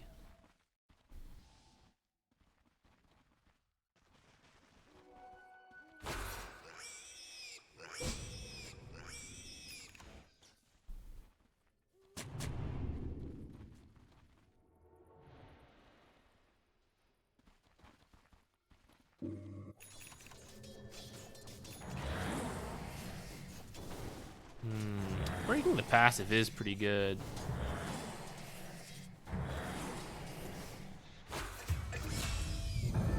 But will he have a passive when he's chronoed and not attacking?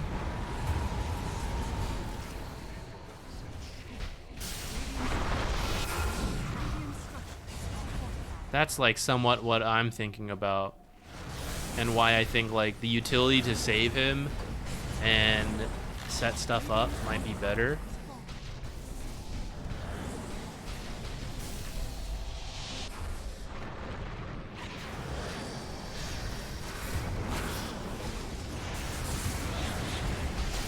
Because your team's not really looking for like, we need to constantly win these small fights.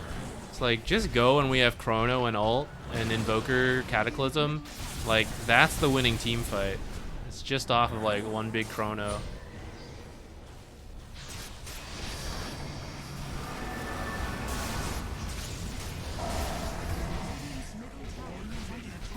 You look okay from here.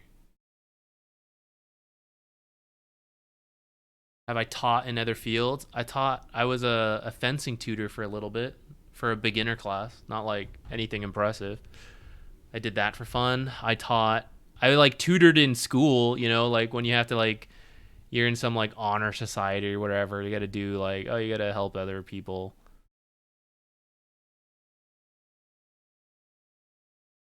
I did that stuff.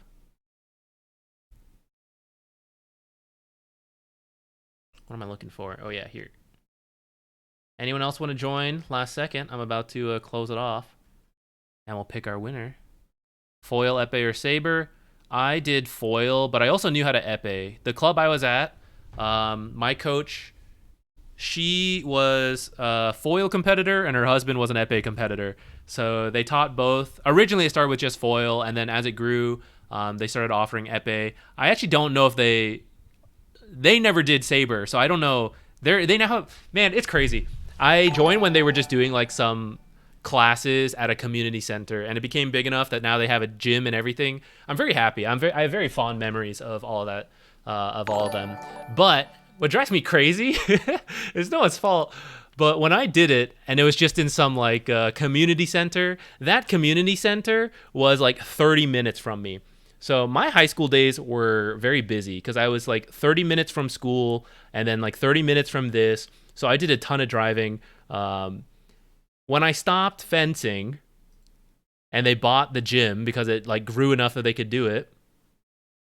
Wait, close, pick winner, Carnage. When they opened their gym, they bought a place 2 minutes from my house. Oh my God, I would have saved so much time, so many hours. God. But it makes it really easy to visit them now. When I visit home, I get to just like drop by. There's a taco truck near them too. So a lot of times what I do, I go say hi to everyone. I'll eat some tacos and stuff. I'll buy stuff to go like bring home for lunch. I think that was a very formative period for me. We don't need to talk about it now or anything, but who you see as a content creator and all that, I think a lot of it, a lot of positive development in my life happened through that like club and everything. So it was a good time. Let's see, Archon. Soft support. I didn't need to delete that part.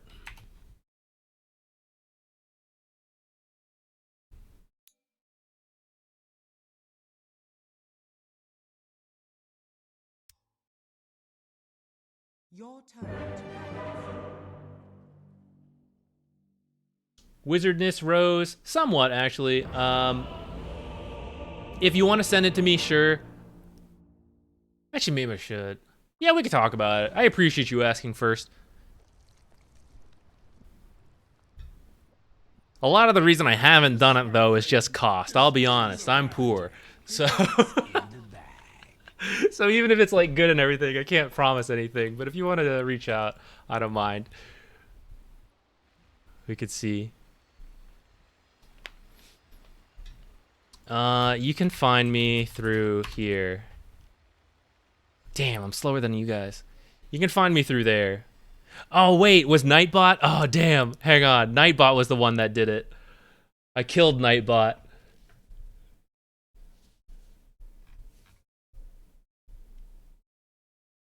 I'll add it to Cloudbot. 1 second.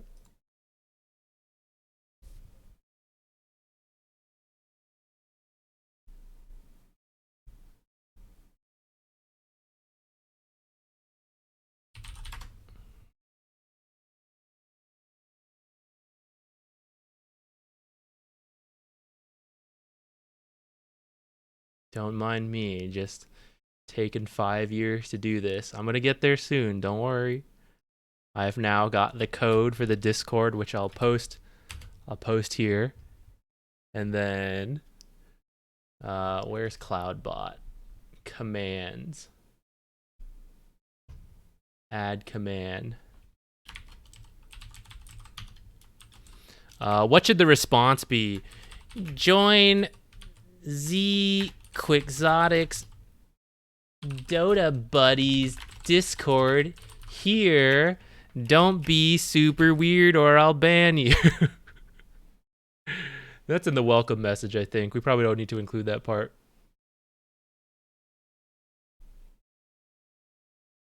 The Discord's been getting weirder lately. I'm not sure if I should set stronger rules. There's a part of me that doesn't want to get that involved and moderate it, because then I feel like I'm in control of everything, which to a degree I should be, I guess, but also to another degree, I feel like I create things, but how people respond to that and want to talk about it shouldn't be up to me to tell you, like, you're not allowed to talk about it like that. So I kind of let it just go, but sometimes it gets a little weird and I'm worried about it. All right, let's go back to Dota stuff.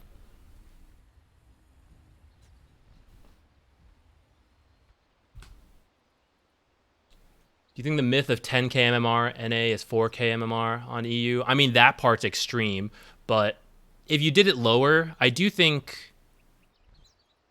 I think especially in the Immortal range, there's going to be more skill in Europe just because there's a larger player base, which means you naturally have more people who are... You just have a larger amount of good people, and I think the more good people there are, it's easier to get other people to be good. When you have a smaller player base, I think it's harder to like improve as a group. Because really you need one guy to come up with a really good idea, execute it well, and people see it and you copy it. So that's why when you get like more like either like good players, you get a bunch of like smart people together, right? I think it's easier to like improve and all that faster compared to like you just have one guy bouncing ideas off of himself, you know?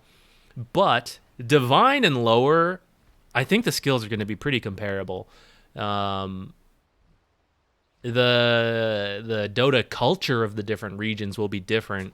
I don't think that strictly means it's better or worse, but I haven't played between regions myself. I sometimes see the different regions from this replay, but we don't always talk about it. Like, no, you guys don't always say like, oh, I'm playing in NA, I'm playing in EU. So I don't know if I really like think about it too hard. Okay, anyways, let's let me pull back. I don't think this really matters. What are you gonna see with this? It's like kind of useful, but like do it before the lane, because if you do it now, this is what happens. We are starting. Things are going on now, and we're still like running in. I mean, you're not that far behind, but I always like being there like at the very start. That's just like my own personal preference.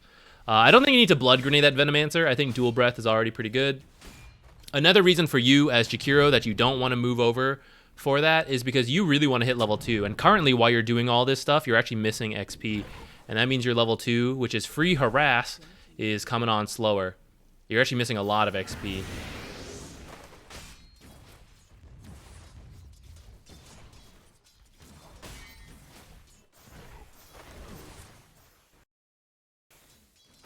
So they're level 2 now, you should be level 2. And in this window is when they're stronger than you, because he's level 2, but you're level 1, and they're both level 2. Sometimes it doesn't matter as much, but in general, it just means they're stronger, right? And you're like really far behind this guy because you're trying to clarity. So we're really pushing off our level 2. If they were better at punishing us, which they kind of are, right? Like he's way back here because you're back here, because you're claritying at a time where like, I wouldn't clarity right now. That's what your mangoes are for. Don't try to do this. Like, you should have just been up there playing with DK.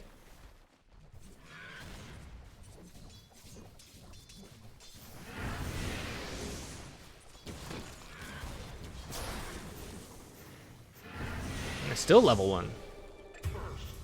First blood. There's nothing more mysterious until it has been. Salve is pretty good versus Venomancer if you want to like preemptively buy one. Especially when it's like, I'm a short range hero versus 2 range heroes, and I have a melee hero. Buying one might be good. And for example, right now you could salve up. I mean, that's easy to say in hindsight, but part of the reason it's good versus Venomancer is because the passive doesn't cancel it. So as you start running away, you can just like start healing up to come back right away.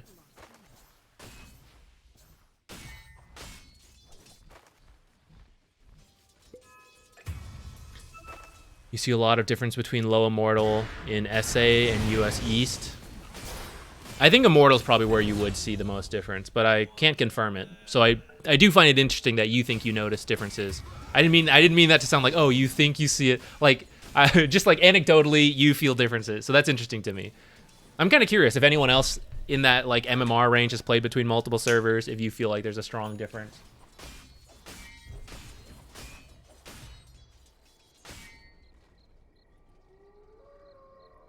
Dire's structures are fortified. There's a much higher ping. Very true. Maybe that's why someone asked to like not cover it up earlier.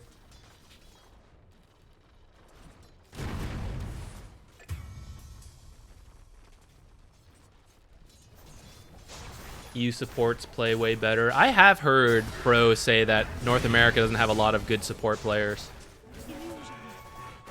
Everyone just wants to be the solo carry, which I can kind of see.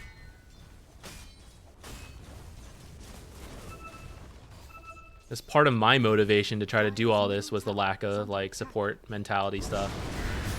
I wonder if that has anything to do with like American culture. I wouldn't be surprised.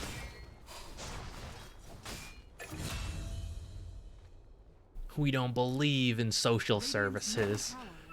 Do it yourself. That's why I'm a carry player. Okay, we won't get too political here. Take care of others, though. It's good.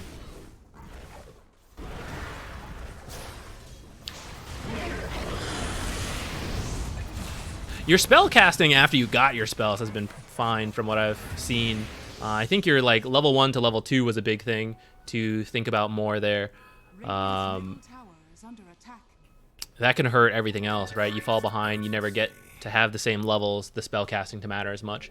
So Jakiro especially, very good to get level 2 as fast as you can. Level 3 even too. 2 points in dual breath, 1 point in liquid fire, super strong. I didn't process that fast enough. Looks like this tower's down. Okay. Now, I didn't process the fact that this was Ember versus TA, but that is a very that's a very good matchup to influence with runes. It might have been something worth like heading over to do earlier. We could probably go back and look at it too, but first.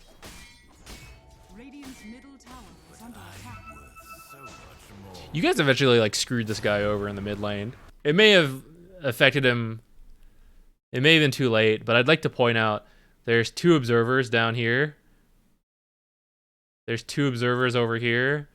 That means there's nothing in the mid lane. And this is arguably where it's most important to have like 1 for your mid laners. It helps with the rune control. It helps them avoid ganks coming in from both sides. Having this many in the side lanes isn't usually necessary. Courier has been killed. He never took any. Sometimes people forget, but that doesn't mean you should still take it. Or like, okay, he's not doing it, then I have to do it for him. But I don't think you can like just not put it mid, like, oh, he didn't buy it, so I'll just put it top. I think you have to then go do it for him. Radiant's middle tower is under attack. Or I leave like 1 in the shop, right? If I think it's supposed to go mid, I may not say anything yet, but I'm not going to buy it right away just because it's not there. Because I also sometimes forget to buy observers for a little bit, but eventually I'm going to remember and be like, oh, I should buy one. And if one's not in stock, then I can't do it. And then I'm like, oh, I gotta check in another minute, and then I forget for 2 minutes, and I don't get to buy one. So sometimes I leave one in stock for a little bit if I think it should go somewhere else. But eventually, I might just do it for them.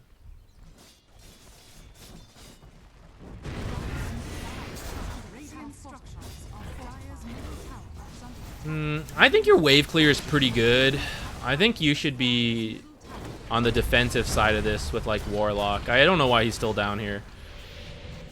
But you as well, I think Dire's middle for the way this game is going, I think, for example, you see this giant push coming in, I would say like you probably have the best wave clear of your whole team. So like I think you should be here with DK and Warlock and tell Ember to like, can you keep an eye on top, you know, or like I'll call him in. And then you just try to like wave clear this stuff and delay this push. DK like definitely can't do anything on his own. Dire's middle So if no one's gonna be up here, then there's like technically there's like no point for him to be up here either, but at least he's getting some XP. is under attack. Radiant's top tower is under Radiant's top tower has fallen. You are helping to take the mid tower, but you're slower than them, right? Which means the longer a team groups up as 4, the worse it is.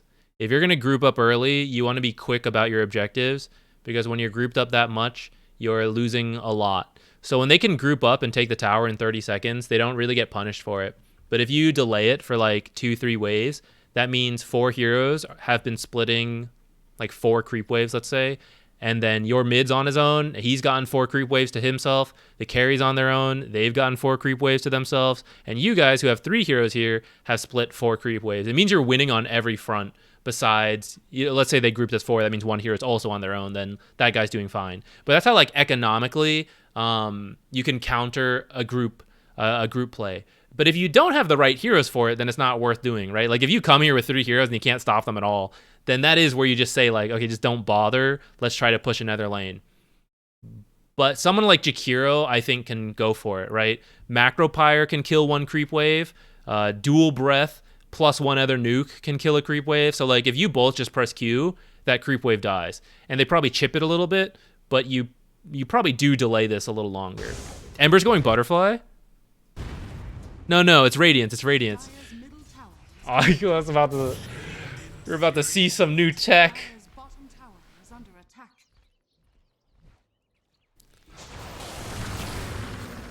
And Warlock should help too. Like Warlock up there with the upheaval slow, and if they dive, you got the chaotic fatal bonds. It's actually very dangerous to dive Jakiro and Warlock, like especially together, but each on their own it can be very scary because I mean Warlock we just explained, but Jakiro, right? You're trying to dive, you all line up for all these like AoE spells. So I think if you two were up here plus 1 core and then people can TP in, it's you don't hold it forever, but you probably delay it. You give your team time to like come back a little bit.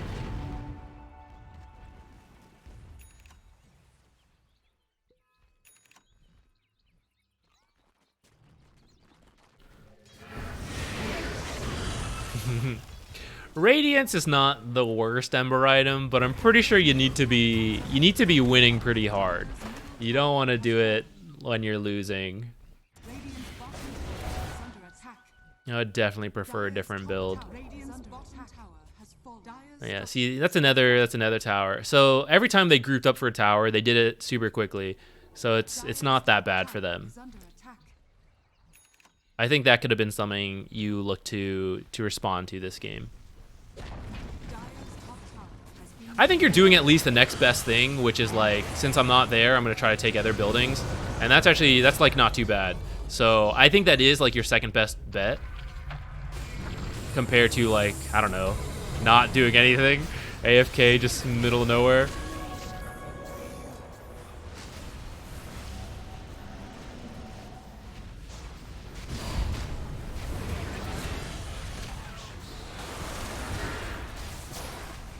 You're initiating with Ice Path. I know this sounds funny. Dual Breath is better because there's 4 points in it.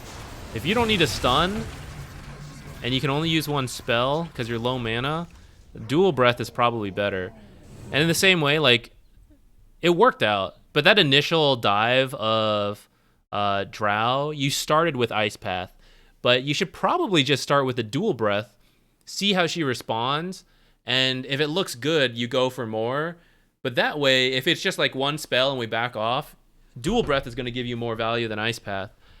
If the plan was to dive, then I guess it's fine. Start with Ice Path and have DK run up and stun. Yeah, if that's the plan, then I guess it's okay. But it kind of looked like we were just kind of like starting it, and then it looked good, so we kept going. But if we're going to do that, if we're testing the waters, then you usually want to test the waters with Dual Breath, which is going to be way better than Ice Path. It is more expensive, though, at this point, but it's more value.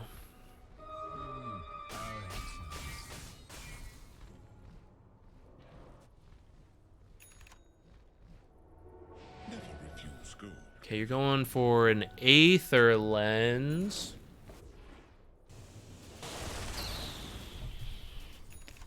I'd say Force Staff looks good because of Pugnasuck, of the slows from Drow and Veno. It's not good versus the Grimstroke ult, that's true, but it is good against the other stuff. Aether Lens can maybe hit Pugna draining from further away. Dire's top tower. But I don't think that should be a huge, like, part of your job. Radiant's middle tower is under attack. I don't know if you need to go Aether Lens first. Well, you are Jakiro 4. I did forget about that. We can go for a greedier play.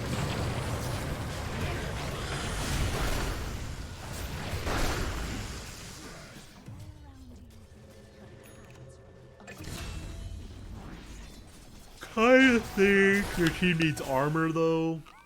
First T8 Drow. I feel like Guardian Greaves could have been pretty good, since DK's not an aura builder like that. Solar Crest is good, but Warlock should probably build that one.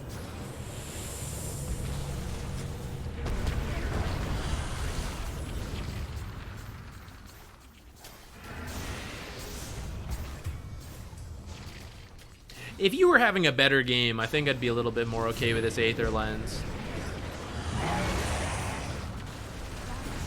But mana regen-wise, actually, the Arcane Boots are very good for you and your whole team. So unless you're getting other items and need the Aether Lens, it might actually hurt your mana regen overall. I have to do some math on that. It's kind of hard to roughly do because you have the, you could drop items for extra efficiency. I always forget what this value is.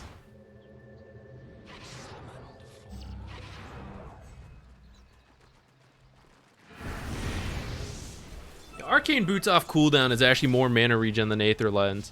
So, in terms of farming faster, Arcane Boots might help you more, especially once you start dropping items.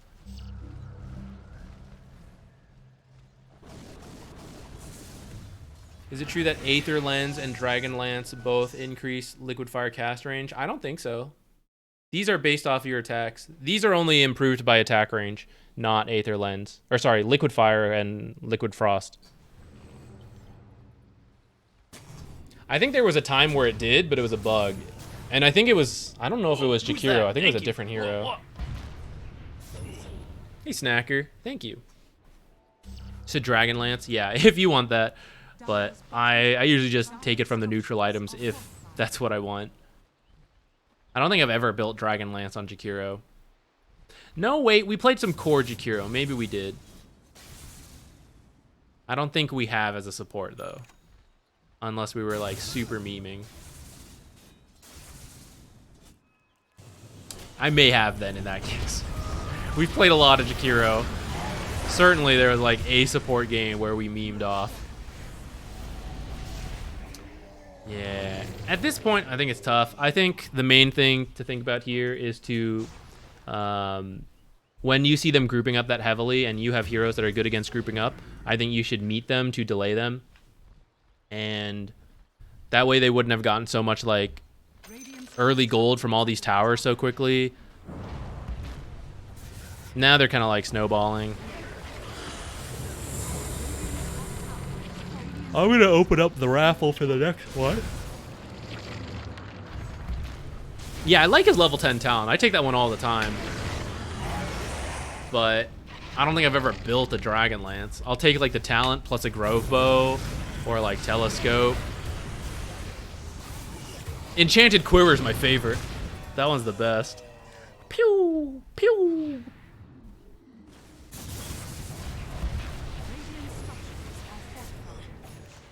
Radiant's top tower is under attack. All right. Everyone join in the raffle who wants to. I am going to... You guys can play it out. It sounds like DK is going to grieve. It looks like it's going to end anyways, but I'll be right back, and then I'll pick the next winner.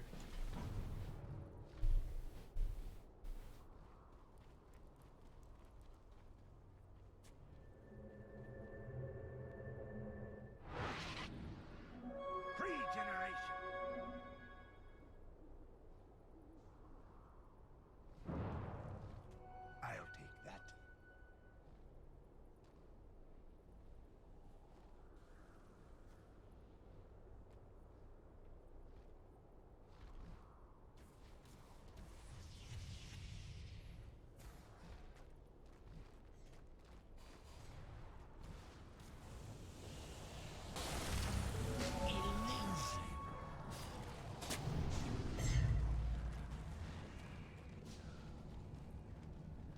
Dire's bottom tower is under attack.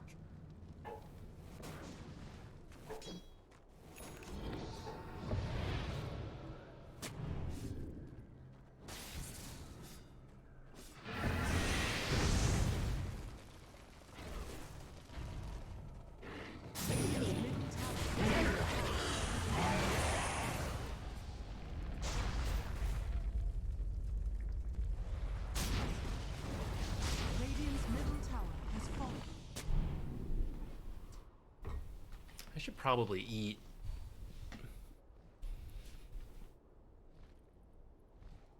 Let's go. Heated Chaos. All right, send in your game. I'm gonna go heat up my food.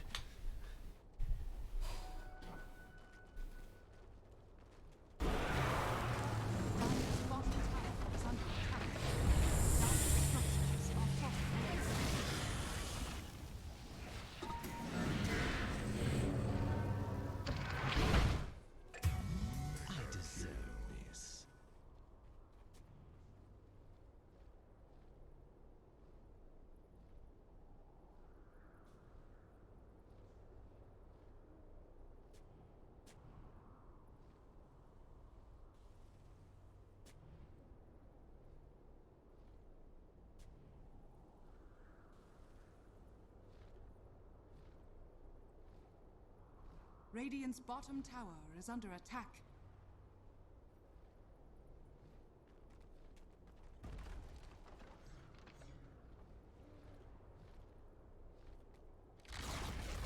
Radiant's bottom tower has fallen.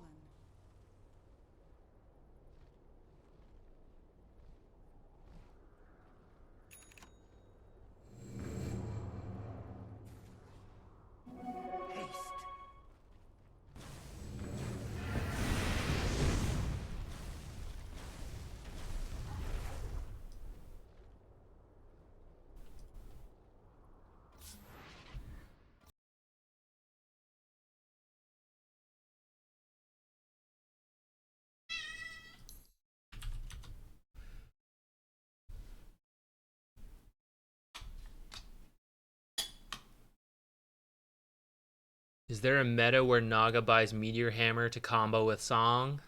Not only was there a meta where Naga bought Meteor to combo with Song, but she would also buy Bassi to get a frame perfect combo by toggling Bassi 3 times. And it was effective. That shit worked.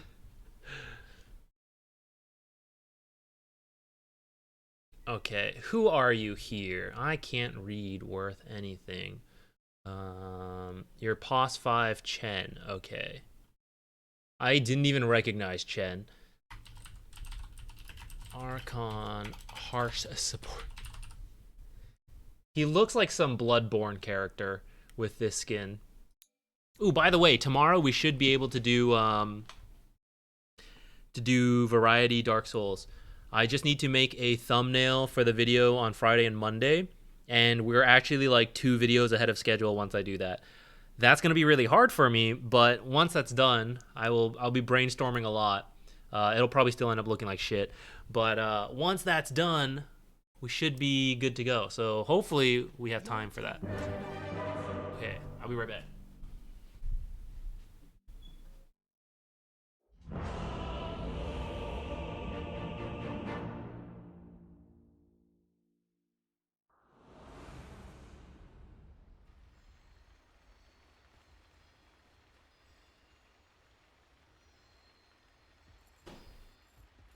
Prepare for battle.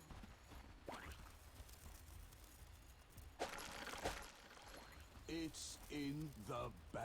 It's in the bag. It's in the bag, mate. Yeah, go on, you see if it's not. Open it up and see if it's not in there. I'm telling you, it's a lock, mate.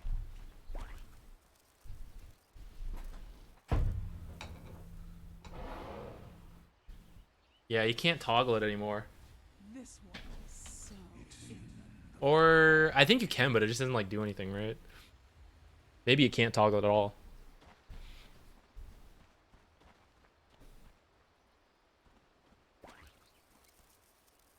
Hey, Jupiter. All right, we're looking at a Chen. to battle.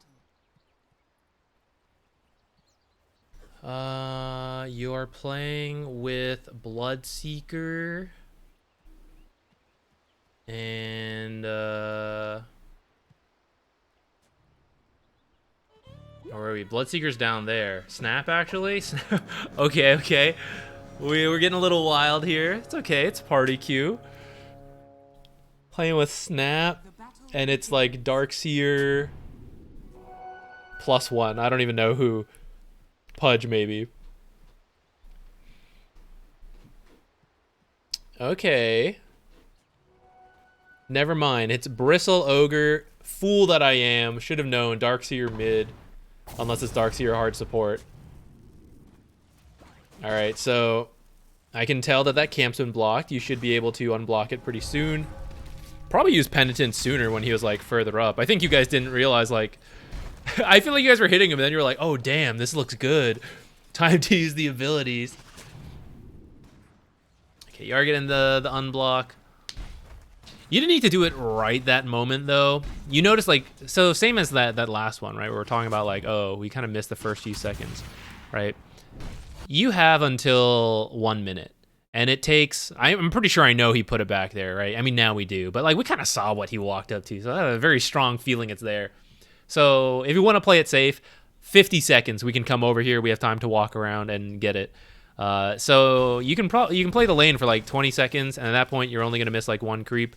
You can help like poke during this time, right? You did a lot of damage to Bristleback earlier, right? So when he walks up, you should be able to just Penitence again and actually go for a kill if she, like, maybe when Scatter Blast is up. But the longer you're away doing this kind of stuff, you know, he's getting away with being low health. And this should be like 2 of you hitting Ogre, and he can't do that. But by walking away, kind of doing this, you're kind of giving that up. And you could have played the lane for a bit, you know, get those good trades. And now we head over. Now Snapfire is safe to be on her own because Ogre tried to do that. We bullied him. Bristleback's still low from earlier. And now when they try it, they're just lower health. They're more scared to do so. Do you think he should have started with Wand? I didn't know who was going to be up here, seeing as we have a Snapfire here, but if you know that it's going to be Bristle, yes, I would at least start with a magic stick. If you're ever unsure, you can even scout out the lanes a little bit and then like buy your items, like save a few hundred gold. I guess when I look at this, I really have no idea. I would have thought Darkseer off lane, but holy shit, it's actually Darkseer 5. Guys, this shit's garbage. Don't do it. There's two things I hate. I hate Necrophos support, and I hate Darkseer support. I'm not saying it can't work. That shit's memey as hell, though. It's not good. Don't do it. Don't do it. You literally can't offer anything without griefing your own core. The Faceless Void support was good. It was strong. It had clear strengths that you offered.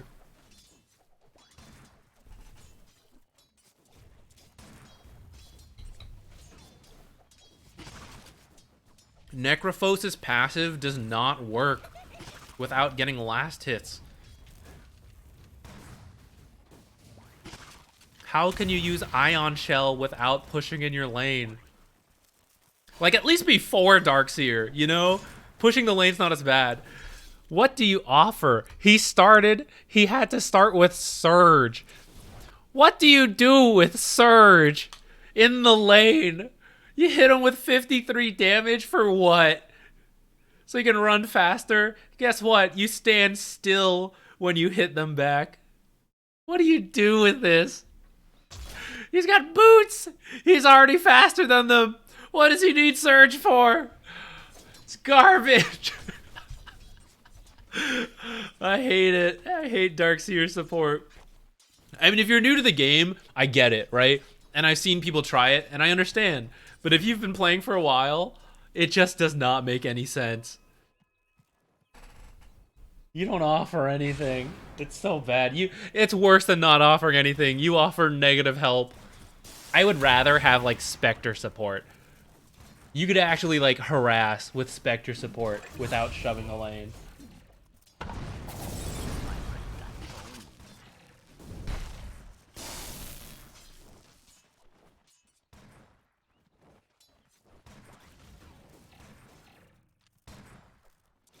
Naga support is miles better. You can't even compare them, how much better Naga support is.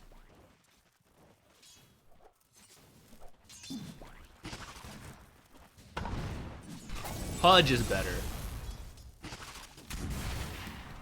Pudge is on the low end of, like, supports you typically want. But Pudge offers so much more. Nice denies, by the way. Pudge offers so much more than those two. Wraith King support, I'll take that shit. Man, do you guys remember when Puppy ran Wraith King support because he one-shot neutrals with a crit? So he would just stun people and then jungle. That was pretty funny. I think we did it once or twice. There may be a video of it, actually.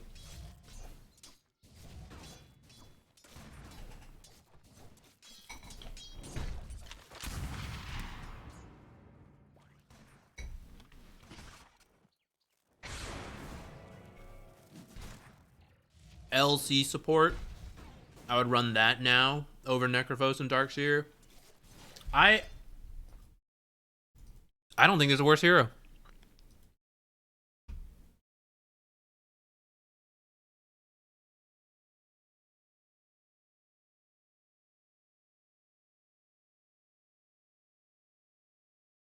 Meepo? I would not want Meepo support.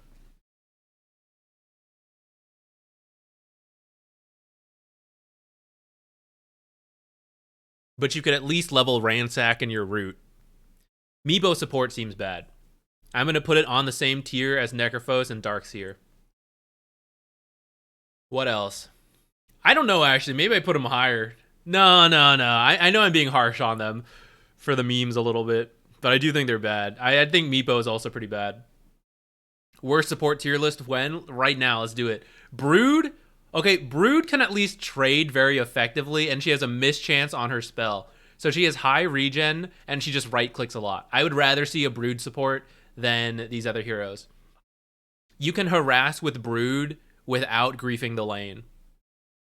These heroes, like Darkseer and Necrophos, you can't use your spells without hurting your own lane. Or you lose out massively. Like in Necrophos, he doesn't even get a passive. He just completely loses that ability.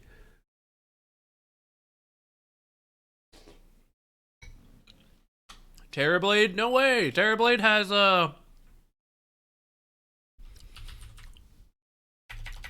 There's no way you lose a trade with meta. Plus Reflection. Just get a ton of stats, take these two abilities. You can control that lane, easy peasy.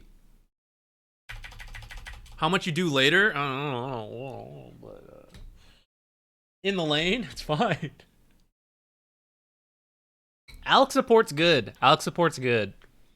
I mean, it's not so popular right now, but it's good.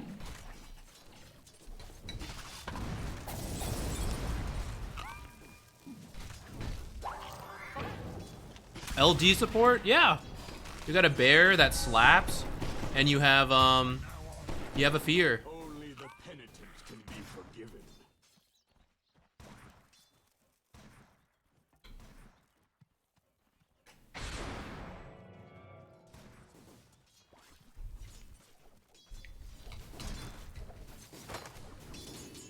Radiant's middle tower is under attack.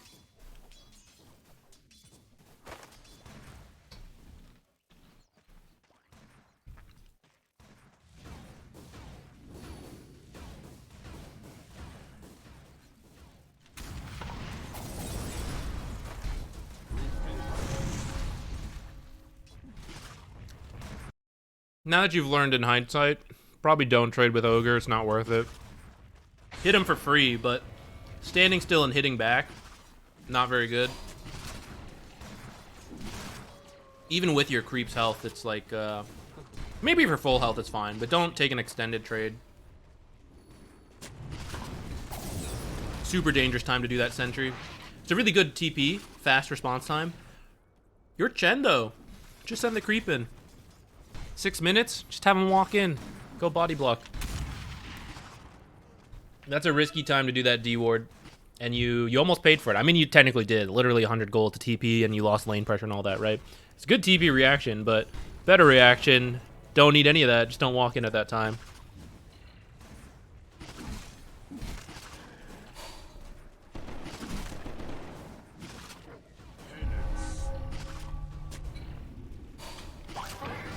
Ah, close, close. The wand bait. Let's go. Go steal their rune. Go steal their rune. No, walk over. Although this is the usual path to steal the rune, this is completely viable depending what you were doing. Some 6-minute play and then come over here. I see enchantresses do this all the time. And Chen is the same. You're just like jungling in the enemy's triangle, and you get to choose. Like, you go mid, you go back to your lane, or you sneak over. It's nighttime. They can't even see you, right? Here it is on the Dire. So if you want to like jungle in here, and then you walk through, this is your vision, right? So you don't even see the hero come through. And then let's go to their perspective. Same gap over here. So you jungle, you're just like, even if you don't go, you're just farming up. It's good. And then you just slip over, steal that 7-minute rune. In this case, you got to kill, so all the more reason. Like, when you get kills, you can just walk through their tower. But if you're trying to sneak it, then, you know, you do it a little differently.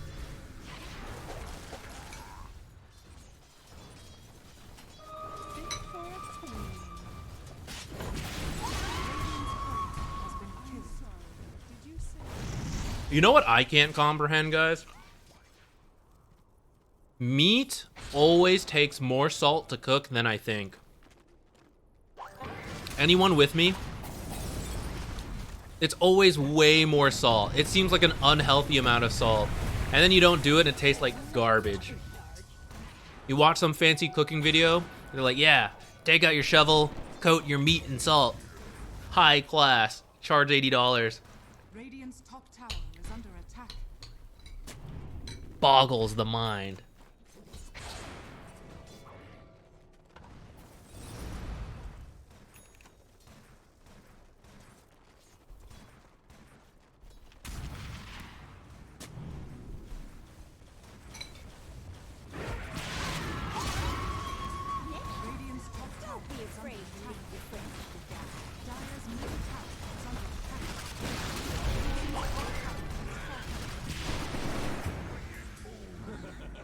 I don't use the oven too much for meat. Radiant's top tower is under For chicken, maybe. Chicken wings.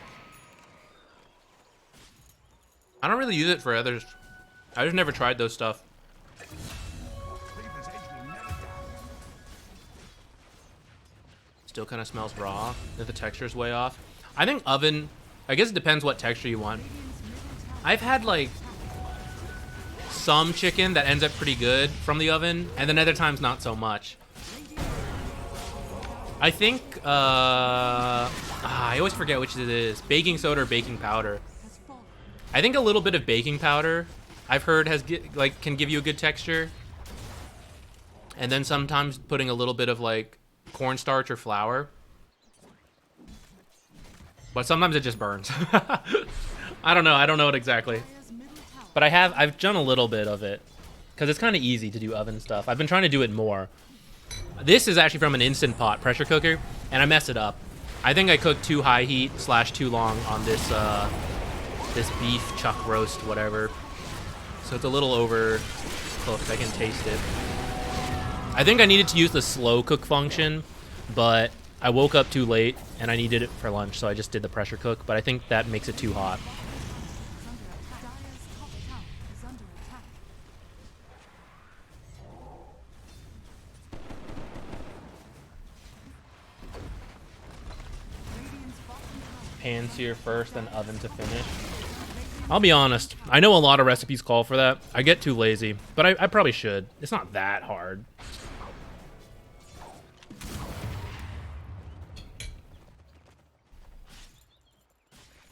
I've been watching more cooking videos lately, trying to improve. But also I just find it fun. I like to watch like restaurants, just like how they function. Those videos of like, ooh, see how this Michelin star chef, you know, creates this dish. Gold foil is garbage. I'll switch a video as soon as I see gold foil. I like when they use non-luxury ingredients, because that's like actually something I could imitate. Ah yes, we charge 120 for this spoonful of caviar on the top. I've never even had caviar. Maybe it's great, I don't know. But like, I'm never gonna use that for myself, so there's no use for me. I like when they show like, oh yeah, we're just gonna take this like regular piece of chicken and make it look really good. Like, okay, now I can kind of imitate what they're doing. That's actually useful to me. By the way, there's Dota going on. You need mana, my man. Get your arcane boots. Get a clarity. I feel like you've been low mana for like the last 5 minutes. Is it Ricky with the diffusal? Yeah. Arcane's pretty good when you're against diffusals. You also got the mech, so I mean, Greaves is a natural finish. Yeah, there you go.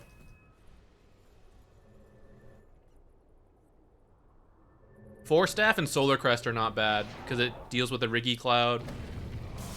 And there's good like Bloodseeker like Solar Crest defensively against some of these heroes.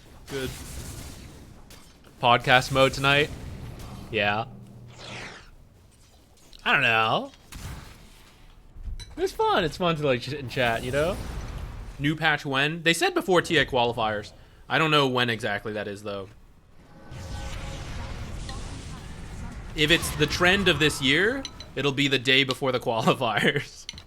But I hope it's sooner for the sake of the teams to have time to figure it out.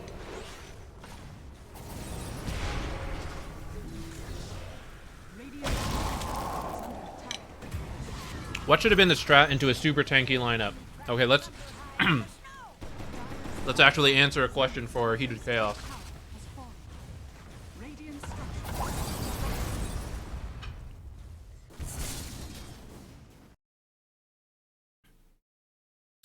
Bloodseeker is actually pretty good against tanky heroes. So in that sense, you've got something there. You either need to like be as tanky as they are, or you need to reduce whatever makes them tanky. So for these two heroes, like a break could be good against both these heroes, but in particular Bristleback. Spirit Vessel can be good if they don't have dispels. You have an AA who's also very good against this kind of stuff usually. So I'm guessing it's probably just going to come down to the execution of fights rather than like needing specific items and stuff. But we'll see. But it kind of does come down to like identifying what makes this hero tanky and what can we do to address it. Let's see a little bit more about this game. Right now, they don't have that many items to help make them tanky. How long does this game go? Long. Okay, let's finish addressing this question. So let's take a look at the draft, the end. Let's see the items. Okay. Crimson, Pipe. These items make people very tanky, along with other support stuff like Glimmer, and they don't have any like other support stuff, which could have been the case. Aeon Disc. So when I see that, Nullifier is a good way with dealing with it. Maybe that's what you were building here at the end with this Helm of the Iron Will. I don't know. But Nullifier would pretty much remove Crimson Guard active, Pipe active, and the Glimmer, right? So that's one item now countering 3 on a given hero that you're trying to kill, as well as like any of their 4 staff, stuff like that, Solar Crest, Pavis, when teams do buy those. I don't see a Nullifier on your team. You could try building a, get some of the Purge creeps, but it's not the easiest, especially because it's like a one-time Purge, and they might use the stuff after that. So Nullifier is probably your best bet there. That's one way to address tankiness. Bloodseeker's items. He does have the Shard. I thought the Ags was really good. I feel like he should have an Ags. And I don't feel like Harpoon is very good on Bloodseeker. Bloodseeker gets tons of attack speed. So Harpoon is like... The double hit from Echo is like wasted on a hero like Bloodseeker, I feel like. I don't know. Am I out of date with Bloodseeker builds, guys? That seems bad. I feel like replace that Harpoon with a Ags and you're looking way better. Ags and then like a Nullifier. He's kind of poor for a 50-minute game. I think you guys are missing Last Hits as a whole as a team.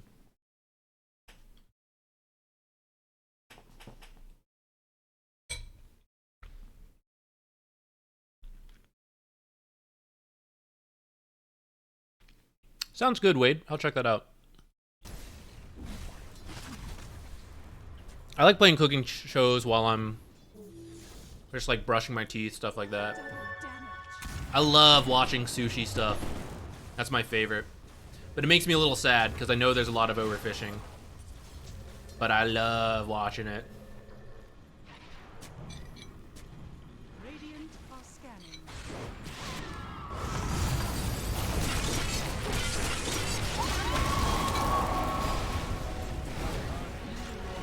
I'm the wrong hero.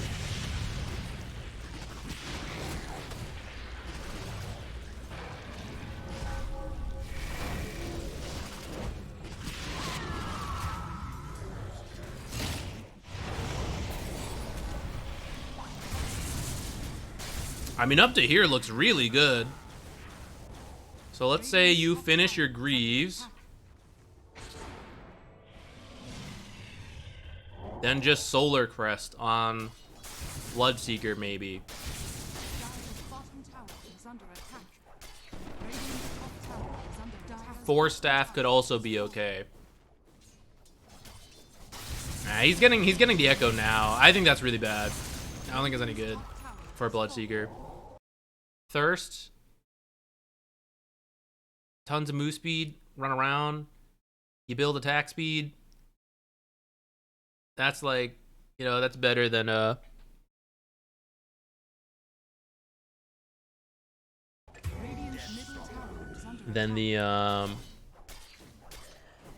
double hit, I feel.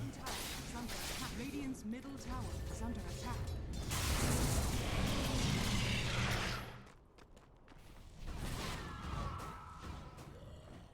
Grubby just shouted you on a stream. Nice. Grubby's really nice. I still feel that imposter syndrome a bit. Or it feels like He's putting up with me. I bet he's annoyed. But he's never done anything to make me, like, to actually suggest that. It's just, like, the worry, I guess.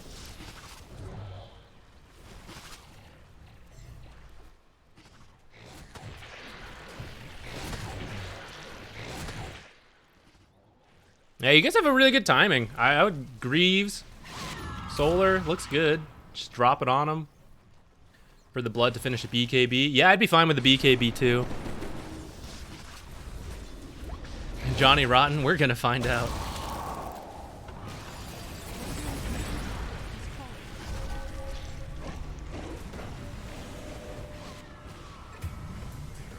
I mean, from here, I would say it looks like let's get Aegis and let's just go together. Now, here's the thing. This might be why you guys lose. It's 21 minutes. You guys are 15k up. Let's take a look at your net worths, right? So you're massively ahead of the enemy team. And any fight outside the base is going to go your way in most cases. But looking at the actual items, it's like a two item Bloodseeker, right? Like a Atos bots, right? Quap has what? Witchblade, bottle treads, right? So like even though we are relatively way ahead of the enemy team, we don't have that many items and that many levels. So depending on your heroes, taking like the high ground can still be extremely difficult because you're not good at it. You don't have items and levels to make this easier. These are like a static power level you have to get to. That may not be the case. Maybe you guys just throw. I don't know. You guys all walk into fountain conga line style. But in these type of games, when you don't have a good tower hitter and you don't have building damage, but you can only kill heroes, you just like establish the perimeter, kill any hero that walks out, and just farm up levels to eventually break this. So from here, for your team, I'd say like getting Aegis and then attempting high ground, I think would be fine. I think Bloodseeker can like poke it down, and you got the heals from like you and the Greaves, right? I think it's doable. You just gotta be a little careful of like the hooks. That might be what leads to the loss. You guys keep getting hooked back, and you get killed by these towers because they're too powerful for you. So if you got Aegis and just held the map, I would also be okay with that. Like secure all these tormentors, get a bunch of farm. I think that'd be like a very safe way to approach it, since Bloodseeker's not the greatest at taking buildings. But let's see. Oh, there's one hook. One hook under the base. Start with that. Oh, he kept him alive. Okay. But you see it was scary, right? The fact that he got close to dying, even though it's like, oh, we're 15k ahead, right? It's the buildings. It's the towers. Call for Roche eventually, but too late. We get Aegis and lose a high ground push. Okay, let's see when you guys end up doing Roche, because I'd say like right now that should be the call. Like let's just set up around there and let's do it. Or even if we're not doing it, let's just like set up. But at that point, like I think you might as well be doing Roche, since the only other objective. Well, actually, you could do Tormentors. Tormentors would also be a perfectly fine objective, and that might actually be easier than Roche.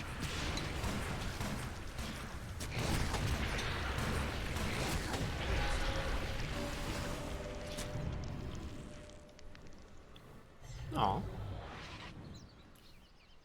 Doge Dino. Dogged Eno. Never know how to break these up. Thank you for letting me know. It's always nice to hear. It's a real ego boost. Shouldn't be so shallow, but it's nice.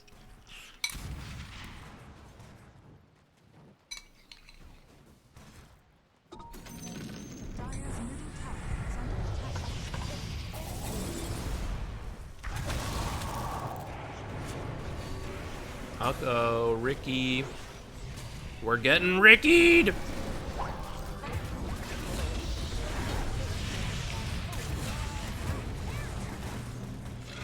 So here you just didn't have your full team. They actually didn't either, but Ricky can still kill supports, as you saw. So that one is just kind of like not being all together. Not that you want to be like totally grouped, but you do want to avoid getting picked off. Still, I mean, this looks good so far. They fortified. You're going for a Vlad's. Fresh meat. I don't think you need the Vlad's. think a different item would be better. He's the main beneficiary of Vlad's, but he already has a form of steel based on kills. Also happens to have Vampire Fangs. And a lot of his damage is not like stats. Bloodseeker is not like a heavy stat builder, which is where Vlad's would get some extra value. And then Lifesteal is based on how much damage you deal, I'm pretty sure, right? And like you said earlier, these are some tanky heroes. So that part's like not such a big deal. It's more to me like Vlad's plus Bloodseeker is not like the greatest item combo. I'd rather see like Solar Crest, Lotus to protect him.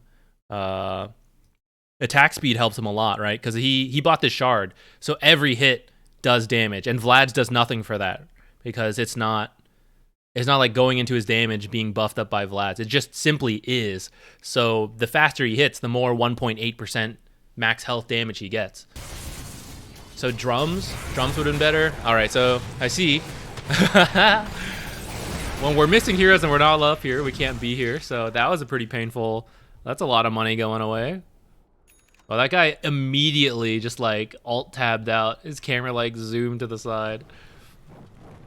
And I feel like if that keeps happening, that's how you're going to end up losing.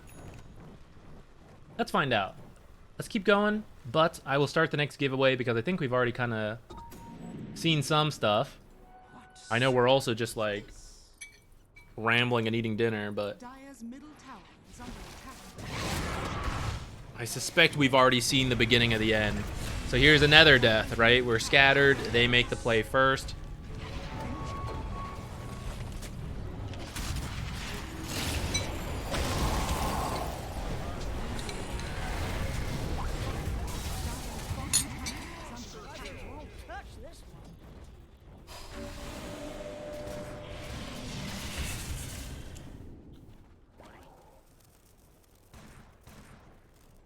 Dire's bottom tower is under attack. I have no idea if it's common to buy shards so quickly on Chen. Or maybe you got it from the Tormentor. I wasn't paying attention.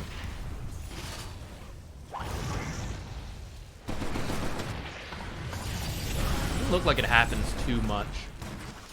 Actually, it looks like Solar Crest is like the first thing most Chens build. Sometimes Greaves, but mostly Solar Crest. Because it does combo well with the Penitence. I kind of forgot because I don't see Chen very much in my games. And that makes me feel like you really need it. Like Penitence plus Solar Crest on the Bloodseeker is probably super good.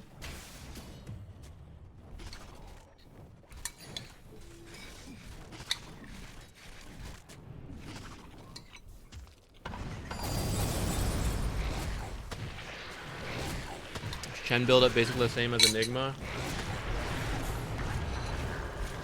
Kind of looks like it. Solar Crest into other stuff. Enigma frequently gets Blink after the Solar Crest. Well, maybe not all the time. Maybe sometimes he does just go Aura. But I don't think you would ever build Blink on Chen. It would be very, very uncommon. Back in the like Superman Sven days, maybe.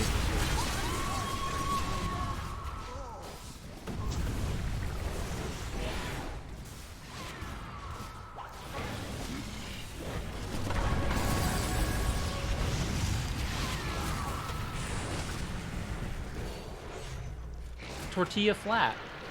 Next up. Radiant's bottom tower is under attack.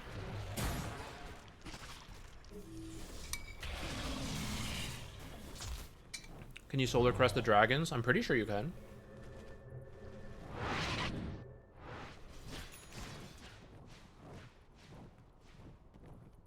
Viewed it as an early game item. I mean, it probably is better like early to mid game compared to late game. But I'd say getting a lot of kills can still make it like good to get. You're just getting it sooner. It makes you like, hey, we're killing people because we're hitting them fast. Now we hit them even faster, or now they have even less armor. So I think even if you are getting kills like ahead or behind, I think Solar Crest, if it makes sense to buy Solar Crest, is still good. Is under attack.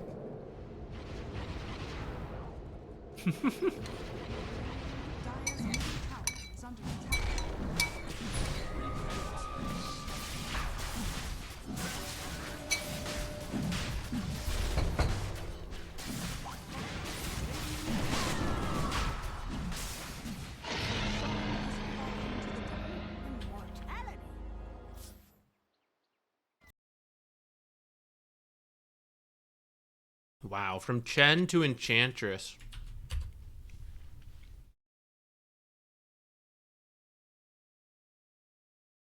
Okay, whole game felt bad. That's not good. I was lost as to what to do after lanes. I never know when I have to help mid, stop TA snowballing versus staying in the lane. So let's start with just trying to win your lane. It's usually why you want to play Enchantress, is because she's such a strong laner. So let's focus on that. Because you're right. If your lane is losing and you need to help other people, it's really hard. You essentially have to sacrifice one for whichever one you think is more important. But if you win your lane, then you have that freedom of like, I can stay here or I can go help, and it feels a lot better. So let's focus on that to begin with. It is a huge part of playing Enchantress, which I'm not the best at because I'm not an Enchantress player, but we'll see what we can do for you. But I will confirm that if you feel lost, it's common to feel lost. If you lose the lane as a lane dominator, it does feel weird. It's in the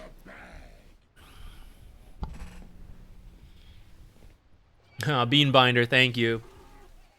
Yeah, I know. It's my old I don't know why I say old. I mean, he was. It didn't change. When I was in school for chemical engineering, kind of my advisor, he even gave me an article on imposter syndrome because we were talking about it. It's in the bag. I don't know. It gets a lot of people. And even though I know kind of how to deal with it, sometimes it still pops up a little bit. I think especially with like content creation, it's kind of crazy. Because it's literally something I've been watching since I was a kid. You know, people on like YouTube at first, and then eventually like Twitch became a thing. And it's kind of crazy to feel like, oh, now I'm doing that to some degree. Much smaller than like people I watched maybe. But it feels like, how am I here? How is that even possible? It was easier to like envision like, oh, I doubt myself as an engineer student. But like, there's tons of engineering students, so like, certainly it's possible, you know. And I'm just like, you know, having tough times here and there, and trying to figure out what I want to do. It feels like even less. It feels even crazier, I guess, when it comes to content. Imposter syndrome is ironically common with smart people, and often claimed by imposters.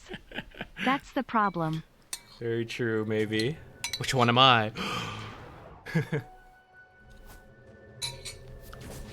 I'm in the top 1% of content creators.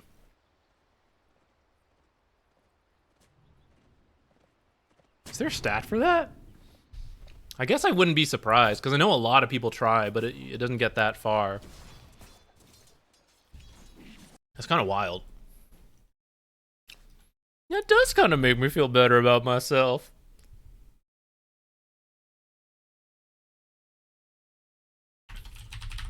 Okay.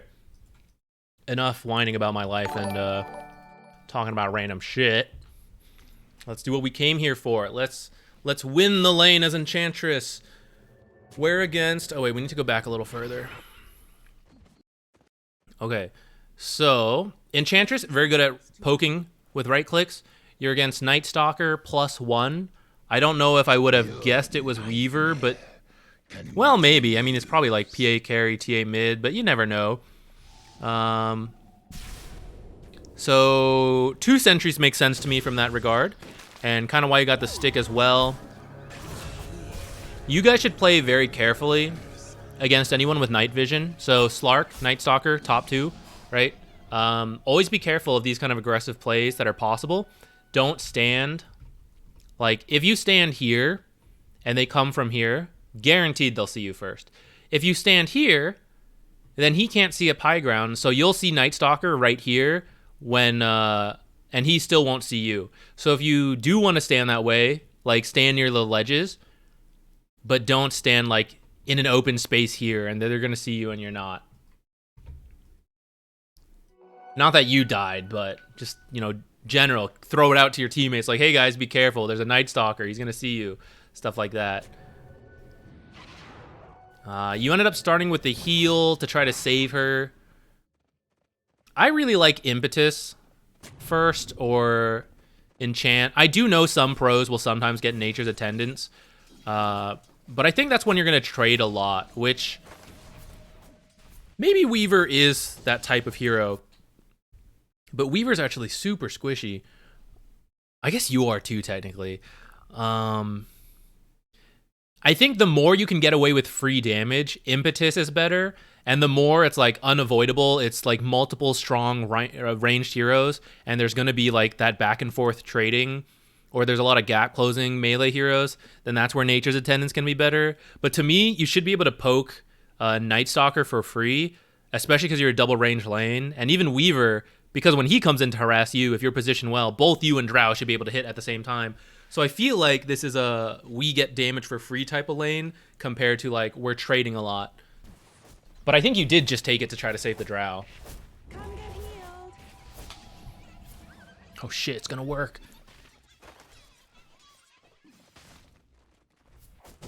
They've been skipping Impetus at Riyadh. Pros are better than us, though. They play a different game. This kind of Observer sucks. I know you didn't place it. Guys, why does this Observer suck? Before we answer that pop quiz question, I can finish my food.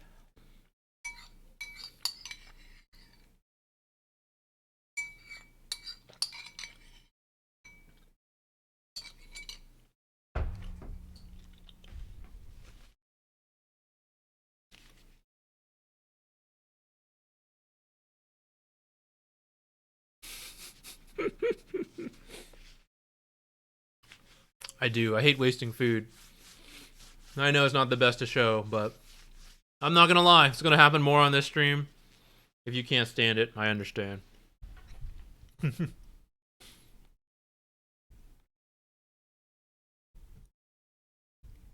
There's tons of useful information from this Observer. But when you're someone playing Weaver support, people are gonna put sentries against you. Kind of like this. You need to see Weaver run in, and you hit him back. So, one, unblocking the camp is common versus an Enchantress, or like blocking this camp and needing to unblock it is common with Enchantress. But two, because Weaver is an invis hero, and any invis hero, it's very common to have sentries in this area to see the invis heroes. Why do you agree? I agree that hearing the noise is annoying, but I'm still gonna do it because I always eat all my food. Dire's middle tower is under attack. Will you be prancing our Okay, so you've been trading a lot with Weaver. He's been on your right side, and you've just been kind of engaging him. It means Night Stalker's been going like less bothered, which is good for them. You should just stand on the other side and mess with him, with Night Stalker a little bit more. Weaver will probably try to Shikuchi over, hit you and move, reposition. But that's why you have a sentry in the lane, and when Weaver comes in, both you and Drow just hit Weaver. He does 100 magic damage to you and any creeps, which means he's pushing his lane in, which is good for you. And with 25% magic resistance, you actually have a little higher, right? It means you take about 70 magic damage, let's say. A little more than that. You guys both right-click, right? Probably twice. You right-click him when he runs in. You right-click him as he runs out. So you're both doing, over 100 physical damage, then subtracted by armor. But you're both doing it to him. And he's technically doing a similar amount of damage to two different heroes, but you both taking 100 damage is different from him taking 200 damage. And so, like, you do that a couple times, and now he can't Shikuchi in.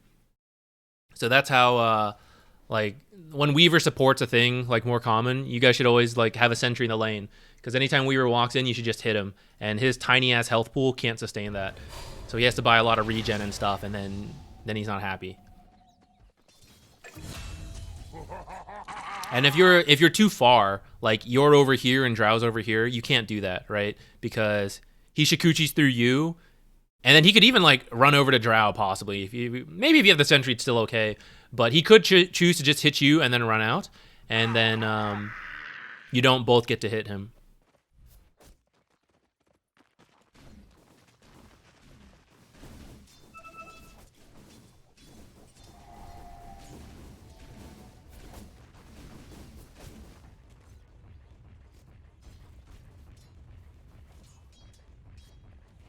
Wards behind the tower are pretty good for Weaver support. It used to be really common when Weaver was a support. It's really dropped off lately. Let's see the last hits. Night Stalker. It's not too bad. He usually does have like an awkward lane. I thought it looked like he was having a better time than this. I don't know. Maybe he's just missing last hits. But I'd say like he's kind of getting by, you know? I think you need to pressure him more. At this current rate, he's not really behind, especially in levels. And that means when it turns to night. Nice Hurricane for good damage. Oh, nice. Even a kill. Okay, that was pretty good. Nice. But if he isn't like too far behind when it turns to night, obviously he gets his passive, and then he's much stronger. Good dust purchase as well. Sick. Yeah, and then that's what makes it then hard to rotate, which could start to, you know, usually happen around this time.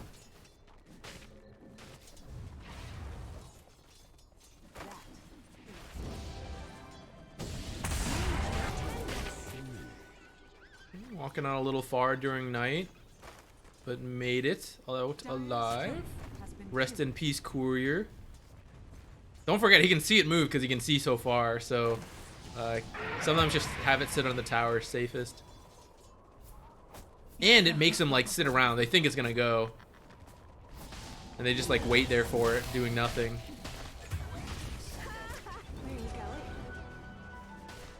Rip. It's getting everyone.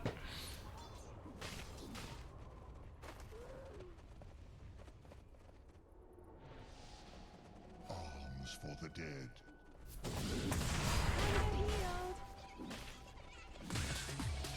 Alright, this is a little excessive from Night Stalker.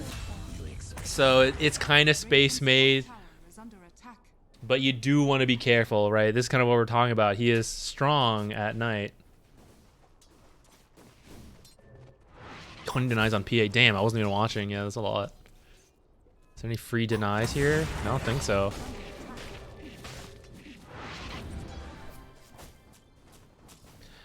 This is a lane where you want Night Stalker to be more behind so that he doesn't feel confident diving if you rotate at night. Or you can like play into him. When he's stronger at night, it kind of feels bad to play into him. And it feels bad to leave. So punishing Night Stalker in that first 5 minutes is pretty important. That's the part I think we missed out on. Too much focus on Weaver, not enough on Night Stalker. Dire's middle tower is under attack. Regeneration. Mid rotations would have been good. These are 2 bottle builders usually. Oh wait, who's your mid? Spearbreaker? Silencer?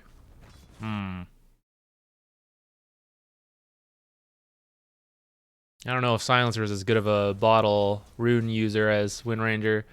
I mean, I'd still help if you can, but slightly less priority than if it was like Ember or Wind Ranger. Yeah, at this point, oh, that's the other thing you can look for in a Night Stalker lane is get your carry jungle ready. And that's a little hard within the first 5 minutes, but sometimes possible if they're like level 4 with a couple items. And that way when Night Stalker becomes like too strong, your carry just goes to jungle like real deep. Like back here and here.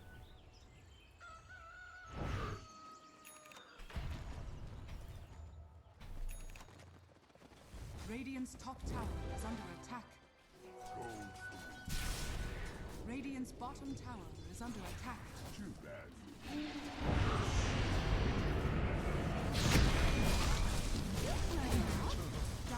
Okay, got our 6. That's gonna help keep us alive against 4 right-clicking heroes. Radiant's bottom tower is under attack. Solar Crest the play. Radiant structures are fortified. Radiant's middle tower. I'm not sure because Silencer's kind of a weird mid hero. And Drow's not going to participate with you right away. It is good on her, but you could put it off later because she's just going to like farm on her own. And then Wind Ranger's not very good for Solar Crest because she has both max movement speed and it's actually not max attack speed, but it's super fast where Solar Crest is not like super noticeable.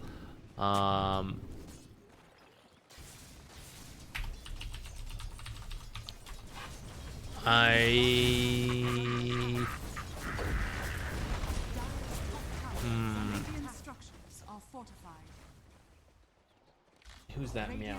Hephaestus, come here.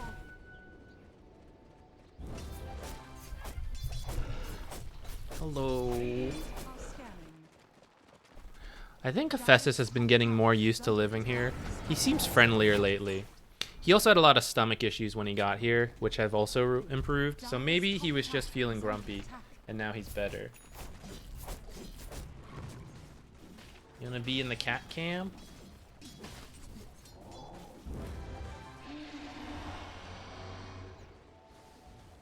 Drow is gonna die every time you leave. She should probably just go jungle. Thought it's good against TA. It's not bad because it is like the armor against her.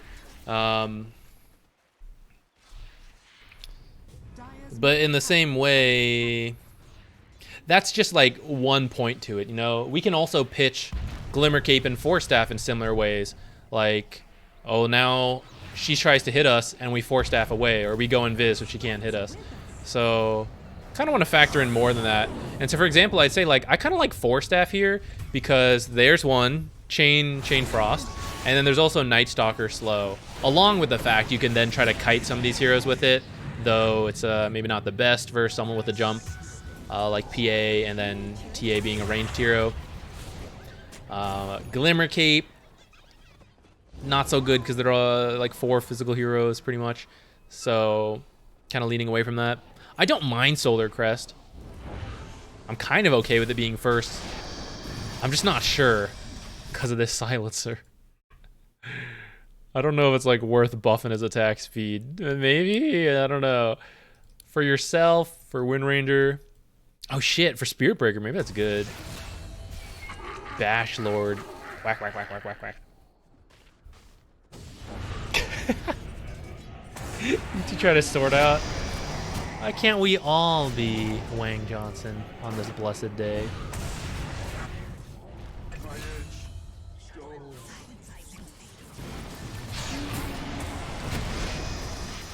Shifts, what's up? Would Pavise be good? Yeah, I'd be down for Pavise actually. There's a lot of physical damage. It'll help Enchantress tank up. I don't know if Pavise is that popular on her though. In pubs, I know there's a lot of like Power Treads Dragonlance. I'm not sure about adapting it every single game, so I'm not super certain. I see value to Pavise in this game. Just not sure if she should be building it.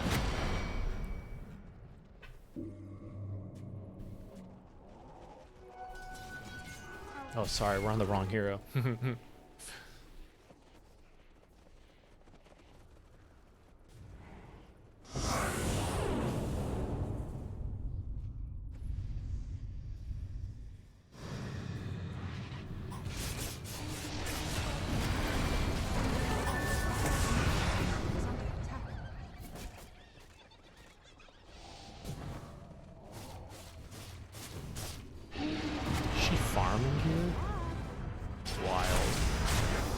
Oh no!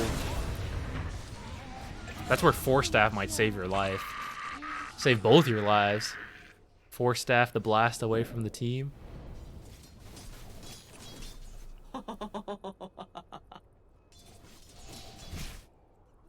Well, you do have it queued up at least.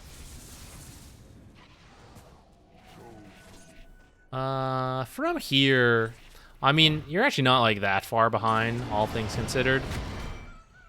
Their draft is greedier, so maybe it's worse than usual that they're like 5k up despite having this like super greedy draft. But I think to your original questions, we've probably addressed that.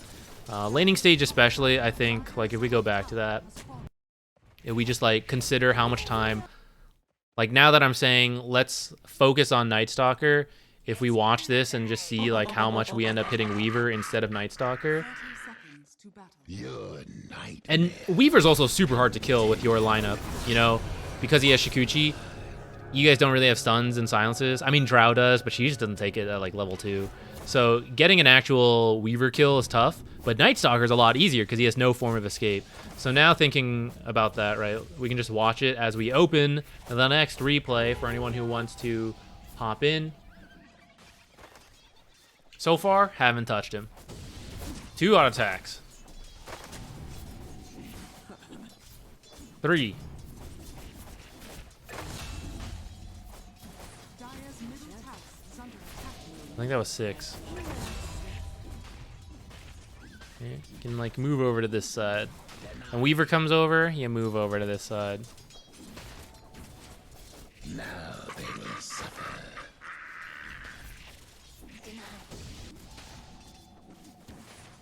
And this is where you need the sentry, right? Shikuchi. This is why I thought you had 2, but you ended up using them for both camps instead of for Weaver. So like, see, this is where you should both be able to just hit him once, and he goes down to like here, and then maybe you hit him again as he's running away, and now he's down to like down here. I don't want a Shikuchi in anymore. No detection. That would have been a sick kill, actually, though. Too bad. Okay, back. Are we hitting Night Stalker?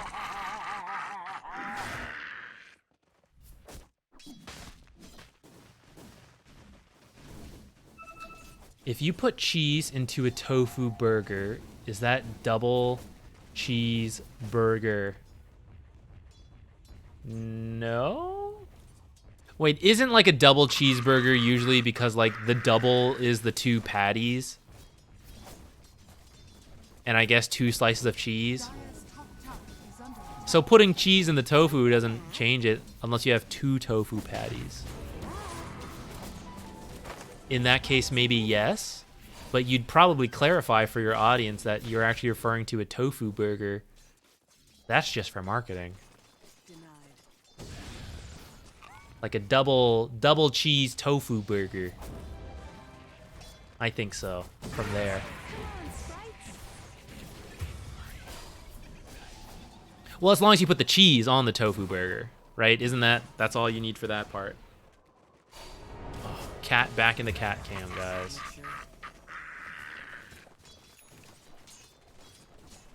He's just sleeping though. Jupiter, go sleep up there. Tofu is cheese. I don't know that for 100% certainty, but legally, I strongly believe there's probably a difference between tofu and cheese. This sounds like some strict definitions kind of thing where tofu is being labeled as cheese if possible at all. But I don't know.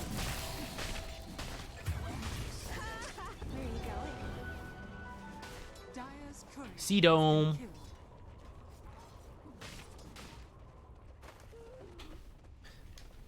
I'll be right back. I'm gonna put my bowl away before I bother more people with the noise.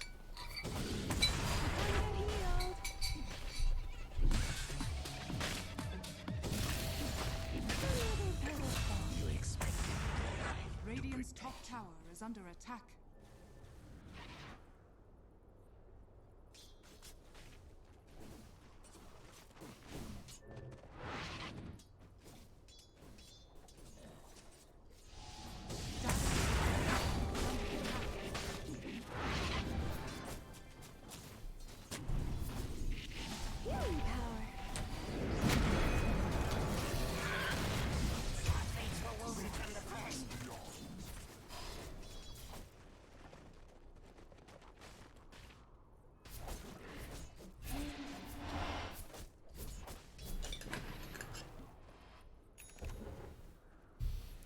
My wife will kill me after go cook dinner. No, you're good. You're good. I understand. Have a good dinner. Tower is under attack. We'll try to provide some entertainment for you while you cook. Well, I don't know. Maybe you don't watch stuff while you do that. Is under attack. I usually do that. I usually put something on while I'm cooking. Wang Johnson 69.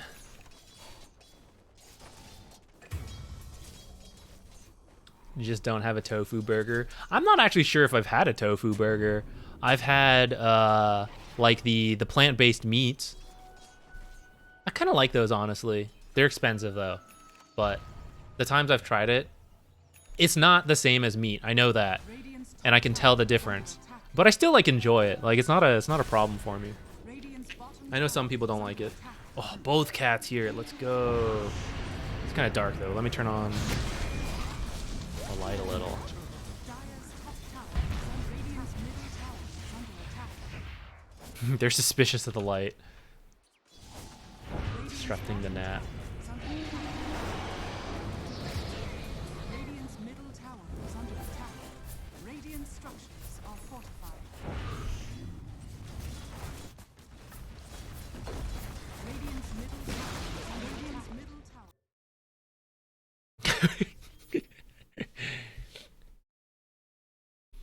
Tofu is bean curds? Yes. Is butter a cheese? No. Butter is just the fat from milk. Definitions of food is very serious to the food industry. It determines a lot of regulations. The dairy industry has been fighting for a long time to prevent other things from using the term milk, like almond milk, for example. They don't like that. They want it to be like almond beverage or almond drink or something like that. Even though we like colloquially use it legally, it's very important to food companies, and they fight over that stuff. Nut drink, exactly. Are your cats from the same litter? No, they're different. We got Hephaestus first from one foster, and then from another place, another foster, we got Jupiter. They are a couple months apart, 5 months apart, I think. I haven't seen a Niflon at all. That's actually part of the legal battle. Like, it has to come from, like, the organs and stuff. It's you're joking, but that's, like, the actual arguments made. The dairy industry has been decreasing. And then, oops, I don't know why I pressed. I meant to copy the next one. You know what else is interesting? You know what the most valuable part from milk is? And when I say milk, I'm talking about like when you milk a cow and then you're going to start processing that. I'm pretty sure this is true, but I kind of forget. I was playing more Dota than paying attention to school. But the most valuable part of milk is whey protein, and you actually just used to throw that away. They didn't have any purpose for it. They would just like process the milk and get like cream, milk, stuff like that from it, and then they just chuck the whey protein, and then they were like, it's kind of a hassle to always throw this away. Can we find a purpose for it? Now it's the most valuable part. Isn't that interesting? Wow. All right, what are we doing here? Omni. Your name was like so long. I was like shrinking. I had to like read it. Your turn. Time management and warding and laning.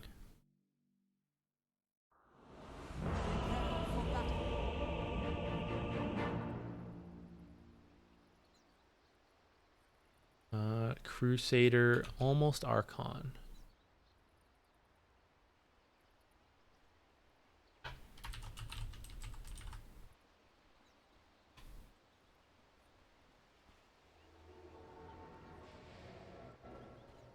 Were you playing Omni last time we did one of these? This must be the battle sung of in the Eldwomb's era. The battle that was truly in the bag. Yes? No worries. We have Hammer of Purity this time. Was that the one where last time we watched and I was like, don't start with this, start with this one? I feel like I'm having a flashback and I'm remembering.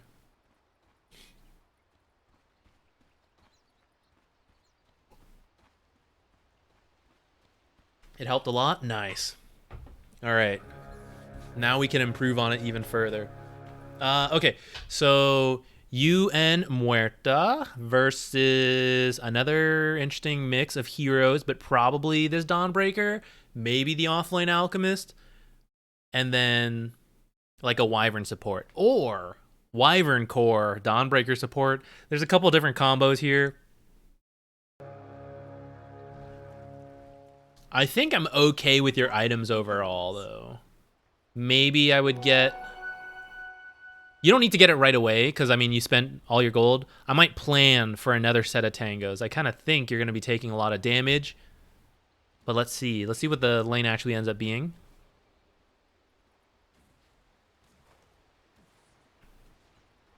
I don't mind this orb if you think you can play aggressive, because it does combo really well, plus the blood grenade, and then Muerta, even more so. I'd say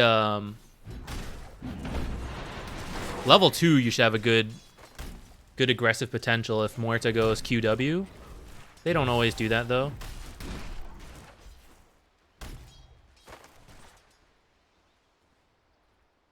Yeah, these trades already seem to be going better than last time, and you have like way more mana than before, using half the amount.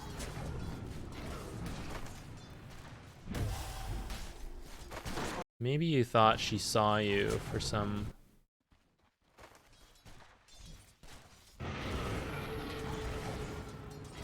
I'm not fully sure why you sentry'd here right now. I didn't see anything for it. And even if you did, I might hang on to it till they move further away. Earlier you thought she had obs. Oh, okay, you're just taking a blind guess. Well, that's fine then. But I would wait. I'd let them back up a little bit. If you find it, you know, they're gonna deny it in front of you. Or they're gonna try, you know, you're gonna have to fight over it. So I'll just wait a second. And yeah, we did end up taking damage. Uh-oh, I think you just bought a stick and no regen. You're gonna have a hard time. You're already down. You need a tango here. Omni, I think, and a lot of melee supports tend to run into this. You just need to be prepared to buy more tangos. Just because, like, nature of the hero, you gotta, like, run in as a melee, and you end up taking a lot of damage. So, I think that'd be good to plan for that. I think the next, like, minute of your laning stage is gonna look really awkward. Sometimes you don't take tons of harass for whatever reason, and then you can put off the other set. But this is one where there was a lot of trading, and I think you were doing a pretty, like, I think it was fine. All the trades you were doing seemed okay to me. Got some good damage. That ain't Diaper Man. That's a fake. But now we can't, because now we're too low. Let's see if they had regen. They also have no regen. So here, lane winning decision. Actually, maybe they do have regen on the way. Let's check. Oh shit, she's got a salve. And Dawnbreaker, nothing. Okay. So if you continue to try to play the exact same way, it's going to be really close on who dies first. It might just depend on the execution. But if you, like, saw into the future, bought that second set, then you're healthier because you've been tangoing this whole time. You've got more health than these two, and you can continue to do the same trades you've been trying to, and you kill them first. Or they back off more because they're like, oh shit, I'm going to die now because he's healthier than me. And that means they're not near the wave, and it should be easy for Muerta to handle it. So it's very important to identify, like, do I need more regen or not? Because once you don't have enough health, you have very limited options because you'll die. That's kind of why you come back and pull, right? I mean, part of it's equilibrium, but part of it's like, well, if I go up there and I try to fight, I could die. I'm so low health. And although a stick does give you some charges back for, like, health and mana, keep in mind you gotta, like, get the charges first. So when you first get the stick, it doesn't actually offer anything. It offers, like, future value.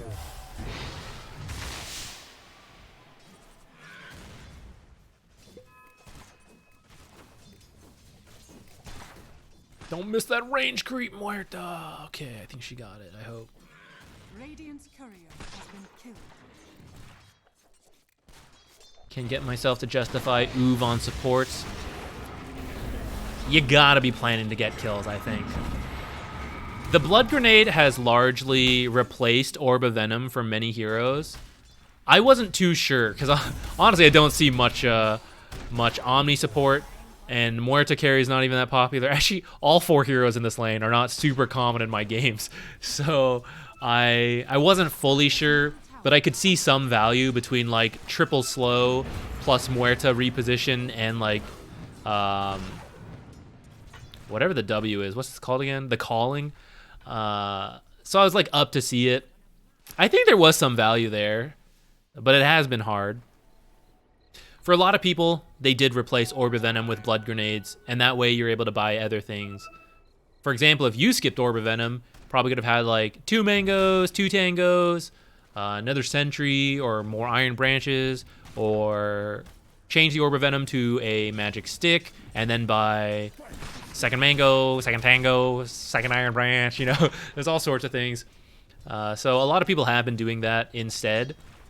But I think it still works. Like, if you know you can play aggressive, it is another slow plus the Blood Grenade rather than replacing it, and there could be a lot of, like, power there. A lot of your power comes from, like, working together, though. I think you need to be... You want to be a little careful of splitting up. Radiant's top tower is under attack. Clap!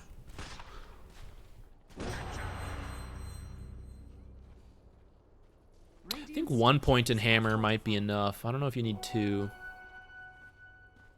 think maybe you want that point in W.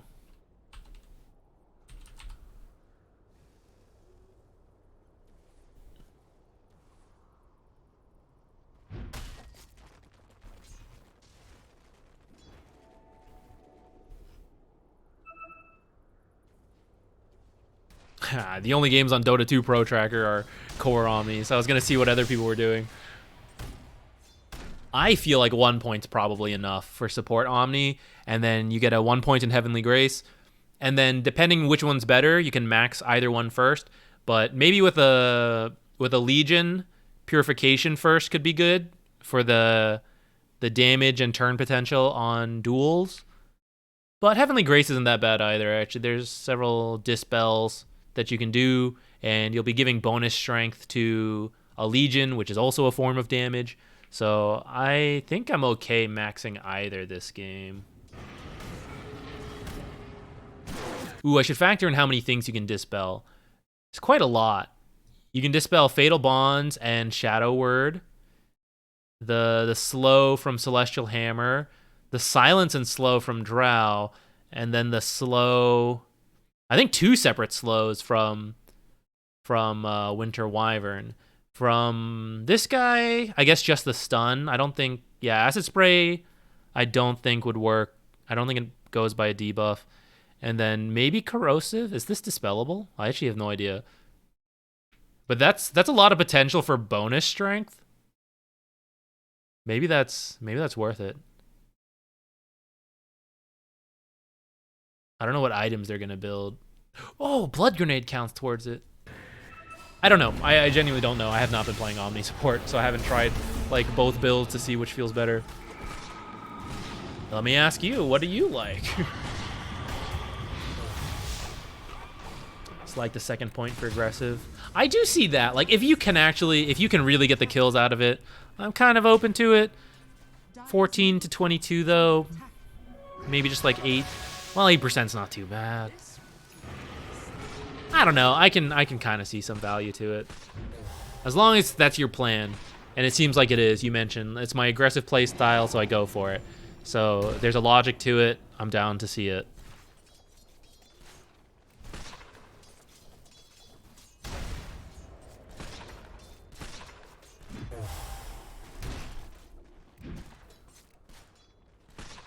Around about this point, you can probably think about rotating. Play with the Legion, TP up here when needed.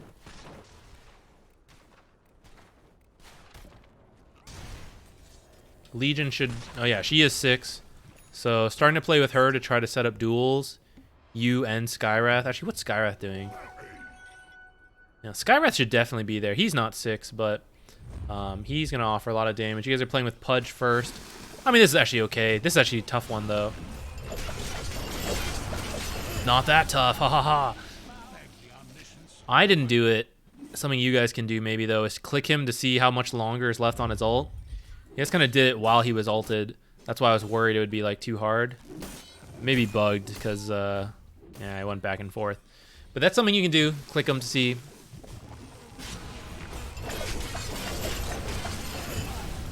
He just had more damage than I thought, actually. I thought he would like... I wasn't sure if he might like out-regen this Pudge Rot. What the hell is Pudge build, actually? How come, why don't people know their own builds?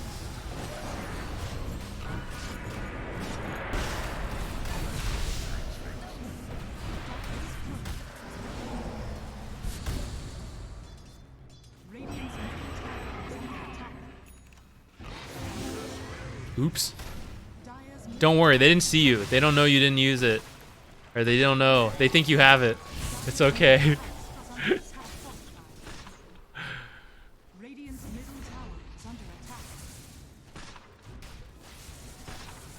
So like since you're up here, you're pulling, but I mean if we think about it, a pull at 1 minute, very different from 11 minutes, the amount of gold, all that, amount of XP, very different. So it's not an amazing play to make right now. If you're up here, sure, but that's kind of why I'd rather see us like somewhere else. Trying to get like another duel, for example. Actually, I don't even know if she has one yet. Oh, she's got one. Two? LC, what was that? Okay, she got it,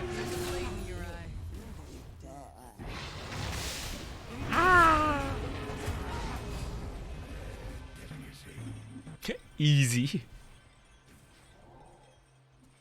Dire are scanning.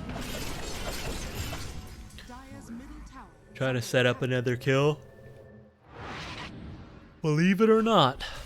I think trying to kill with Pudge and LC is probably worth more than Muerta. Even though she's a carry and getting her kills is like nice, but there's always the risk she gets killed as well. And in terms of scaling, she'll farm quickly without kills, but Pudge and LC, not as much. Especially with the scaling aspect to Pudge and LC.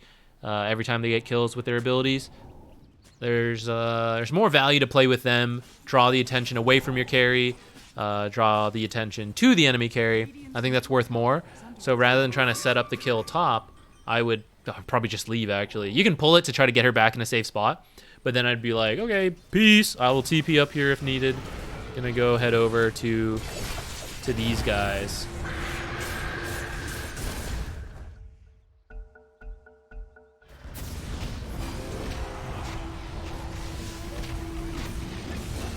Pudge, please just run away.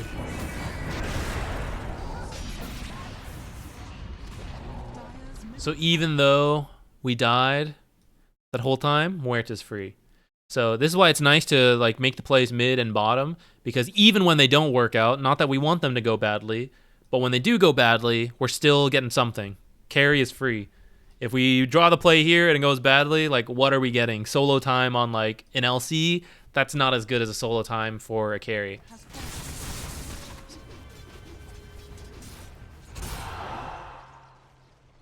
Dire's top tower is under attack. Dire's top tower is under attack. Is mine. Dire's top tower has fallen.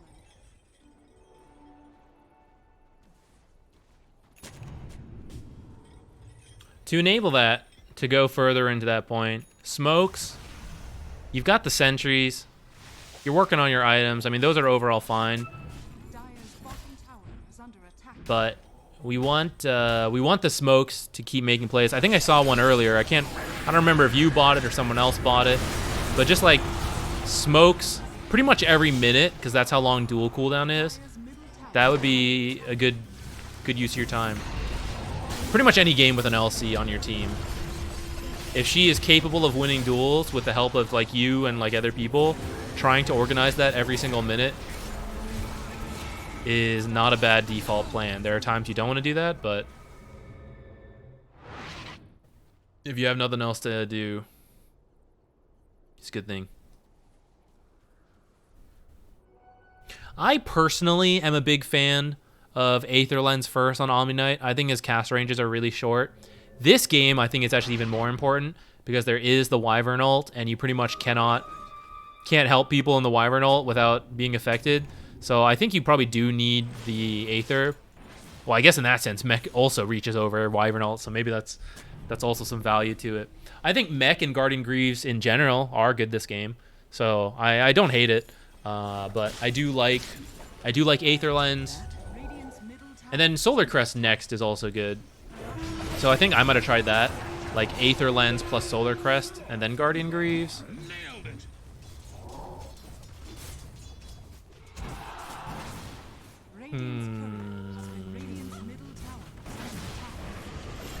Maybe Guardian Greaves first isn't too bad either, though.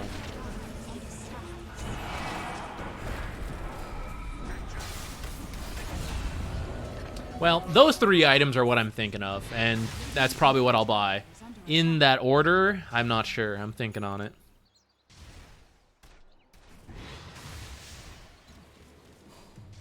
Yeah, I think Legion, it would be hard to do much to her with the Omni there. So it's kind of nice to play together.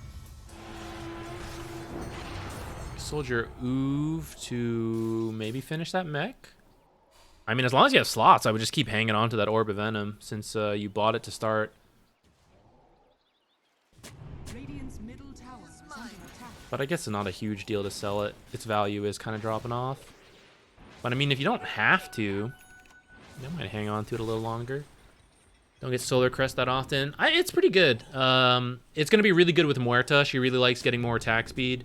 And then Legion as well, right? Lots of physical damage with her stolen damage. And then against the enemy team, you have Drow, who pierces base armor, and then an Alchemist who reduces armor. So lots of value from the Solar Crest this game.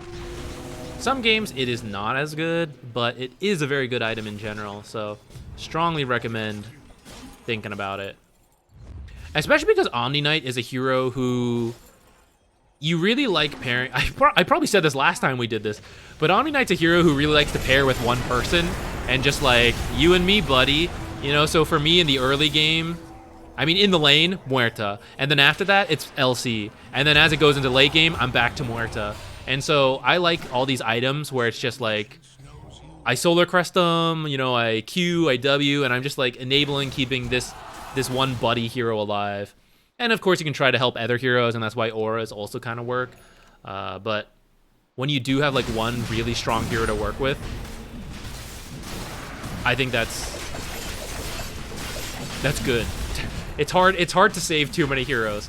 So picking, if nothing else, picking one hero that you're gonna prioritize is a good thing to think about when you're a save hero who enables people. Dire's middle tower is under Got Greaves first for the Dispel. Yeah, I kind of do like the Greaves. I'm not sure. Maybe we can just skip Aether. How long are these? Actually, this is longer than I thought. Q is shorter, I see. Well, W and Ult are bigger. You might be able to skip Aether.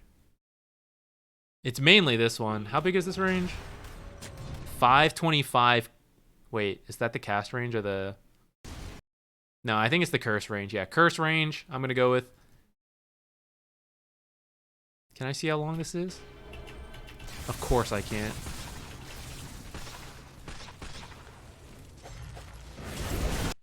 Pretty confident you can W safely. Not sure if you can Q safely. You're a little close. Oh, thank God that duel came in. Remember, you got to be that save hero. So E is the least important button to press anymore for you. Like out of the laning stage, this is the least important thing. The more you can Q and W, the better.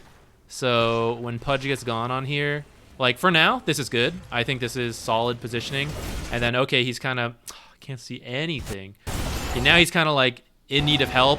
So you see we're kind of like already closer than we need to be for W. For Q though, makes sense. And then we can actually start backing up so that we can W when we want. But now you're like way too close. This is very likely to get affected by Wyvern ult.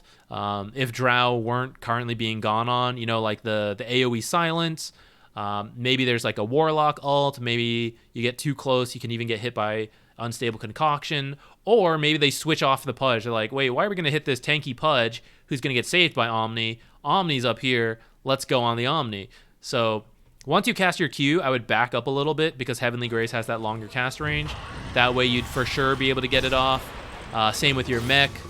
Fortunately, Elsie does duel the Wyvern, so you're not going to get like comboed here. But I do think you came in too close because you were trying to cast that Hammer of Purity. But it's just the least, it's the least important.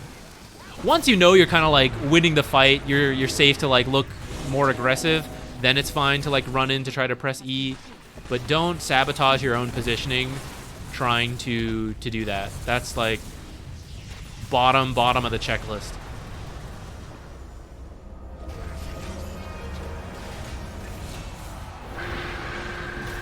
Kind of like this.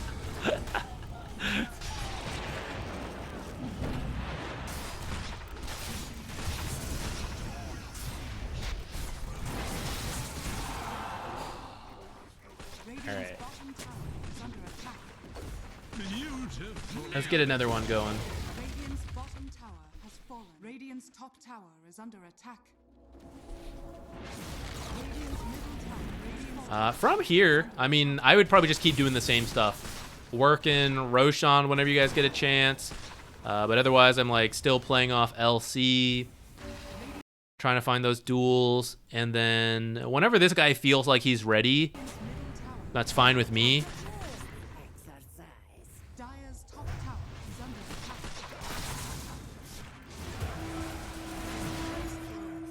attack. Excuse me.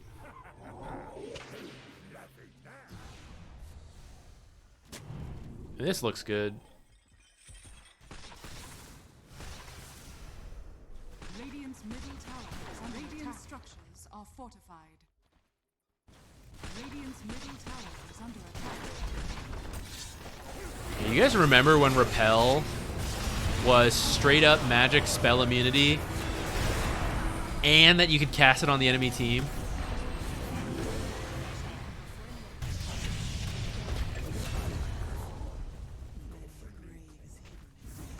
Got MVP somehow this match because you got that value.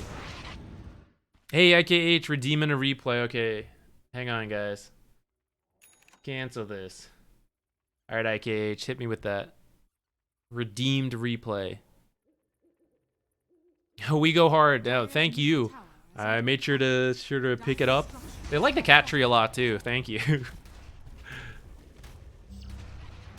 kind donation. I could put your name on it somewhere. I should engrave it onto the cat tree.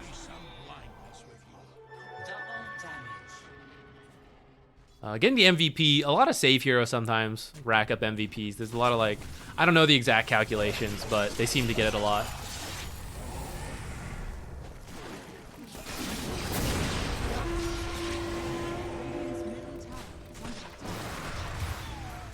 I like that. I don't know if it was intentional or not, so I want to point it out to make sure you're doing this intentionally. But I like that, you know, you came in, you used the spell, and then you started moving over to the right. This is good because this is where the other heroes are likely to come from. So we want to keep our distance, not just like, oh, I'm behind Pudge, right? But away from all the heroes and away from where they're likely to come from. So if you think the enemies are on the right side for whatever reason, then, you know, maybe we are moving to the left towards their base. But by being on the right, we're going to dodge like Wyvern's Curse. We're going to dodge other spells to make sure we can use Heavenly Grace, use Guardian Greaves, use this again when that's up. So I like that you moved over to the right. I want that to be like, for sure, a conscious choice. For any of you all playing save supports, also look for that kind of thing. Focus more on your positioning. Great. That was a good one then.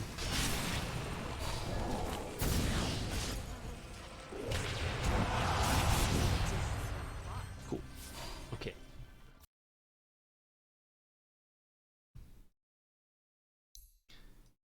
IKH redeemed replay. Let's check it out.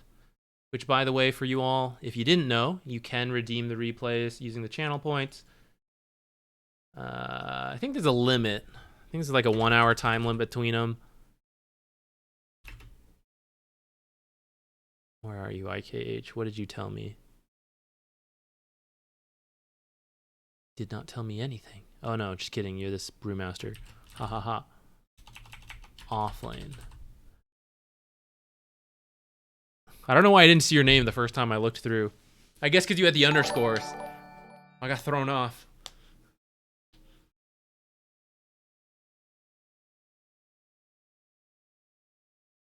Balancing between Divine and Immortal. Can you do to be better to be a 6K player? Alright. Let's take a look. I don't play too much Brewmaster. We'll see. I guess we'll start with like lane equilibrium stuff in the off lane. I think that's a good place to begin. I feel like even though I'm not the best mechanical off laner, I've been doing pretty decently with equilibrium, getting it to come back, and then not dying at times when my supports are doing things, because I am more cognizant of that since I'm the support player usually. I think those are some of my strengths as an offlaner, so maybe we can help apply some of that here. Let's find out. Looks like you're going for a quick urn build, which is pretty good in general. This game, yeah, there's a pudge. Even if you don't go like Spirit Vessel, the urn proc Cinderbrew, right? Or is, I suddenly doubt myself. I'm pretty sure that's why people build it, isn't it? It is, right? Yes, okay.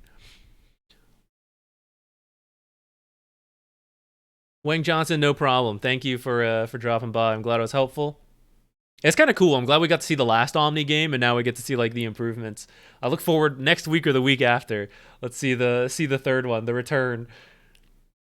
Position 2 gameplay, same thing as like this. I'm happy to look at it. I don't play that much mid. Haven't in a while. I did like years ago. So I kind of know some of the basics and all that stuff. I will try to help, but very specific stuff I can help with less. I don't mind looking at it though. It's still fine with me, especially depending on your rank. Below Ancient, I can probably still help quite a lot. Above Ancient, I can maybe help more with like map movement stuffs as a perspective of a support player. Like, I need my mid player to help me with this right now, as opposed to like being able to tell you, oh, the Quap matchup, you know, you want to like pull the creeps this way and all that stuff. Oh, I don't know any of that shit.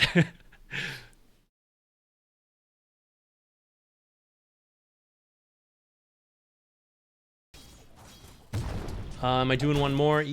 Yes, I am. What time is it? 8:30. Probably do at least like one or two more. I don't know how much longer after that. Sorry, okay, I wasn't looking at all.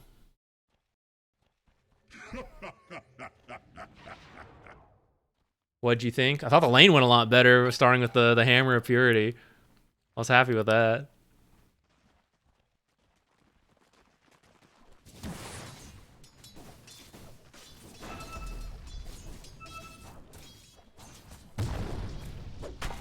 Okay, key to get that one. And then, yeah, trying to creep aggro this back, I think, is good.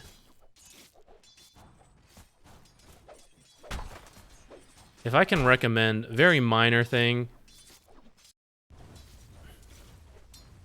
So you turn around to hit them to try to keep the aggro, that's good. Oh, maybe it was a misclick.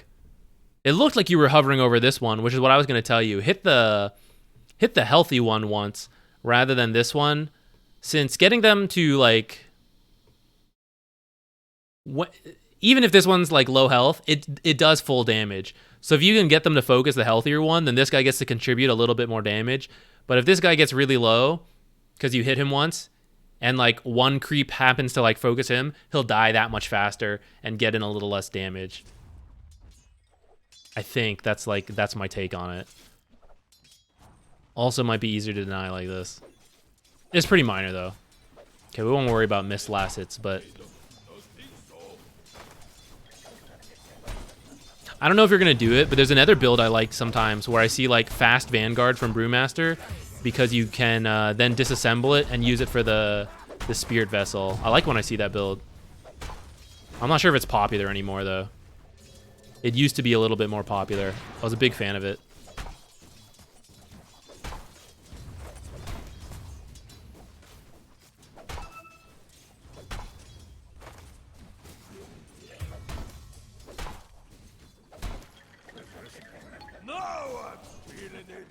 I think you can just pull this into your creeps there. Yeah, if you just pull them in right away, then you can kind of like, you can even tell Clinks, like, get ready to fight. Because I think you guys are, like, he just used Hook, so he doesn't have that. So I think if you aggro this in to the left, you just got to make sure you catch the range creeps. Then you can now, like, play in this area. Or if you want to be aggressive, like, this area. But you do have like the level advantage here, and you can essentially just keep playing the lane, but with better equilibrium now. Which I think you kind of do, but it's just like a little delayed. So she actually gets like 1 or 2 last hits first before you really do much. And actually looks like you never connect them. So you're tanking them this whole time. If you drop them off on your creeps, you'll take a little less damage, and you can like play a little bit more for denies and stuff. Also, something like this may be avoidable. At least you got a return kill.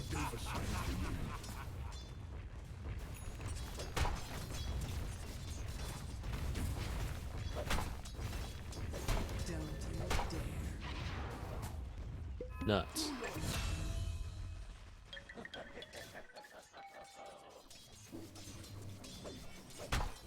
Don't know if it's worth your time as a melee offlaner versus a ranged hero to buy a clarity.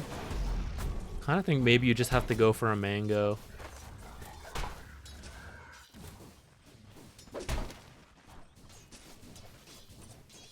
If you don't need the mana right away and you can sit on it for a little bit before using it, then that way maybe you can get a kill and then use the clarity. That would be okay. But I think... Oh, what a player. I think if you need the mana right away, but like you still need to play the lane because they're heroes, then you're not going to get... You're going to have to give up something for that clarity. And at that point, I'd rather pay a little more money for a mango, but not miss a last hit. Oh, that was close. Holy shit.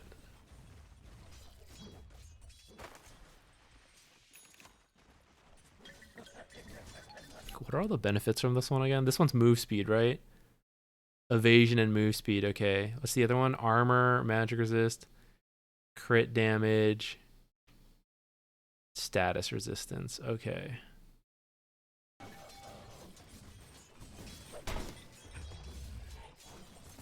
Same thing from earlier. I think like bring it into your hard camp.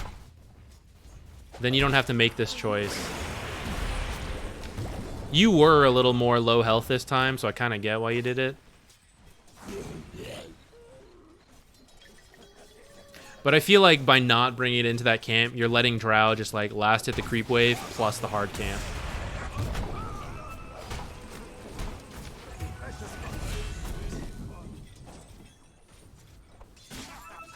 Okay, let's see if you go Spirit Vessel. It's actually a support Pudge, so I don't really care about Spirit Vessel anymore.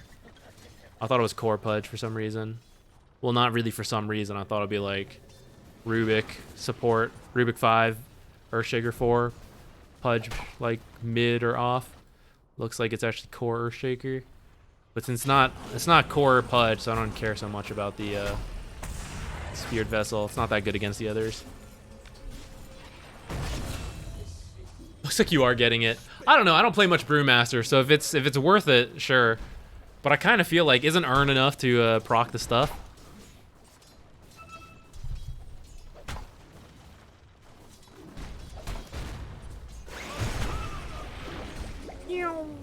Radiant's middle tower is under attack.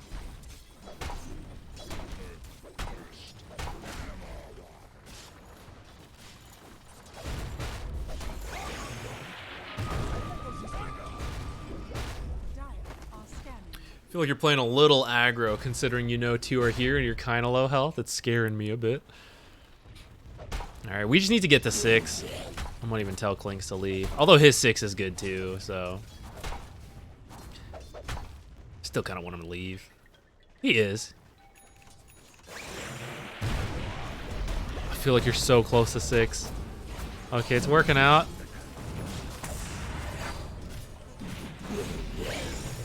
I think you can just throw it out for this. Kind of saw people like somewhat rotating in, and Troll came here, you know. So it's better to like get the kill quickly with the ult, and then do some tower damage if they're too scared to fight. I feel like you held that for a bit, and they were willing to come in, and that kill took longer because you didn't have the ult. I don't know. Did I miss it? Did you not have mana? I think you did. I think you just throw it out there. For whatever reason, the carry rotated. The Troll carry rotated. And I think that's worth helping. Vessel with W is like 50% HP. Okay, I'm down to see it.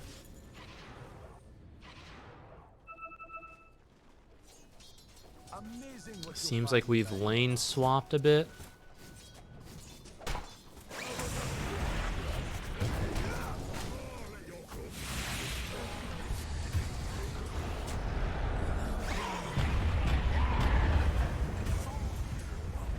I know sometimes people get Radiance. I would kind of like that. Dire's middle tower Cancel is under Blinks attack. from like Earthshaker. Although he might get Ags because he's a core, but can cancel that one. And it's really it's pretty nifty versus Drow. Someone's job is to get on top of Drow, and I feel like it's either you or Primal Beast. If you're having a good game, Dire's bottom I tower see is under Radiances. attack. Radiant's I don't know if it's the best. under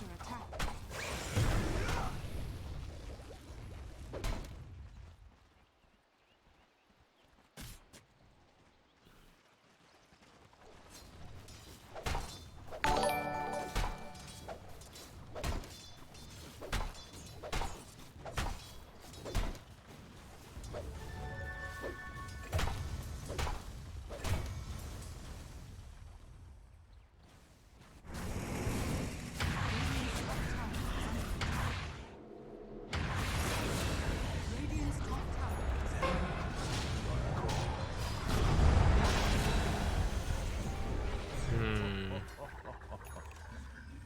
Radiant's top tower is under attack. Dire's I think with the middle tower power of hindsight, just stay bottom. I was a little unsure. I saw you look at the fight, and I was trying to decide myself. You're kind of a speedy panda, but it's a hard one to get to because your team is up by the tier 2. Oh shit! Your team is up by the tier 2, and there's no like quick teleport. I mean there is, but it's back here. You'd have to walk. Plus you ended up twin gating instead. Your team's really in here. Damn. Okay. So I think it might have been like. I mean now in hindsight, yeah, better to stay bottom. But I think even based on that, just seeing where that fight took place, maybe better to just trade.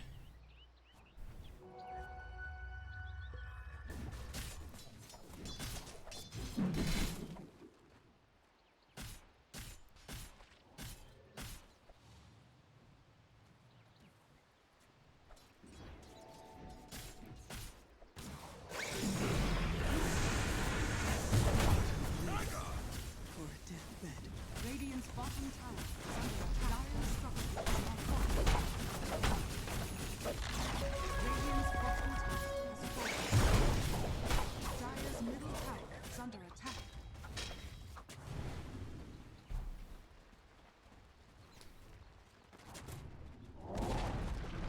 middle tower has fallen.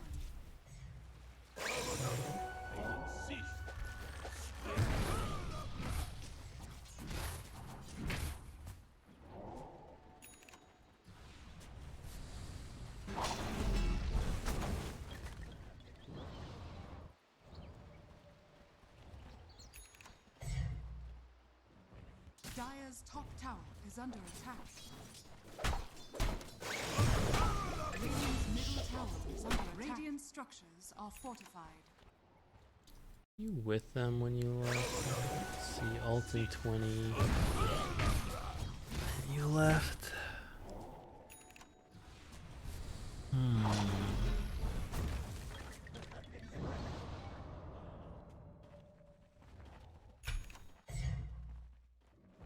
I'm not sure on like what the timing is for Brewmaster.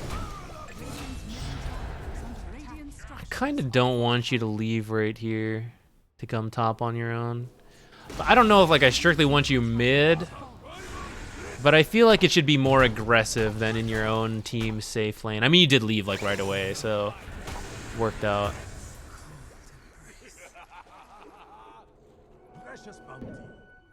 Oh, but he's twin-gated back. Well, at that point, that's fine. But maybe you get the team to come back. I kind of want to see you guys play, like, up here in this area, because you have vision. I guess you got vision here, too.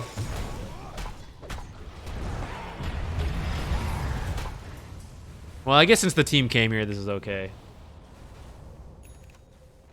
I won't worry about it too much.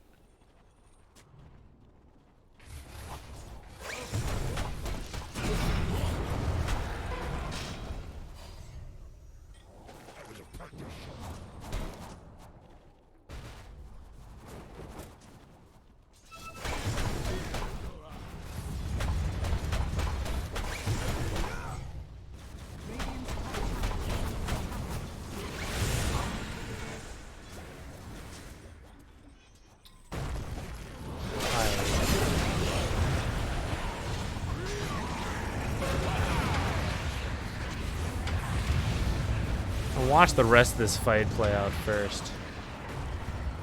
Who started this? Did they start with a hook? I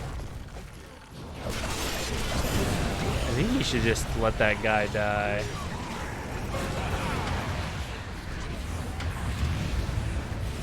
I guess it is a buyback. Oh, it is just Pudge 5 though.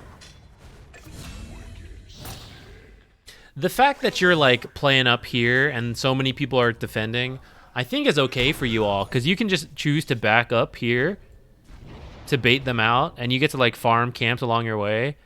But like, there's only so many heroes, and like only like a couple of them can even do ancients. And I guess your team was trying to back up there when Clinks got caught. But like in that time, Troll is solo farming. And so is Drow, but you have the vision, like deep vision. So you guys can back up and like look for her, I think.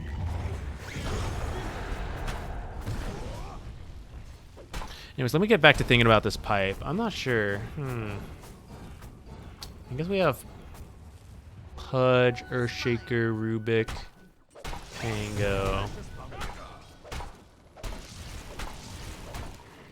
2 damage supports. So you kind of do have to build auras.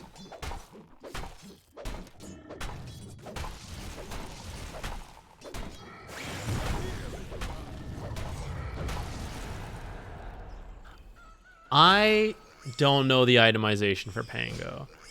I currently feel, though, that the overall job that I think you'd be good for is general space making, but also keeping Drow busy in team fights. If you feel you can do that with your items, then it's fine.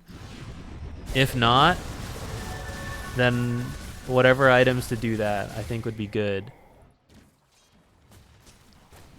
Because Primal Beast can kind of do it, but he's also the only like actual stun to kill people in. You kind of have a stun, but your biggest control is like the lift, and no one can actually hit anyone lifted. So I kind of think Primal Beast needs to go on the target you want to kill, while you are like lifting up Drow and keeping her out of the fight, if that makes sense. If Primal Beast is doing that, I don't think the team is going to be close enough to easily follow up on getting to the Drow. I mean, unless stuff like this happens. Well, maybe it's not happening.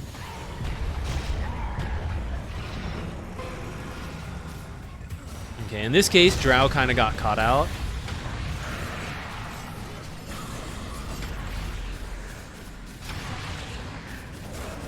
I feel like you need to ult.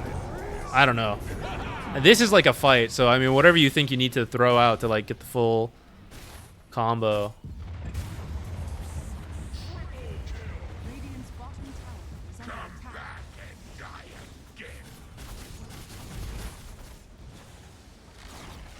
Radiant's bottom tower has fallen.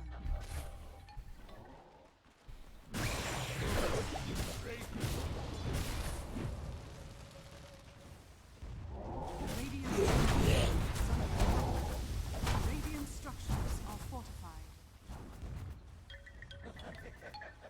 That ult is bad. I'm kind of interested on that. Why do you feel it's a bad ult? I feel like maybe there's some Brewmaster specific stuff where I don't fully appreciate the ult. But to me, that's okay because that's like a full 5-on-5. I think it's okay to just like throw everything in. Because if you get a winning fight, you get the fight, you get the tower, and you could go Roche. And the faster you win the fight and take the tower, the more time you have to go to do Roche. So to me, that's why I think like it's okay to throw out your ultimate like ASAP as soon as that fight go. The ult was pressed when it was a 2v5. I guess at that point that's true, but that's why I thought like you would just do it like right away. And then take the tower.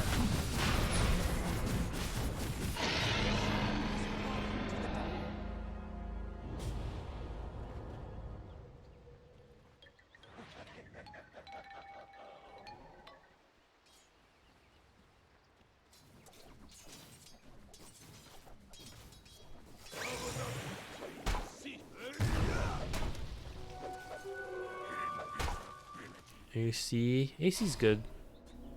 Seems good to me. Armor for the drow. Eventually.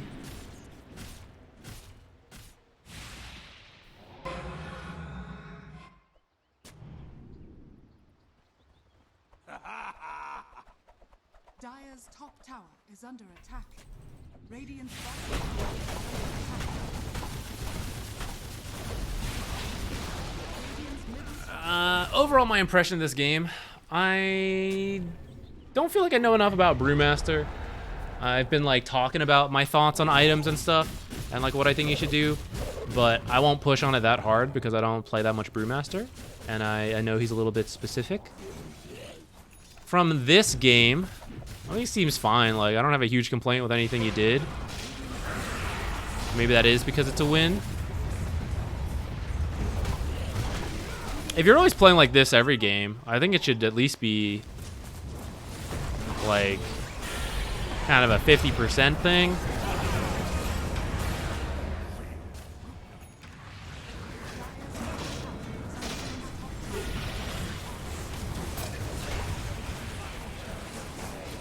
But maybe there's like Brewmaster specific improvements to be made.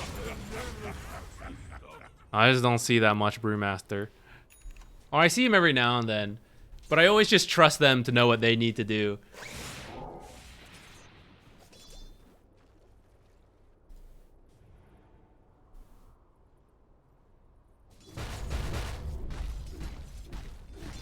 Dire's bottom tower is under attack. Let's open the replay.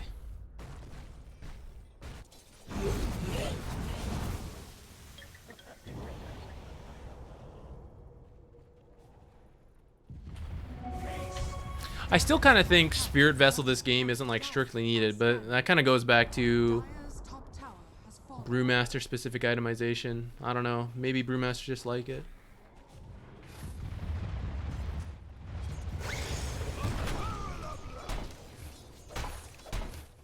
Going back to like talking about what I think your job is though, it's like it's not damage because you have Clink Skywrath.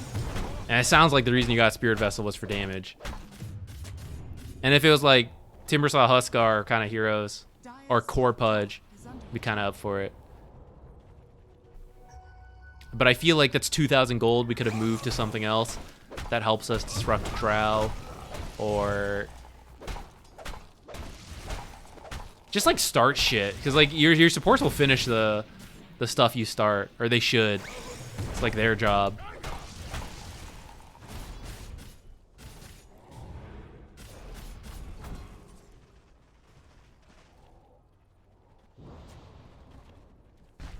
I do see a lot of like auras on Brewmaster sometimes.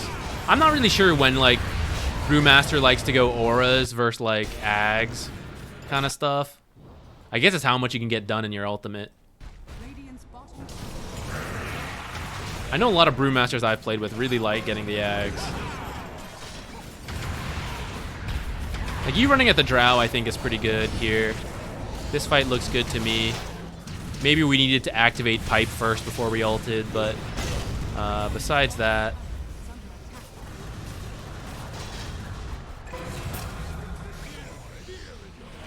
like I think that was good. Like Drow didn't get to play that fight because you just like ran at her. And if you feel like these are the items you need to do that, then it's okay. But that's why I feel like that's all I can offer for this. I think that's your job, and if you do that, the fights will look good. And whatever that item is, that's what you're gonna get. I could see Halberd being good. I could see maybe the Ags for the double ult. That's what it is, right? Oh no. Sorry, it changed. This is now that other thing. I was thinking of the old double ult. When is the double ult now? Am I crazy? Is it just a refresher?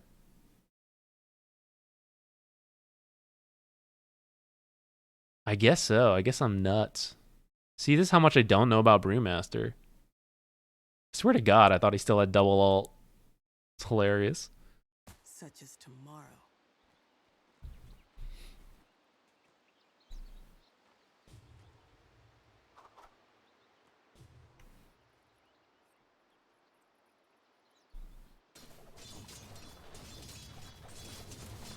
Oh, you guys lost a fight while I was looking at that.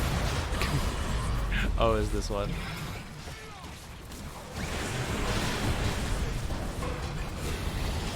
You just run everyone down after that? Yeah. Oh, he came back in. He was out at least. You weren't meant to see. Such as tomorrow. Joe Brozo. Let's close this. Costa Rica, nice. We're seeing lost like 200 MMR.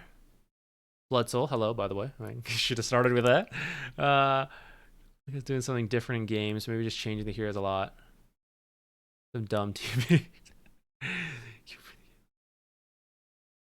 I would say it depends on like where you feel you're at mentally.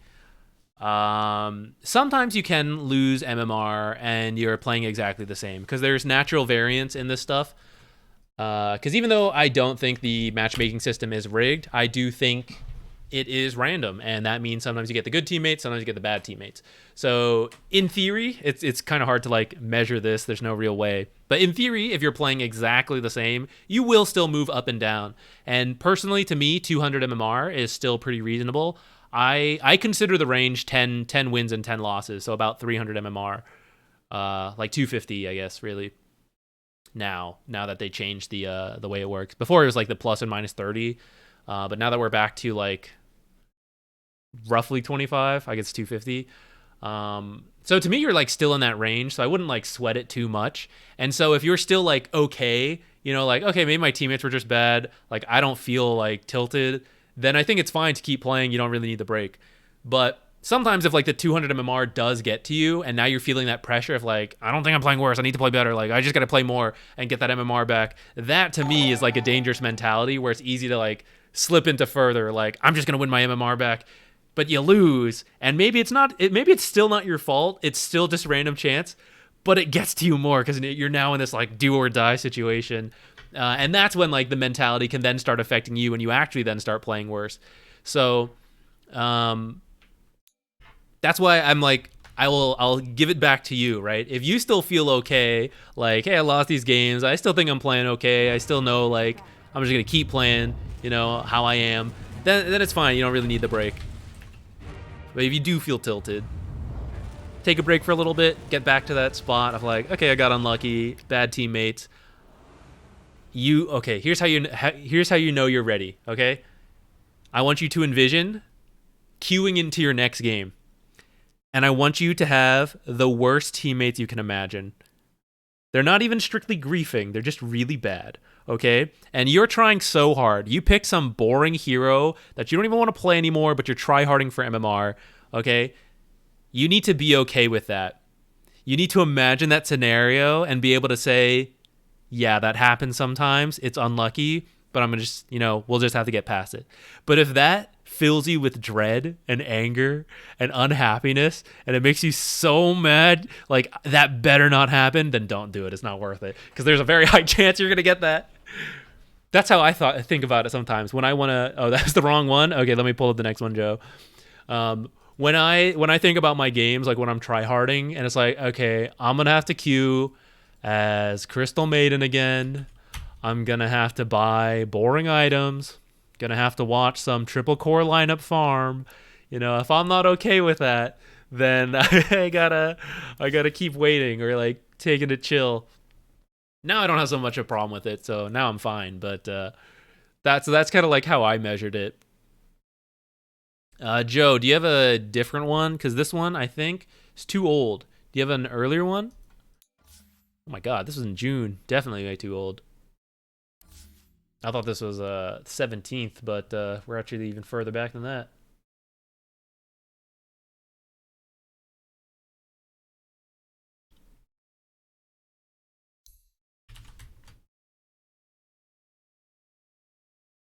The original one then? Okay, no problem. I'll put you roughly immortal. Bane. I don't know, I said it like that way. I think you're, I don't know actually what you are. We'll just say hard support.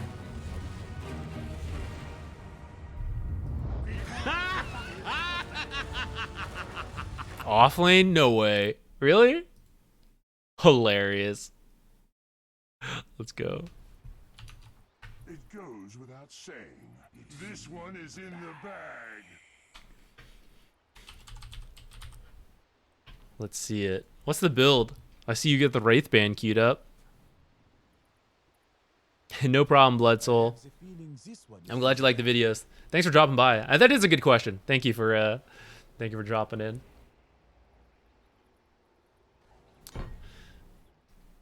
The mental strain's half the battle.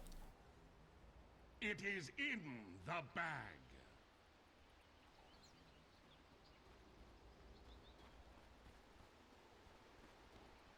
Wraithbrand, Trezags. You're universal, right?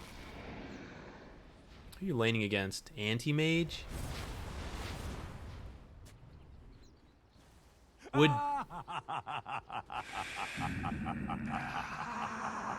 Bracers be better? Well, there is a Legion later on. I'm thinking, like, what if we went, like, double Circlet, triple Iron Branch start? Then we could get, like, the whole game plan is literally just right-click this Anti-Mage. Does that work? I'm theory crafting on the fly. I'm not, like, correcting you or anything. I'm just, like, debating. Like, some double Bracer build for max damage. How much does 2 extra armor? Because the stats are the same between the items. I guess you get the attack speed, too. Because pretty much, I think one way to deal with Anti-Mage is just to be able to outright click trade him. And I myself, because I've been playing some offlane, I actually don't know. Like, should it be a Wraith Band? Oh, I see.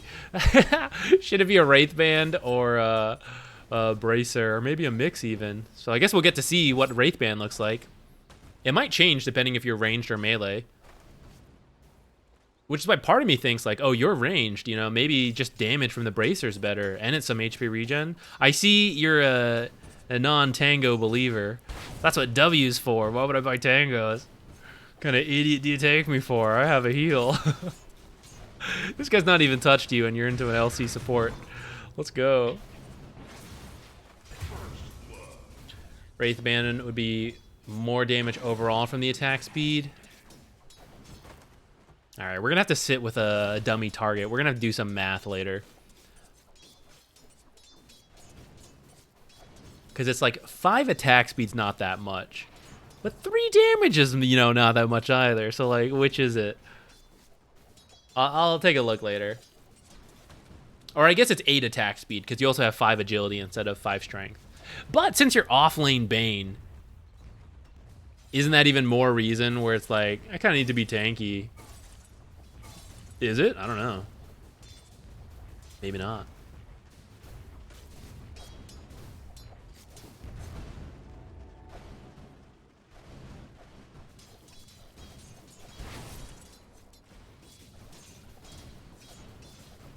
All right, I'm gonna speed through this because it should be a pretty easy lane. They got a support Legion.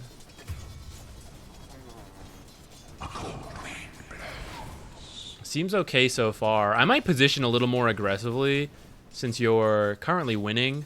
You're kind of like behind the creeps, which would allow Anti-Mage to like walk in, but after they meet, like moving in front of the creeps so that you like push it even further, like you can start hitting him even sooner.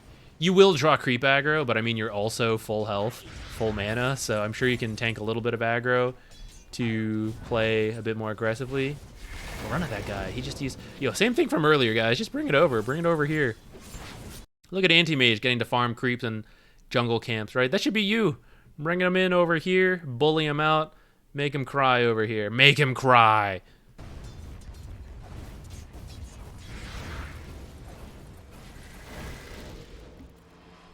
You might have an Anti-Mage kill if you cut in left there.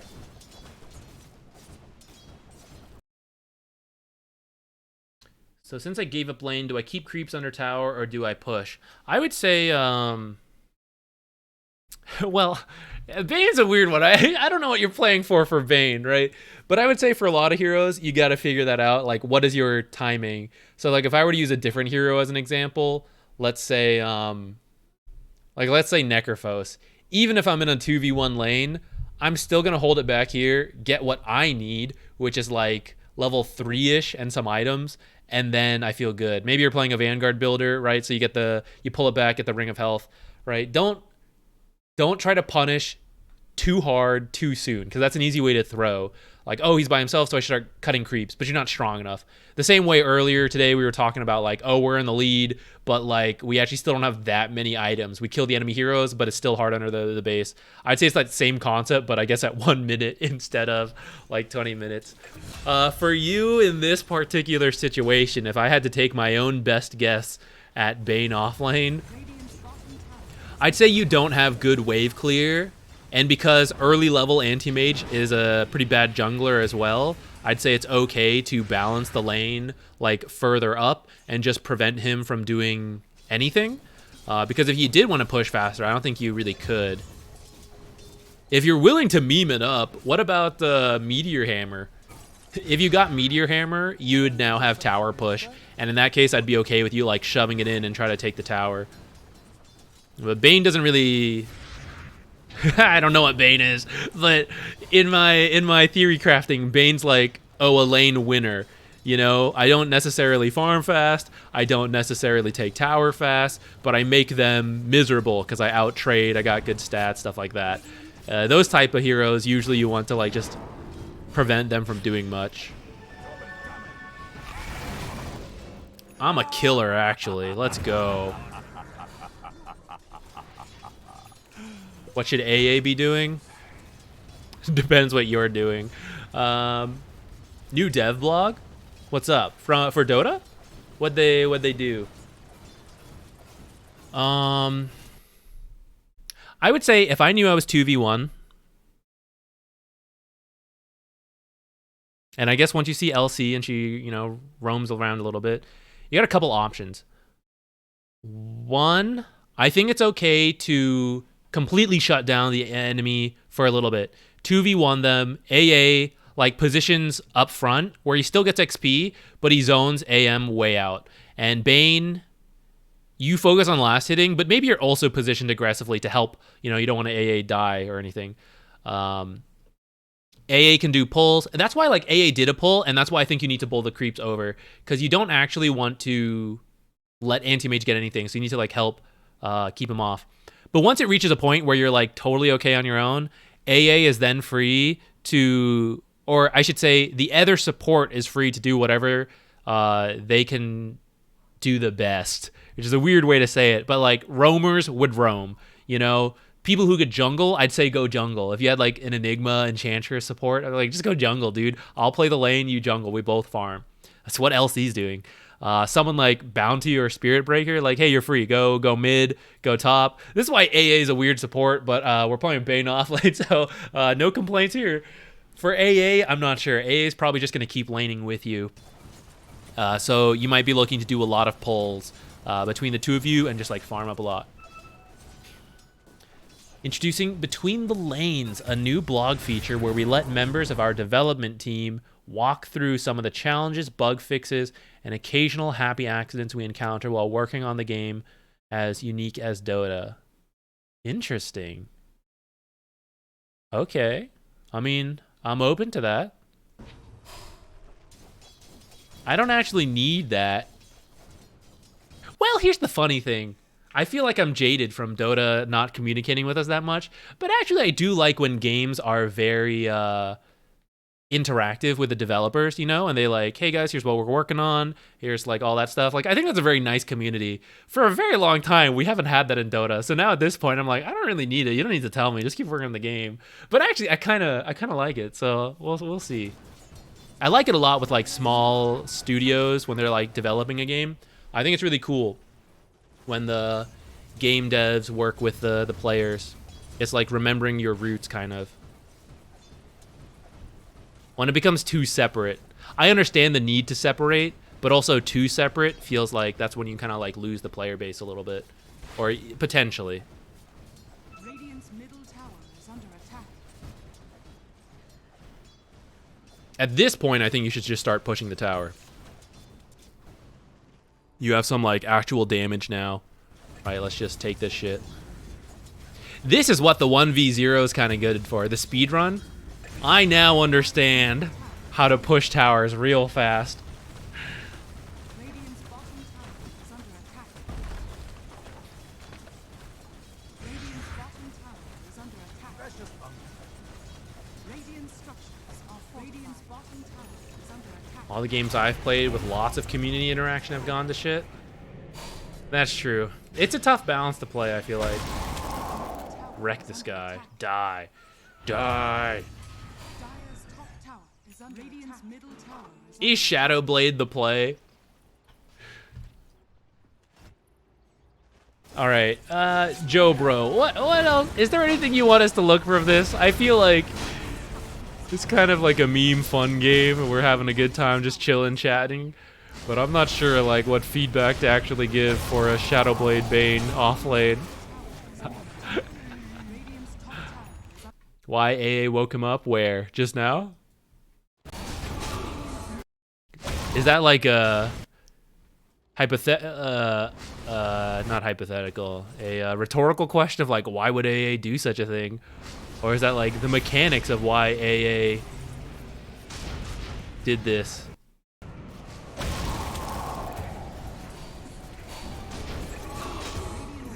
You like to pick Bane off lane? Do you do the same build? I'll be honest, I don't think I've ever seen it. I may have seen like one. Radiant's top tower is under attack. It's rhetorical. I was prepared to answer. Tower is under attack. Let me think. What would I do? Meteor Hammer comes to mind. Farming speed, tower pressure plus Nightmare combo, but I don't think it's actually it's probably not actually that good. Maybe if you're like really winning. Arcane boots sound good to me to use my spells more, but it kind of looks like you're going like this right click version, and you are a universal hero, and I guess you can hit during Nightmare.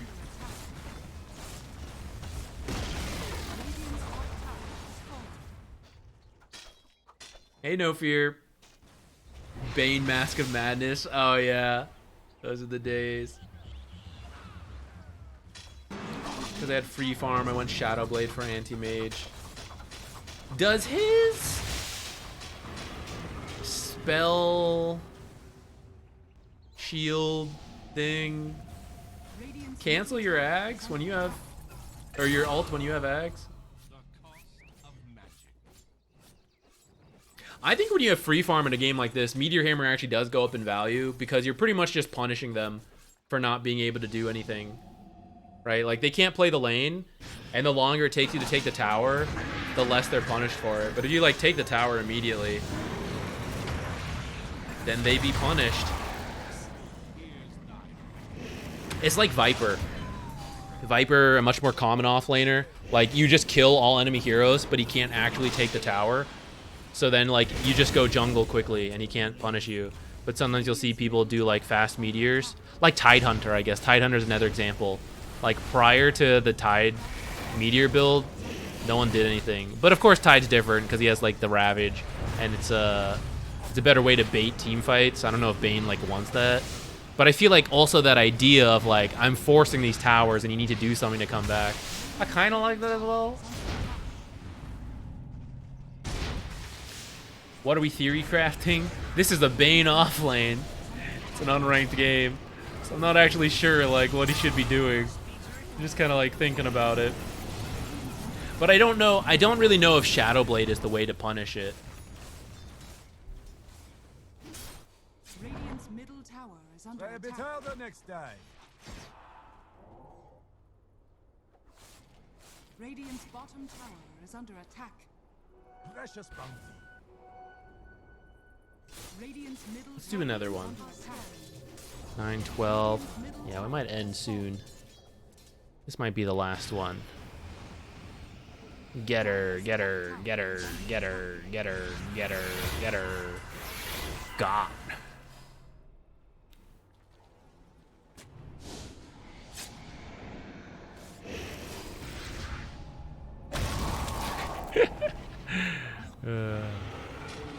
Is this Pugna support? Yeah.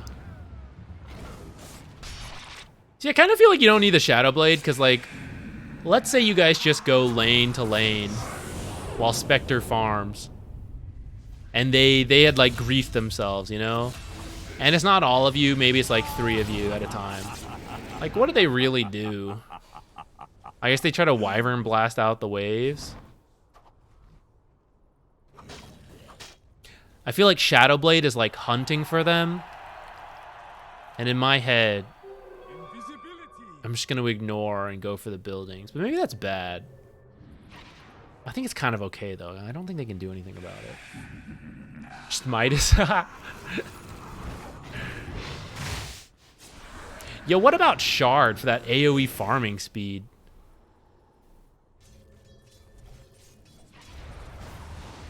Arcane Shard. Or maybe it's still Power Treads, but like some kind of mana regen Shard. Now, don't we farm faster than Anti-Mage? Got him. Get wrecked, noob. LMAO. Sit.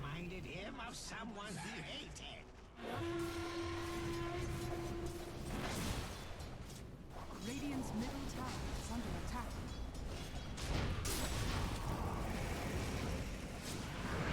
I do like the Aghanims because it reduces the cooldown a lot. Radiant's bottom I feel like Aghanims instead of Shadow Blade could have been good too. Ah, nuts.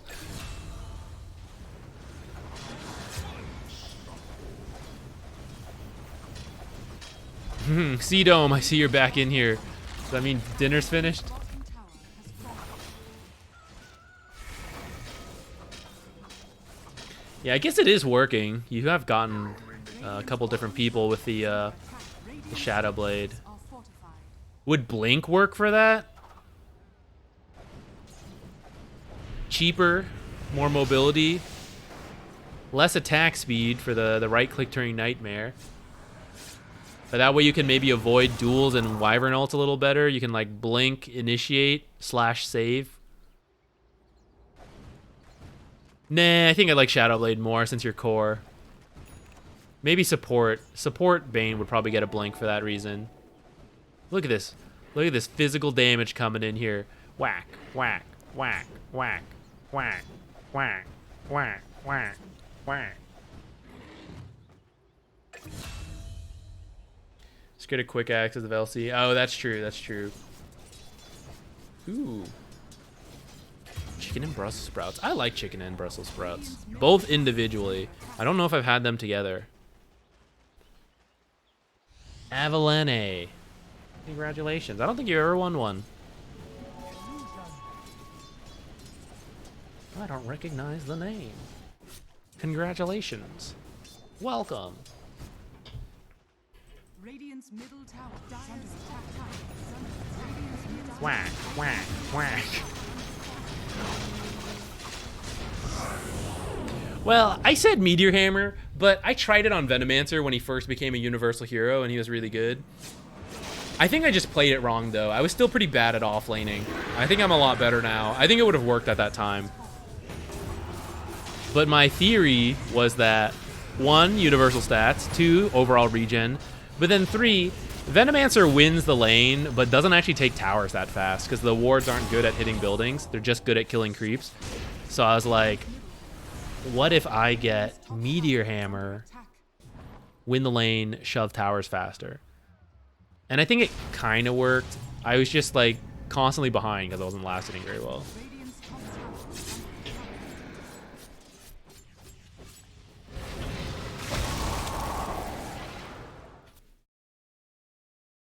But now I'm better, but also he's not as good.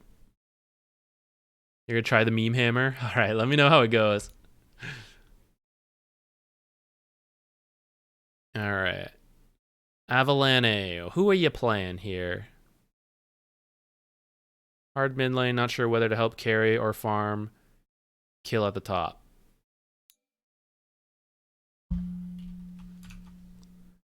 Just let me put this down for now. Your turn. The cats are gone. There's no reason to have the cat cam up currently. Oh, one's below me. He does not, he switched sleeping spots. Okay, and then what was this again? Crusader.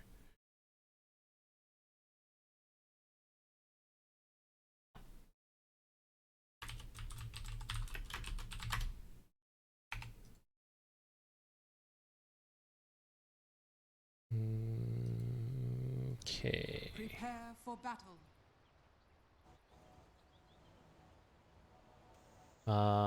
I do think this looks like it's a Kunkka mid, or I guess it could be Viper mid. I'm pretty sure, and this is again where like I'm not the best, I don't know all the matchups, but I'm pretty sure Kunkka's good against Puck because it's hard to dodge it's not the easiest to dodge Tidebringer because it's happening so frequently, and Puck doesn't have tons of armor for the physical damage if Kunkka's hitting him.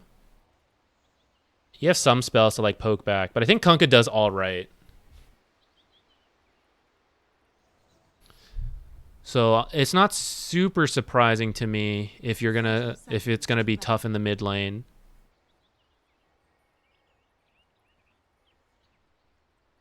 You do have good side lanes to rotate to, though.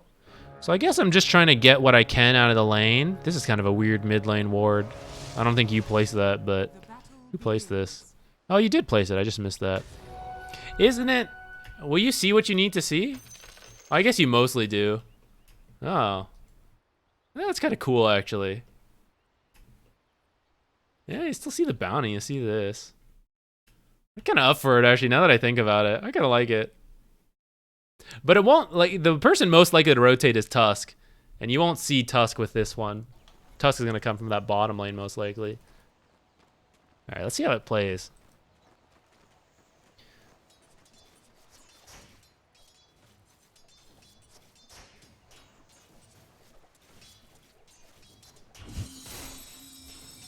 Okay, I won't worry too much about last hits. Since you're the ranged hero, though, I'd say you definitely want to be poking him, like, non-stop anytime he's up. Currently, I don't think you're, like, doing too much. You did a little bit.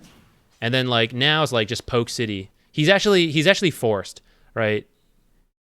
You attack him, and he has to run. If he runs too far, you could hit this range creep, like, 2 or 3 times. Or you could hit it, like, once, bait the Tidebringer, dodge the Tidebringer. Once he's in this situation, though, he's in a weird spot. Ah, there we go. Nice. The other thing I was going to say is then reposition out of Tidebringer, but that's fine. These Qs are hitting several things, but it is securing a ranged creep each time. So, like, here, you're backing up. Try playing the sides. That'll allow you to dodge Tidebringer a little more easily. I mean, he might reposition as well, but, I mean, whatever. But it also gives you a little more control over Illusory Orb, not hitting every single creep. You can throw it to the sides.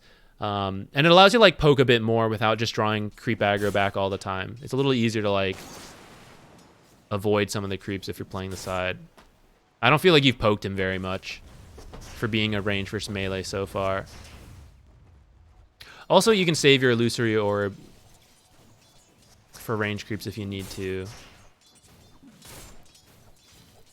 Like here, see how you're, like, just, like, positioned sideways? So, like, I feel like you can be here poking him, like, move in this way, hit him, move to the right, or, like, be on this side, hit him. These melee creeps run to you, so you move up towards the river, and then you, like, hit him. You're still in range for the last hits, and especially this range creep. Like, when you're positioning back here, you're not here for the range creep, and it's hard to, like, walk in to hit the Kunkka because the melee creeps, like, run directly at you, and they kind of body block your way.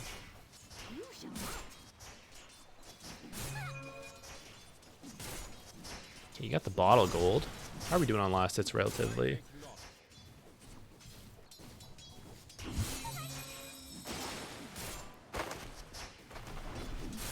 I'd like to welcome back. Hello, Hephaestus.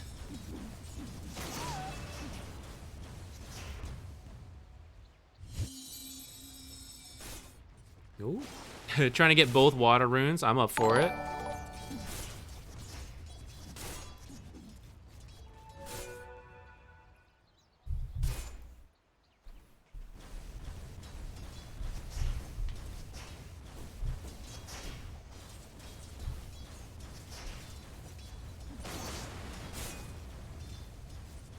Okay, so I do see some last hits miss that could have been gotten. I'm not going to worry about it that much.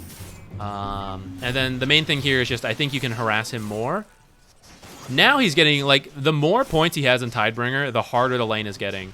So I think you really got to punish him in these early levels when he has low, relatively longer cooldown on Tidebringer. And you can just, like, poke, poke, poke, poke, poke, because you're range versus melee.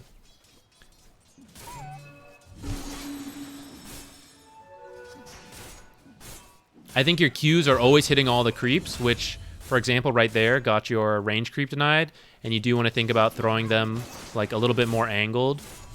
From here, I think it will be a tough lane, so let's just kind of like speed along. Next thing we're looking for is like the 6-minute rune and possibly rotate. So here, when you're not doing anything, it might be a good time to just take a quick peek at the side lanes. You're just waiting for creeps to meet, right? Take a quick peek, see if like either looks gankable. Right now, actually, pretty much everyone's full health, so I'm maybe not feeling great about a gank currently. But top does sound... I don't know, it's scary because it's an anti-mage, but you also have like the spear to like push people out, so it could kind of work. Bottom, maybe more straightforward. They have less escapes, especially if you like ult that Tusk. Then he doesn't have Snowball.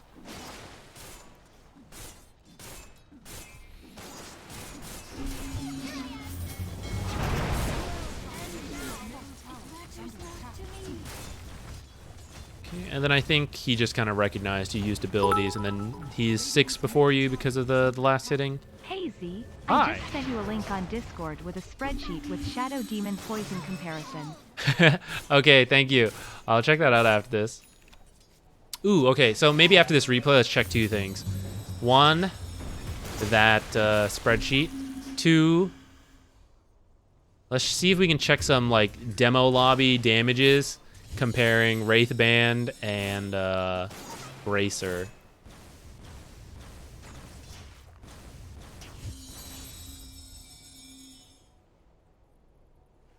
I think you got killed, so we missed the 6-minute rune. Yeah, okay. You picked the shield rune. Well, at least shield rune would not have been very helpful in ganking.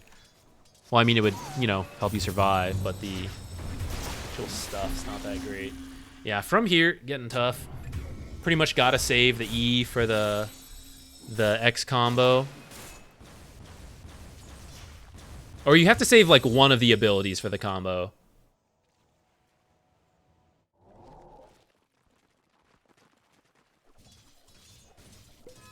You maybe just do a little jungling there.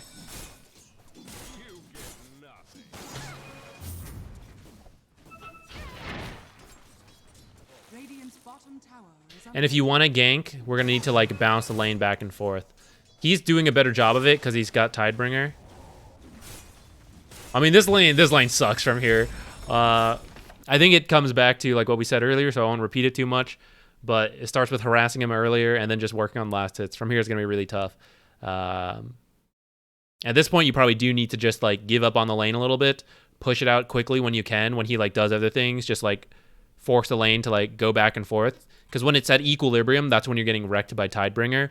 But if it's bouncing back and forth, he might get a little scared to chase under tower. You get the last hits, you shove it out over here. You wouldn't play up here anyways at this point, so then you do a jungle. It comes back in, you like push it back out. And if not, run over to a side lane could maybe work as well. Maybe while you're jungling, right, you're off the map, so you're closer to power runes as they spawn, or because you're jungling, and then, hey, I'm already like halfway, now I finish the gank. At what rank do you expect the carry to get every last hit? I mean, every last hit, never. But, you know, a good majority in a free lane, let's say.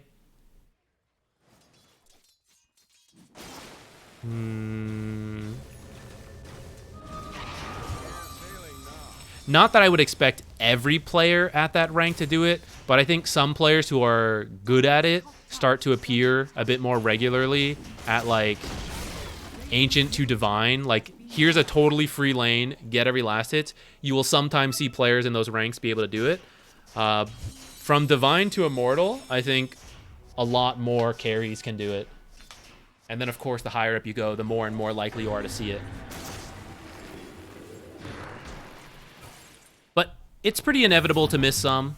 You can watch any pro match, right? You'll see them miss last hits.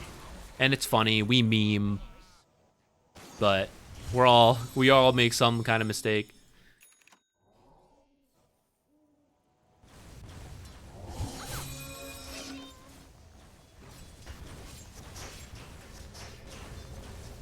Not miss free creeps. Yeah, I'd say like what I said sounds pretty good. 3 sheets to the wind. Radiant's courier has been killed.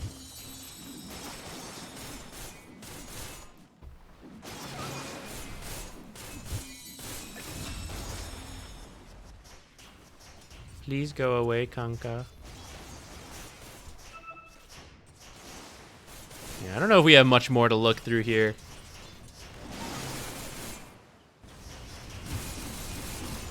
It's not an easy matchup.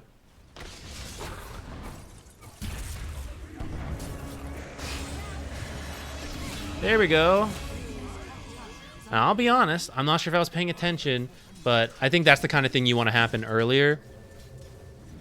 Like, once you know the matchup sucks, maybe as soon as you're hitting 6, you're thinking about that. I don't know if I just, like, stopped processing, and I can't remember if you did it or not, like, earlier. I feel like that's the first one I recognize, though.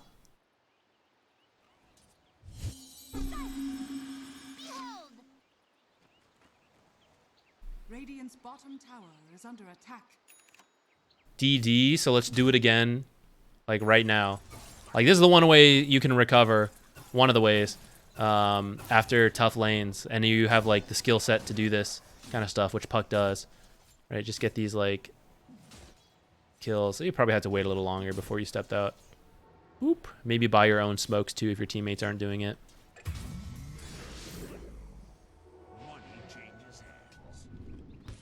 If you end up using DD to farm, that's also okay. This might be tough unless people are willing to rotate in. Like, we're scared of Kunkka. Kunkka, he's too strong. I don't want to fight near him. So if he's down here, I think maybe you pop DD and you take this tower. And that would be... That sounds good to me. You guys in a party? No. Suddenly, I feel like I recognize this name. I feel like I've done a replay analysis for someone with that name. Several times, actually. But maybe it was, who, the 256th? Wasn't the name 254? There's 253 others. Maybe even more above him.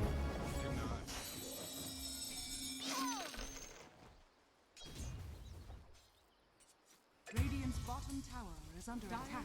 Radiant's bottom tower is under attack. Radiant's bottom tower has fallen. Dire's middle tower is under attack.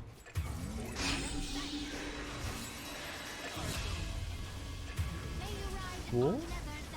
And yeah, so even though you're not doing great on last hits, some of these kills are helping you to recover. And that's what I'd recommend. Just like off cooldown, have your supports buy smokes or you buy them. Anytime you get like a good rune for it, just like, please, let's go, let's try. Not on the strongest hero though, unless you think you can, in which case it's fine. But I don't know. Getting a kill on the best hero is obviously worth the most and can be the most impactful. It's also an easy way to like just keep dying because they're strong. So that just comes down to having a good feel for like what your heroes are capable of. Dire's top tower has fallen.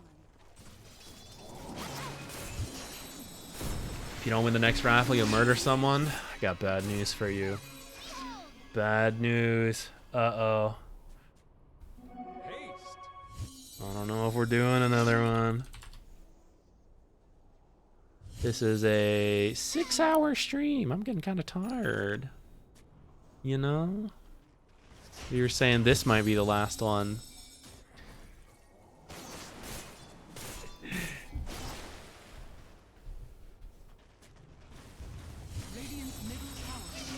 We need 8-hour streams. We've done a couple that go pretty long. I don't strictly mind. It's just hard. Not just like going 8 hours and not getting tired, but also like doing other things in time is difficult. and having like some kind of like balance. Radiant's top tower. 24 hours. I think, is it that interesting to do a 24-hour stream? Because I know it's a common thing, and it's something I have thought about. Like, oh, maybe like when we reach a certain milestone, we do like a 24-hour stream. I think I said I would do it if Dota ever added fishing into the game.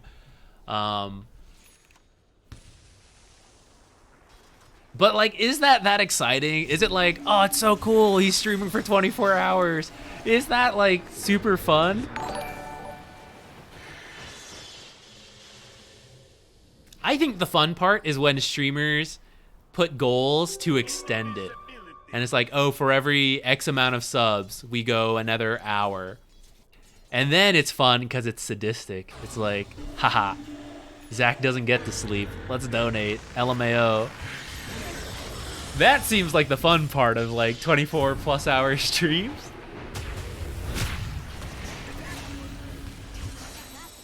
Ooh, yeah. Balance out the fishing so it's not who clicks first. It's whoever like cast real fish. It's like bobbing for apples. Whoever gets it first. That would be good. Streamathons. Yeah, I wouldn't mind doing it like here and there. Definitely not like a regular thing. That is probably not healthy. Regular 24-hour streams. But for like, if we come up with an occasion for it, like that's fine with me. I wouldn't mind doing it. I don't think we could play Dota for 24 hours. I'll be honest. But if we mix in some like chill stuff, could maybe. It's more fun because you get to watch the streamers suffer. Radiant's middle tower is under attack. Well, that's true. Different time zones. That could work, true. Play Monopoly with subs. We could get in one game. That's just a joke, though. Okay, Monopoly is actually not supposed to take that long. It is supposed to live up to its name, and one player is supposed to snowball out of control and win. It's not supposed to be fun and balanced. It's meant to be unfair and luck-based. Like, whoever happens to, like, get ahead and then just wins. The reason it tends to go so long is because people keep trying to, like, be nice and be fair. But you're not supposed to. You're supposed to be capitalist and win and end it, make them suffer. Give me all your money. Then it ends like really quickly. If you follow the rules, it's actually a very fast game. It's usually like an hour. It's usually whoever completes a set first. Statistically, the orange one, the one near the free space, those are the best.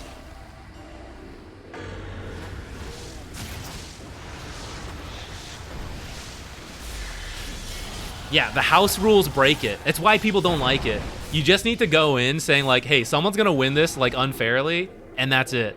And we can play again, and we can try to like redo it. Then people wouldn't hate each other. They hate each other because the game goes too long. They get invested. It's unavoidable when you play that long. I played one of the Dota games I played went 2 hours. I felt emotionally invested to the players in my game, and the fact that they were just gone after that was weird, you know? We spent so long together, and now it's gone. The ones next to free parking, but between the jail and free parking, but closer to free parking, whatever that set is, like it's like New York and I don't know, whatever, there's like whatever the others are. I think those are statistically the most likely because you come out of jail, right, for all the go to jail ones, and then you like walk over there. So those are the most likely ones to be landed on over time.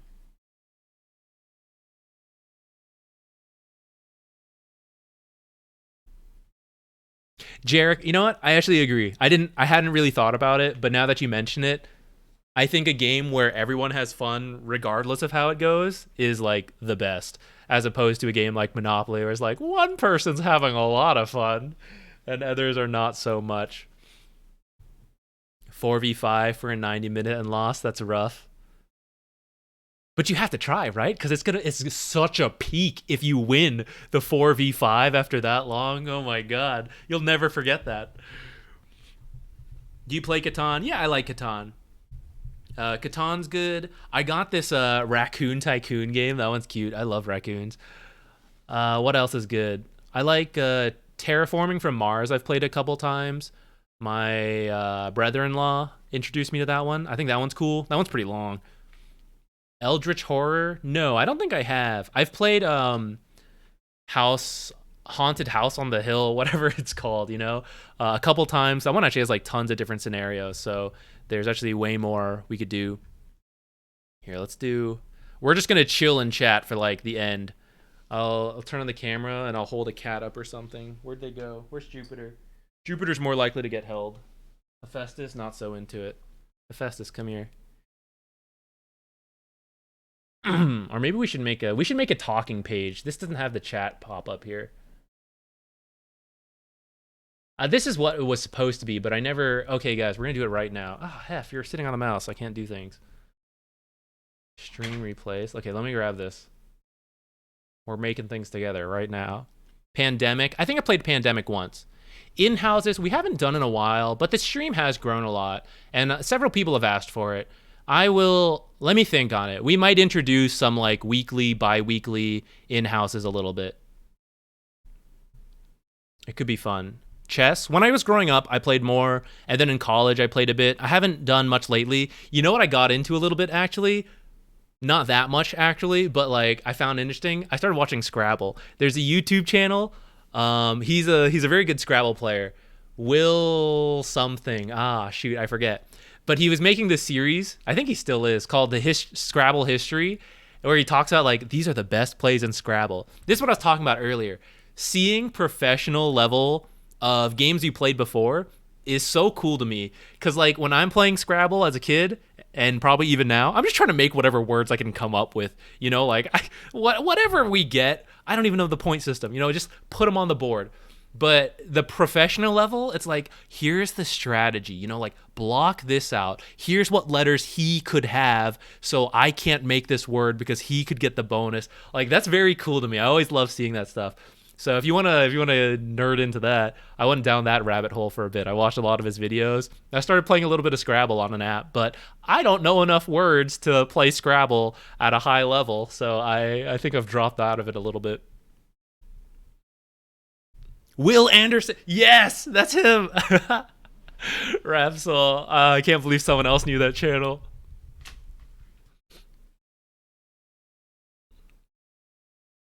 Ability Draft. Yeah, I'd also be down. TFM. I don't know that one. Actually, that's like 3 games I don't know. TFM, Gaia Project, and Agricola. I don't think I know any of those. Oh, I like, we have one called Splendor. That one's pretty straightforward. It's kind of fun. I like the noise the coins make. Yeah, Catan. My family has a bunch of expansions for Catan. We play it a lot. We like that one. I classically don't keep track of my own numbers, and I start the game off with frequently 5 or 4. 4-number Zach is a classic for the family chat. Classic 4-number Zach. TFM. Oh, okay. Ah, I see. Catan is a friendship breaker. I get it, but to me, playing games is playing games. You know, I don't get that invested that I'd be like mad at people. Maybe I used to be, actually, but I feel like now I'm at the point where it's like I just like games and I enjoy them, and playing them like with people is fun. And sometimes you win, sometimes you lose, but it doesn't like bother me anymore about like, I didn't have fun, like this wasn't the way I wanted it to be. Okay, let's see if we can make this work. How can I... This is an old thing I set up. Here, let's get rid of the old chat. That one doesn't allow emotes.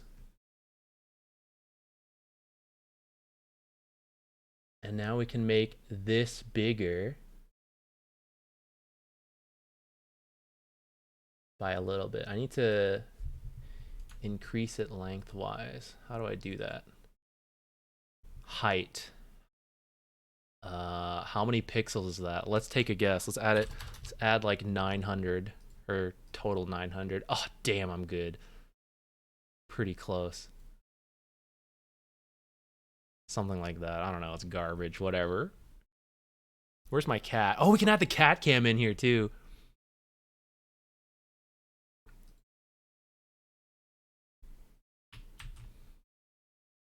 Oops. I don't know where this will go. Way more important than me.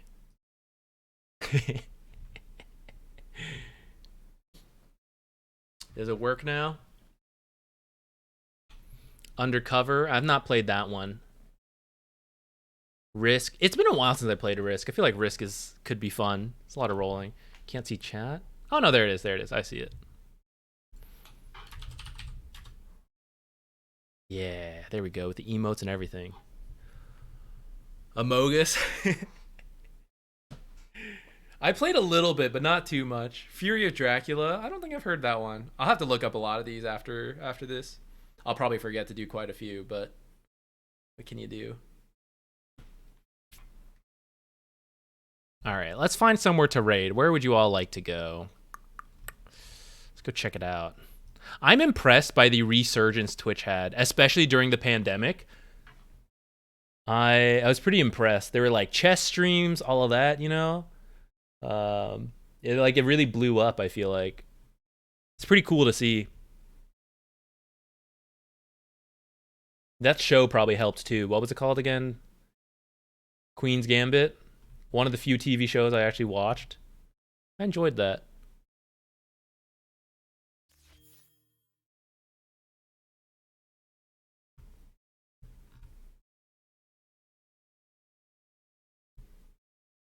Codenames. Ooh, I do like Codenames. You can actually play Codenames online as well. We were doing that with some friends. Oh, you know what? Okay, guys. I haven't done it yet. Tell me if you think this is a good idea, and I'll try to work on it for next week. I was thinking one of the ways you could get a guaranteed replay, I would make like what are they called? The Kahoots quiz, you know? And we could do like some Dota trivia / Dota facts, and I would launch it. You guys all join, and then whoever scores the highest gets a replay. It could be like quick, like a 10-question one or something. But my worry is I don't know. Well, Kahoot might do it for me, right? To control the names, right? I don't want anything popping up that's gonna get us canceled. You guys think it's a good idea? We got 3 yeses.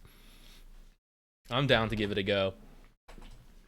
I will let me try preparing a quiz for next week. We'll just do one first and we'll see how people like it.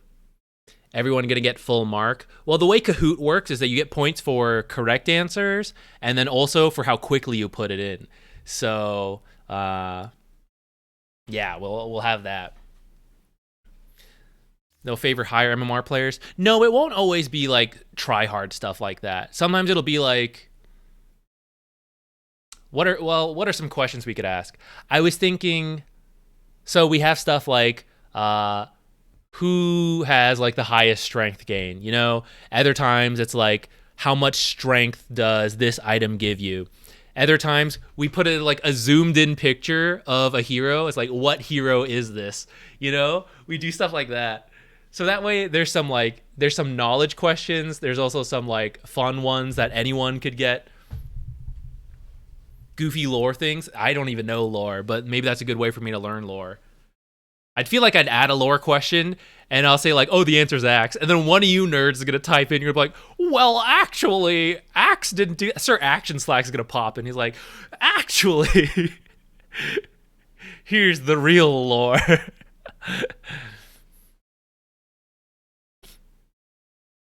Yeah, I think Kahoots could be fun because it's not super fast. It is fast. So you can't just like look up answers and then put it in. Yeah, I'll think on that. I will come up with some stuff. It shouldn't be too hard. I've never made a Kahoots quiz, but I'm sure it can't be too hard. I'll try it out. Wade Master. No, I want you to be able to participate, on an equal footing, So I'll make it. Don't worry, it won't be hard. 10 questions, easy peasy. If we make more long term, maybe I could crowdsource it a bit. Have you guys like submit questions that we throw in that might speed it up. But I can make this one at least, and that way everyone's free to join in. No, you guys always complain, rigged system. I don't do any of that, So Kahoots, it'll just be, no advantages. Oh, I can do some bullshit stuff. Yeah, what hero does Zach like? things like that.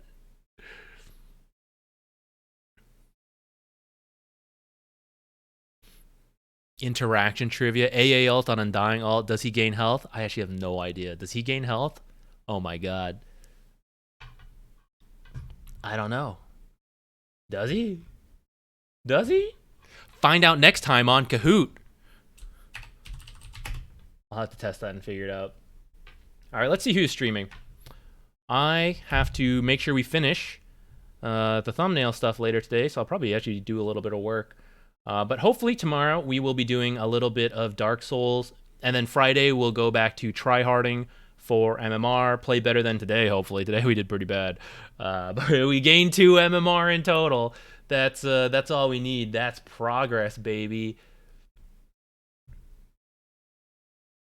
Okay, let's go to maybe Milky Bear. I don't feel like we've gone to her stream in a while. Send you all there. What hero was this inventory on? We might do something like that, but I'm also worried because, like, I don't know, that one's like random, you know? But maybe that's what you need, right? To balance it out with the people who've been playing a long time who know all the detailed info. You know, we throw in some luck-based ones to balance it out. Completely ignore my sheet. Ah, shit, I forgot. Oh, okay, we'll look at it later. I'll check it out after this off stream, but my bad. Video editing on stream. No, I don't think it would be too exciting. Dotabot's broken, is it? No, that's right. 1-1. We only played 2 games today, and then we did replays. And we gained 26 MMR and then lost 24. So we gained 2 for the day. That's how I like it. Some RNG, some more knowledge. Yeah, I'll give it a shot. And after the first one, I'll get feedback from you guys, and we can make it fun. I'm sure. Better than -200. That's true. 2 is indeed higher than -200. Maybe some NA math questions on the Kahoot as well. If Roshan died here, when can he spawn? Some fast maths. This will be fun. Should have had Grubby in on this. That's probably more fun than the warding thing. All right, guys. I will see you all next time on tomorrow for Dark Souls. Hopefully, even if it's I'm going to declare it. Even if it's only for a couple hours, we will do a stream, and then Friday back to Dota. Okay. Bye, everyone. See ya.